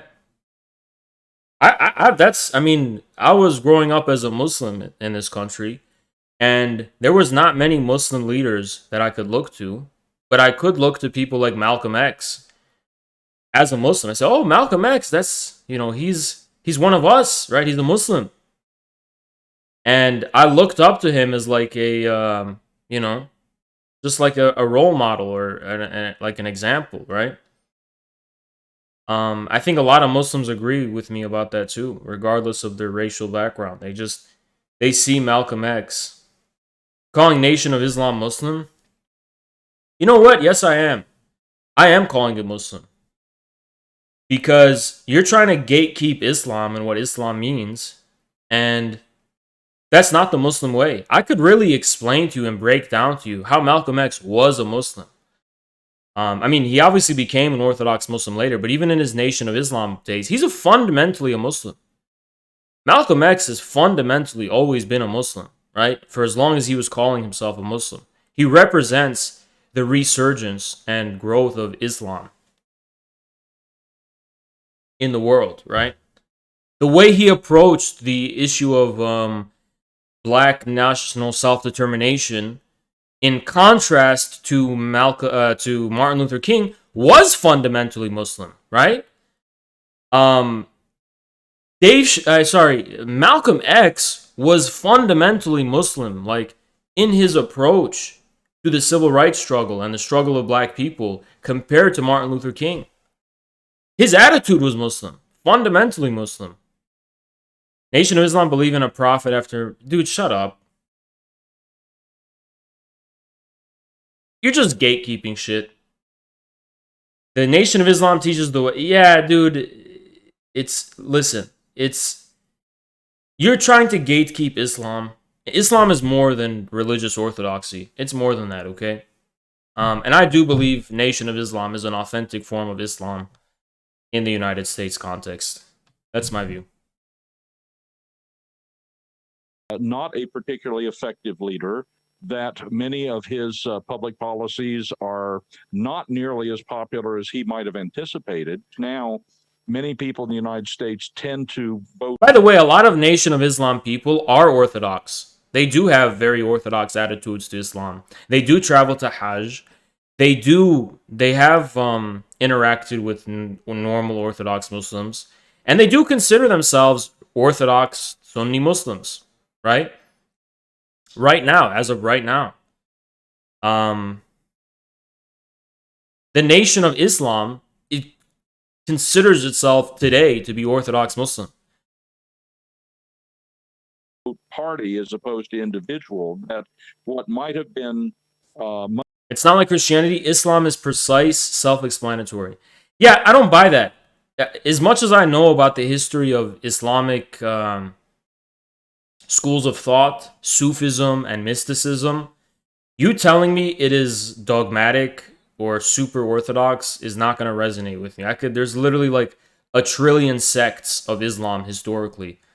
All of them widely vary in the range and degree of practices they consider acceptable. The Quran is written in a poetic and literary way. It's not a law book. The Quran is not the 10 Commandments. It's not a book of laws and commandments. It's a very poetic and literary book. It's the nature of the book. So there is the 10 Commandments, right? Those are 10 Commandments. Thou shalt not, thou shalt. That's not the Quran.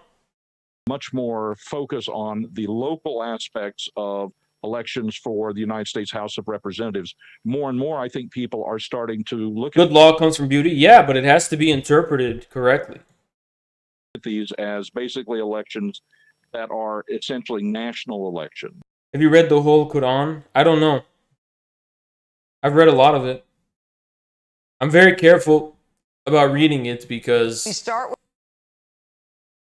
I have a very specific hermeneutic, and I can spend so long just thinking about one verse or one, section.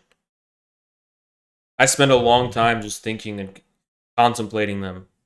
So I can't read it just once and just feel content. Like I have to really focus, We start with my exclusive sit down with President Donald. That I'm afraid? I'm afraid that I'm going to miss very subtle and beautiful meanings if I just read it. I'm afraid I'm going to gloss over and miss the true meaning. So I have to be in the correct mental state to truly understand a given verse or a given surah or a given, part of the Quran. And that's how I read a lot of things, by the way. Donald Trump in Florida, where he was in great spirits and as fired up as I've ever seen him. His prediction for the Virginia gubernatorial race, his reaction to Biden's disastrous administration, and so much more. Take a look. Mr. President, thank you so much for having us here at Mar-a-Lago. Thank you. Okay, if there's one word that could sum up the In Arabic, no, unfortunately not. Biden administration, it would be crisis. There's the energy crisis, the supply chain crisis, the COVID crisis. If you look back on the last 10 months of the Biden administration. Are you doing No Shave November? Probably not. I'll probably go to the barber and fix up my beard sometime. I'm going to be going to LA with Jackson in December. Or maybe I'll go late November. I don't know. I'll have to talk to him about it. But when I do that, I'm gonna probably clean up a little bit.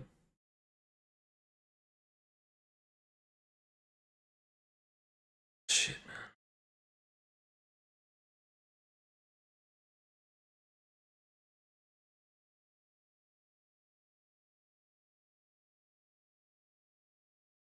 Oh fuck, I gotta pay rent.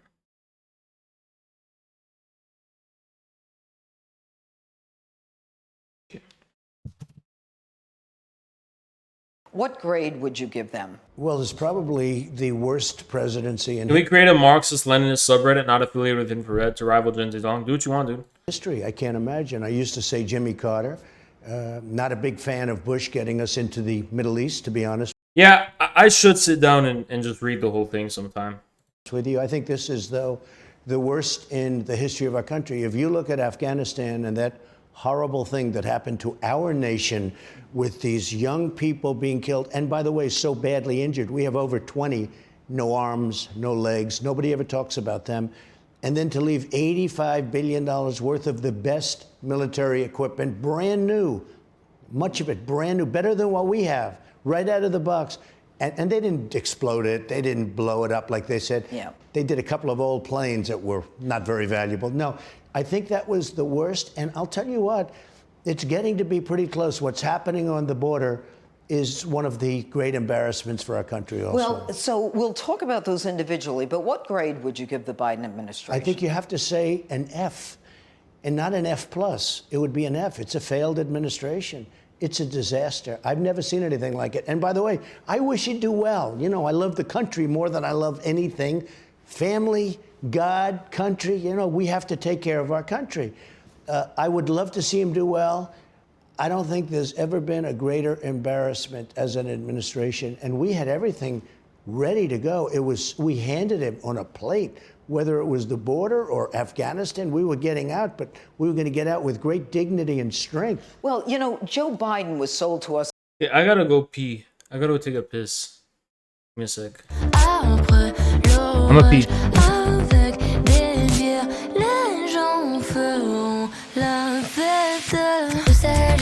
Bruxelles, je t'aime. Tu m'avais manqué. Bruxelles, je t'aime. Bruxelles, je t'aime. T'es ma préférée. Bruxelles, je t'aime. Bruxelles, je t'aime.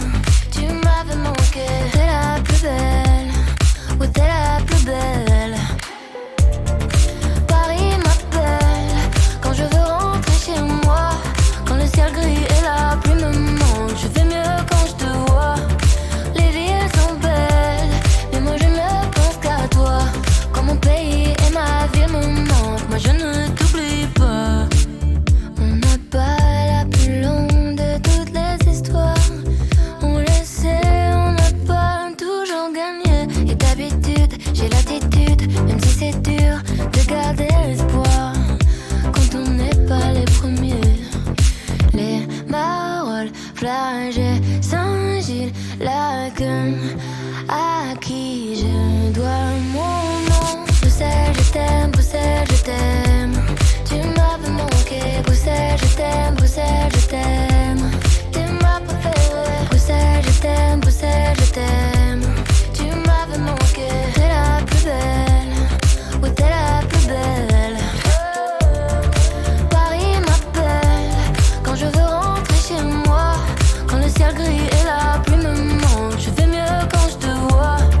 Les villes sont belles, mais moi je ne pense qu'à toi.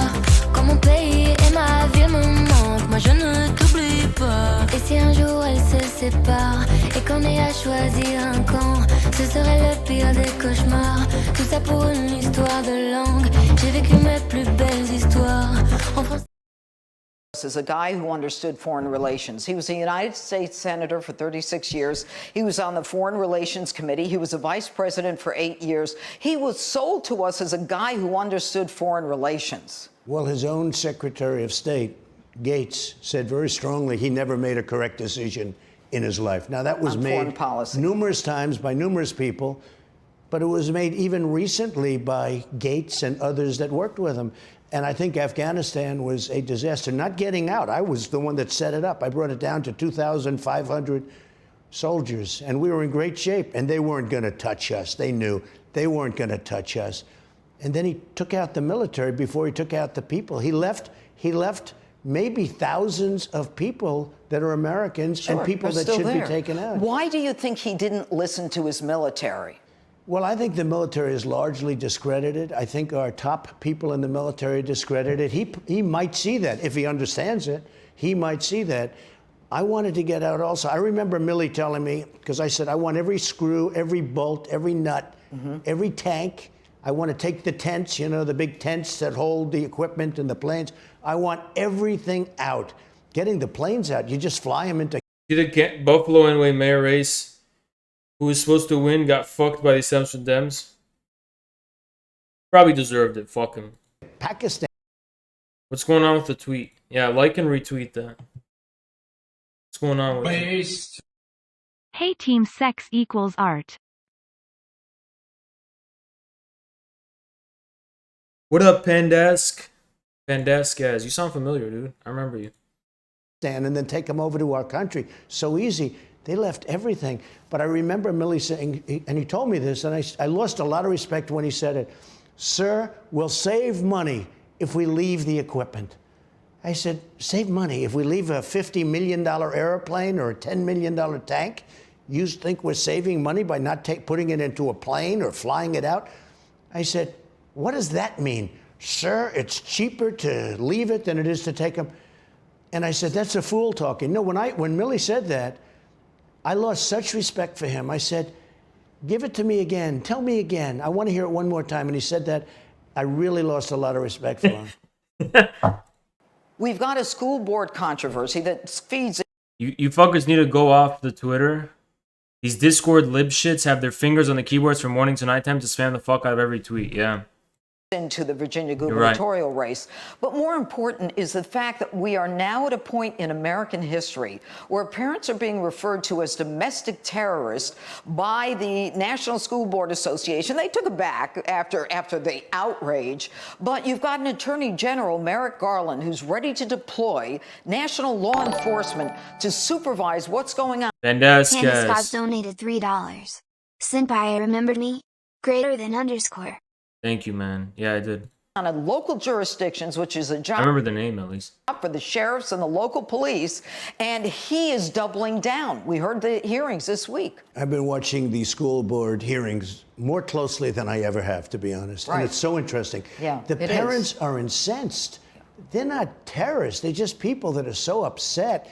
They're angry, they're hurt, they're crying because their children are being taught things that, in our opinion, in my opinion, in a vast majority of the people in this country's opinion, they don't want their children to hear about this stuff. They want to go back to reading, writing, and arithmetic. And they want to hear that black people are good. And they want to hear that white people are good. Yes. This is the division that's being caused by these programs are just terrible. The amazing part of this is the National School Board Association, who drafted this letter, ends up, the administration promotes the head of that association, gives him a plum job. We now know that there was coordination between the Biden administration and the National School Board Association to get that letter to the Attorney General so they could start going after parents. The saddest part of all this is that there was a young girl raped. The school board knew about it. The superintendent lied about it. And now we've got a gubernatorial race in Virginia. It will be a forecast to 2022, the midterms. How do you see Youngkin doing against McAuliffe next Tuesday? I think he's going to do very well. Look, McAuliffe made a tremendous mistake, but it's really probably not a mistake from his standpoint. He believes it. Right. He said the parents have nothing to do with what their children are going to learn. They have nothing to do with it. I heard that statement. I said, is that going to be bad? Is that going to be like deplorables? Remember when Hillary made the statement, deplorables? I said, that's not a nice word. And it blew up. I think this is going to cause him tremendous problems come Tuesday. Do you think Youngkin's going to win? I think he's a good man. And I think he's a successful man. He loves Virginia. He loves the country. I think he should win. I mean, he should win. I'll be honest. My base has to turn out. If my base turns out, he's going to win. And I hope they turn out. I really want them to turn out. It's interesting, don't you think, that they are now referring to Youngkin as a Trump acolyte, using you as a way to get the Democrats to come out and vote? Well, I think it backfires because I think that gets the base to come out and vote by doing that, by hooking me with him as much. And I know him a little bit, but I really know him as a good person. You know, the last person that ran as a Republican did not embrace Trump in Virginia. Right. He got killed. He was just absolutely destroyed. And I think if my base doesn't come out, he can't win. Do you see I think my base has to come out very strongly. Do you see yourself as a kingpin for elections going forward? Well, something has happened, and this is not from an egotistical standpoint. Yeah. It's a great honor I because asked it's the never question. happened before to anybody. If I endorse somebody, they win. If I endorse somebody, they win. I think I'm 148-2. Okay, I'm super tired. I'm actually super tired. I don't know why, but I think it's because I have to shit. I could just shit and come back. I could just shit and come back. Right? But I think I'm just gonna shit.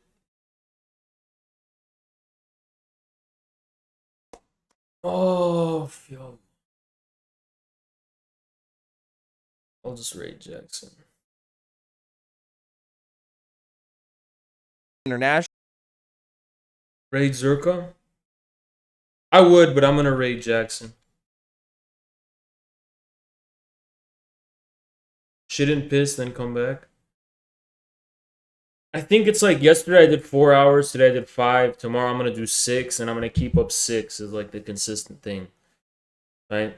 But I'm just kind of easing into it.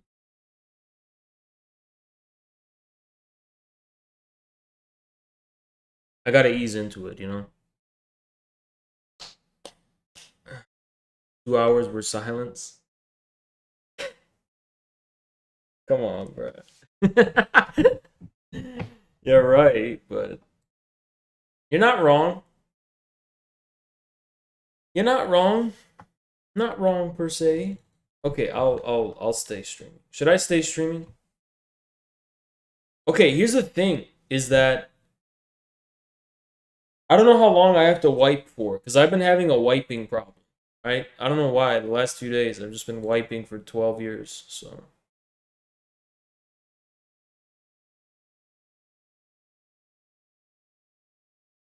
bear with me and have patience. Bear with me and have some patience. Or can I bring someone on VC to just talk?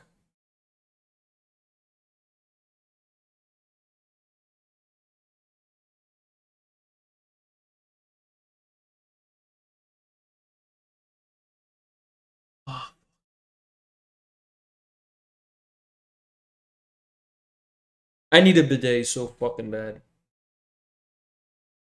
Let me see.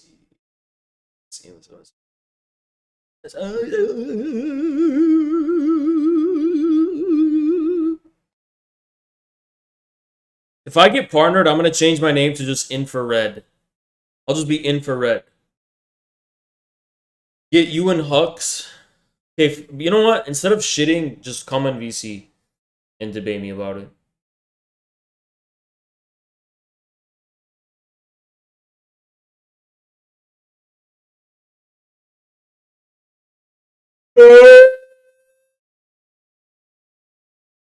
I'm literally gonna give you 29 seconds.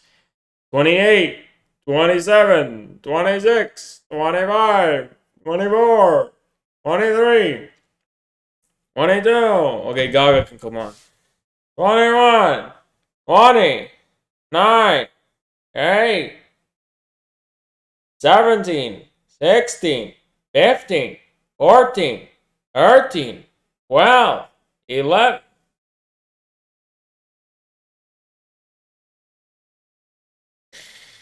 Hello. What Do the you want to bring? Do you want to bring in Rem? Who? Hux? Hux is going to sleep. They just said in chat. Hux, get in. You want to be a streamer? You have to show some voice. Eventually. Tell her to get her lazy ass in. Cause I don't want to. I don't want to defend myself by myself. Why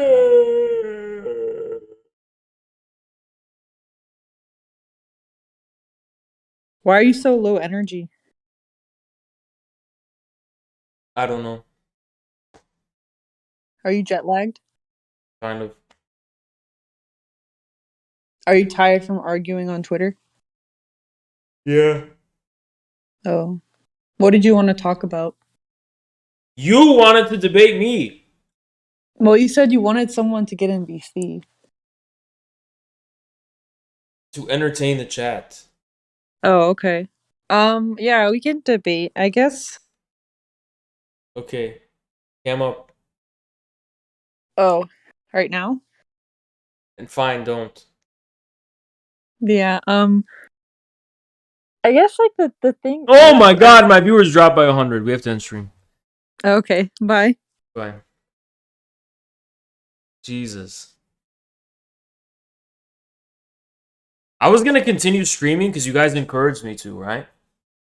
But I literally just saw my viewers and drop by 100. And I was literally just all this time they were all leaving. No, it's not her fault. It's just before then. It's before then. Join the Royale. I didn't get invited. Is the Royale going on right now? Let me see. Oh shit, everyone's on. Who are all these people? Who the fuck are these people?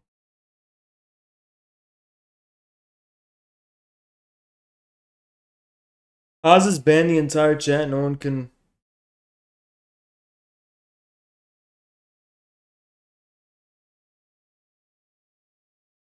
Just join. I don't know. Maybe.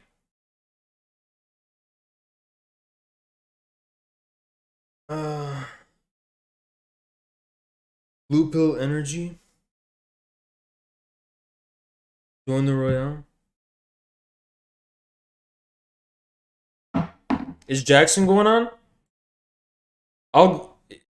Is Jackson going? Did you see President Sunday talk shit about your patriotism video? Nope. Said beef is dead. She said Jackson's joining. Okay, I need an invite. If they invite me to the Royal Discord, I'll just join. I'm not in the Discord. I left.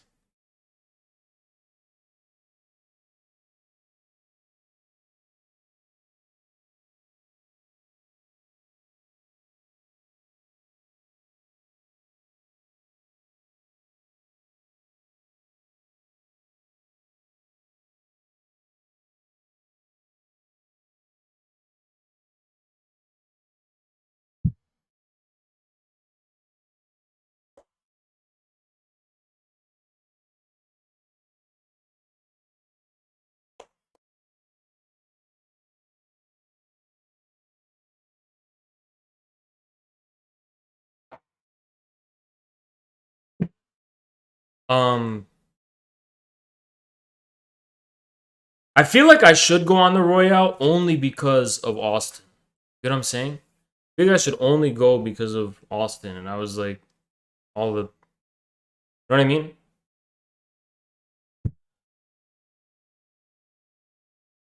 Oh, fuck. Never mind. Alright. I might just go shit and go to bed.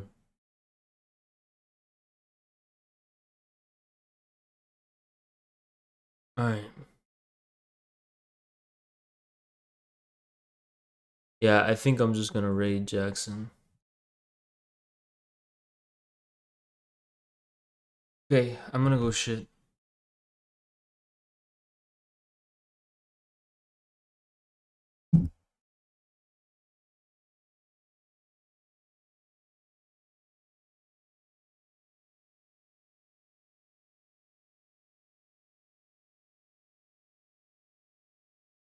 Alright, guys.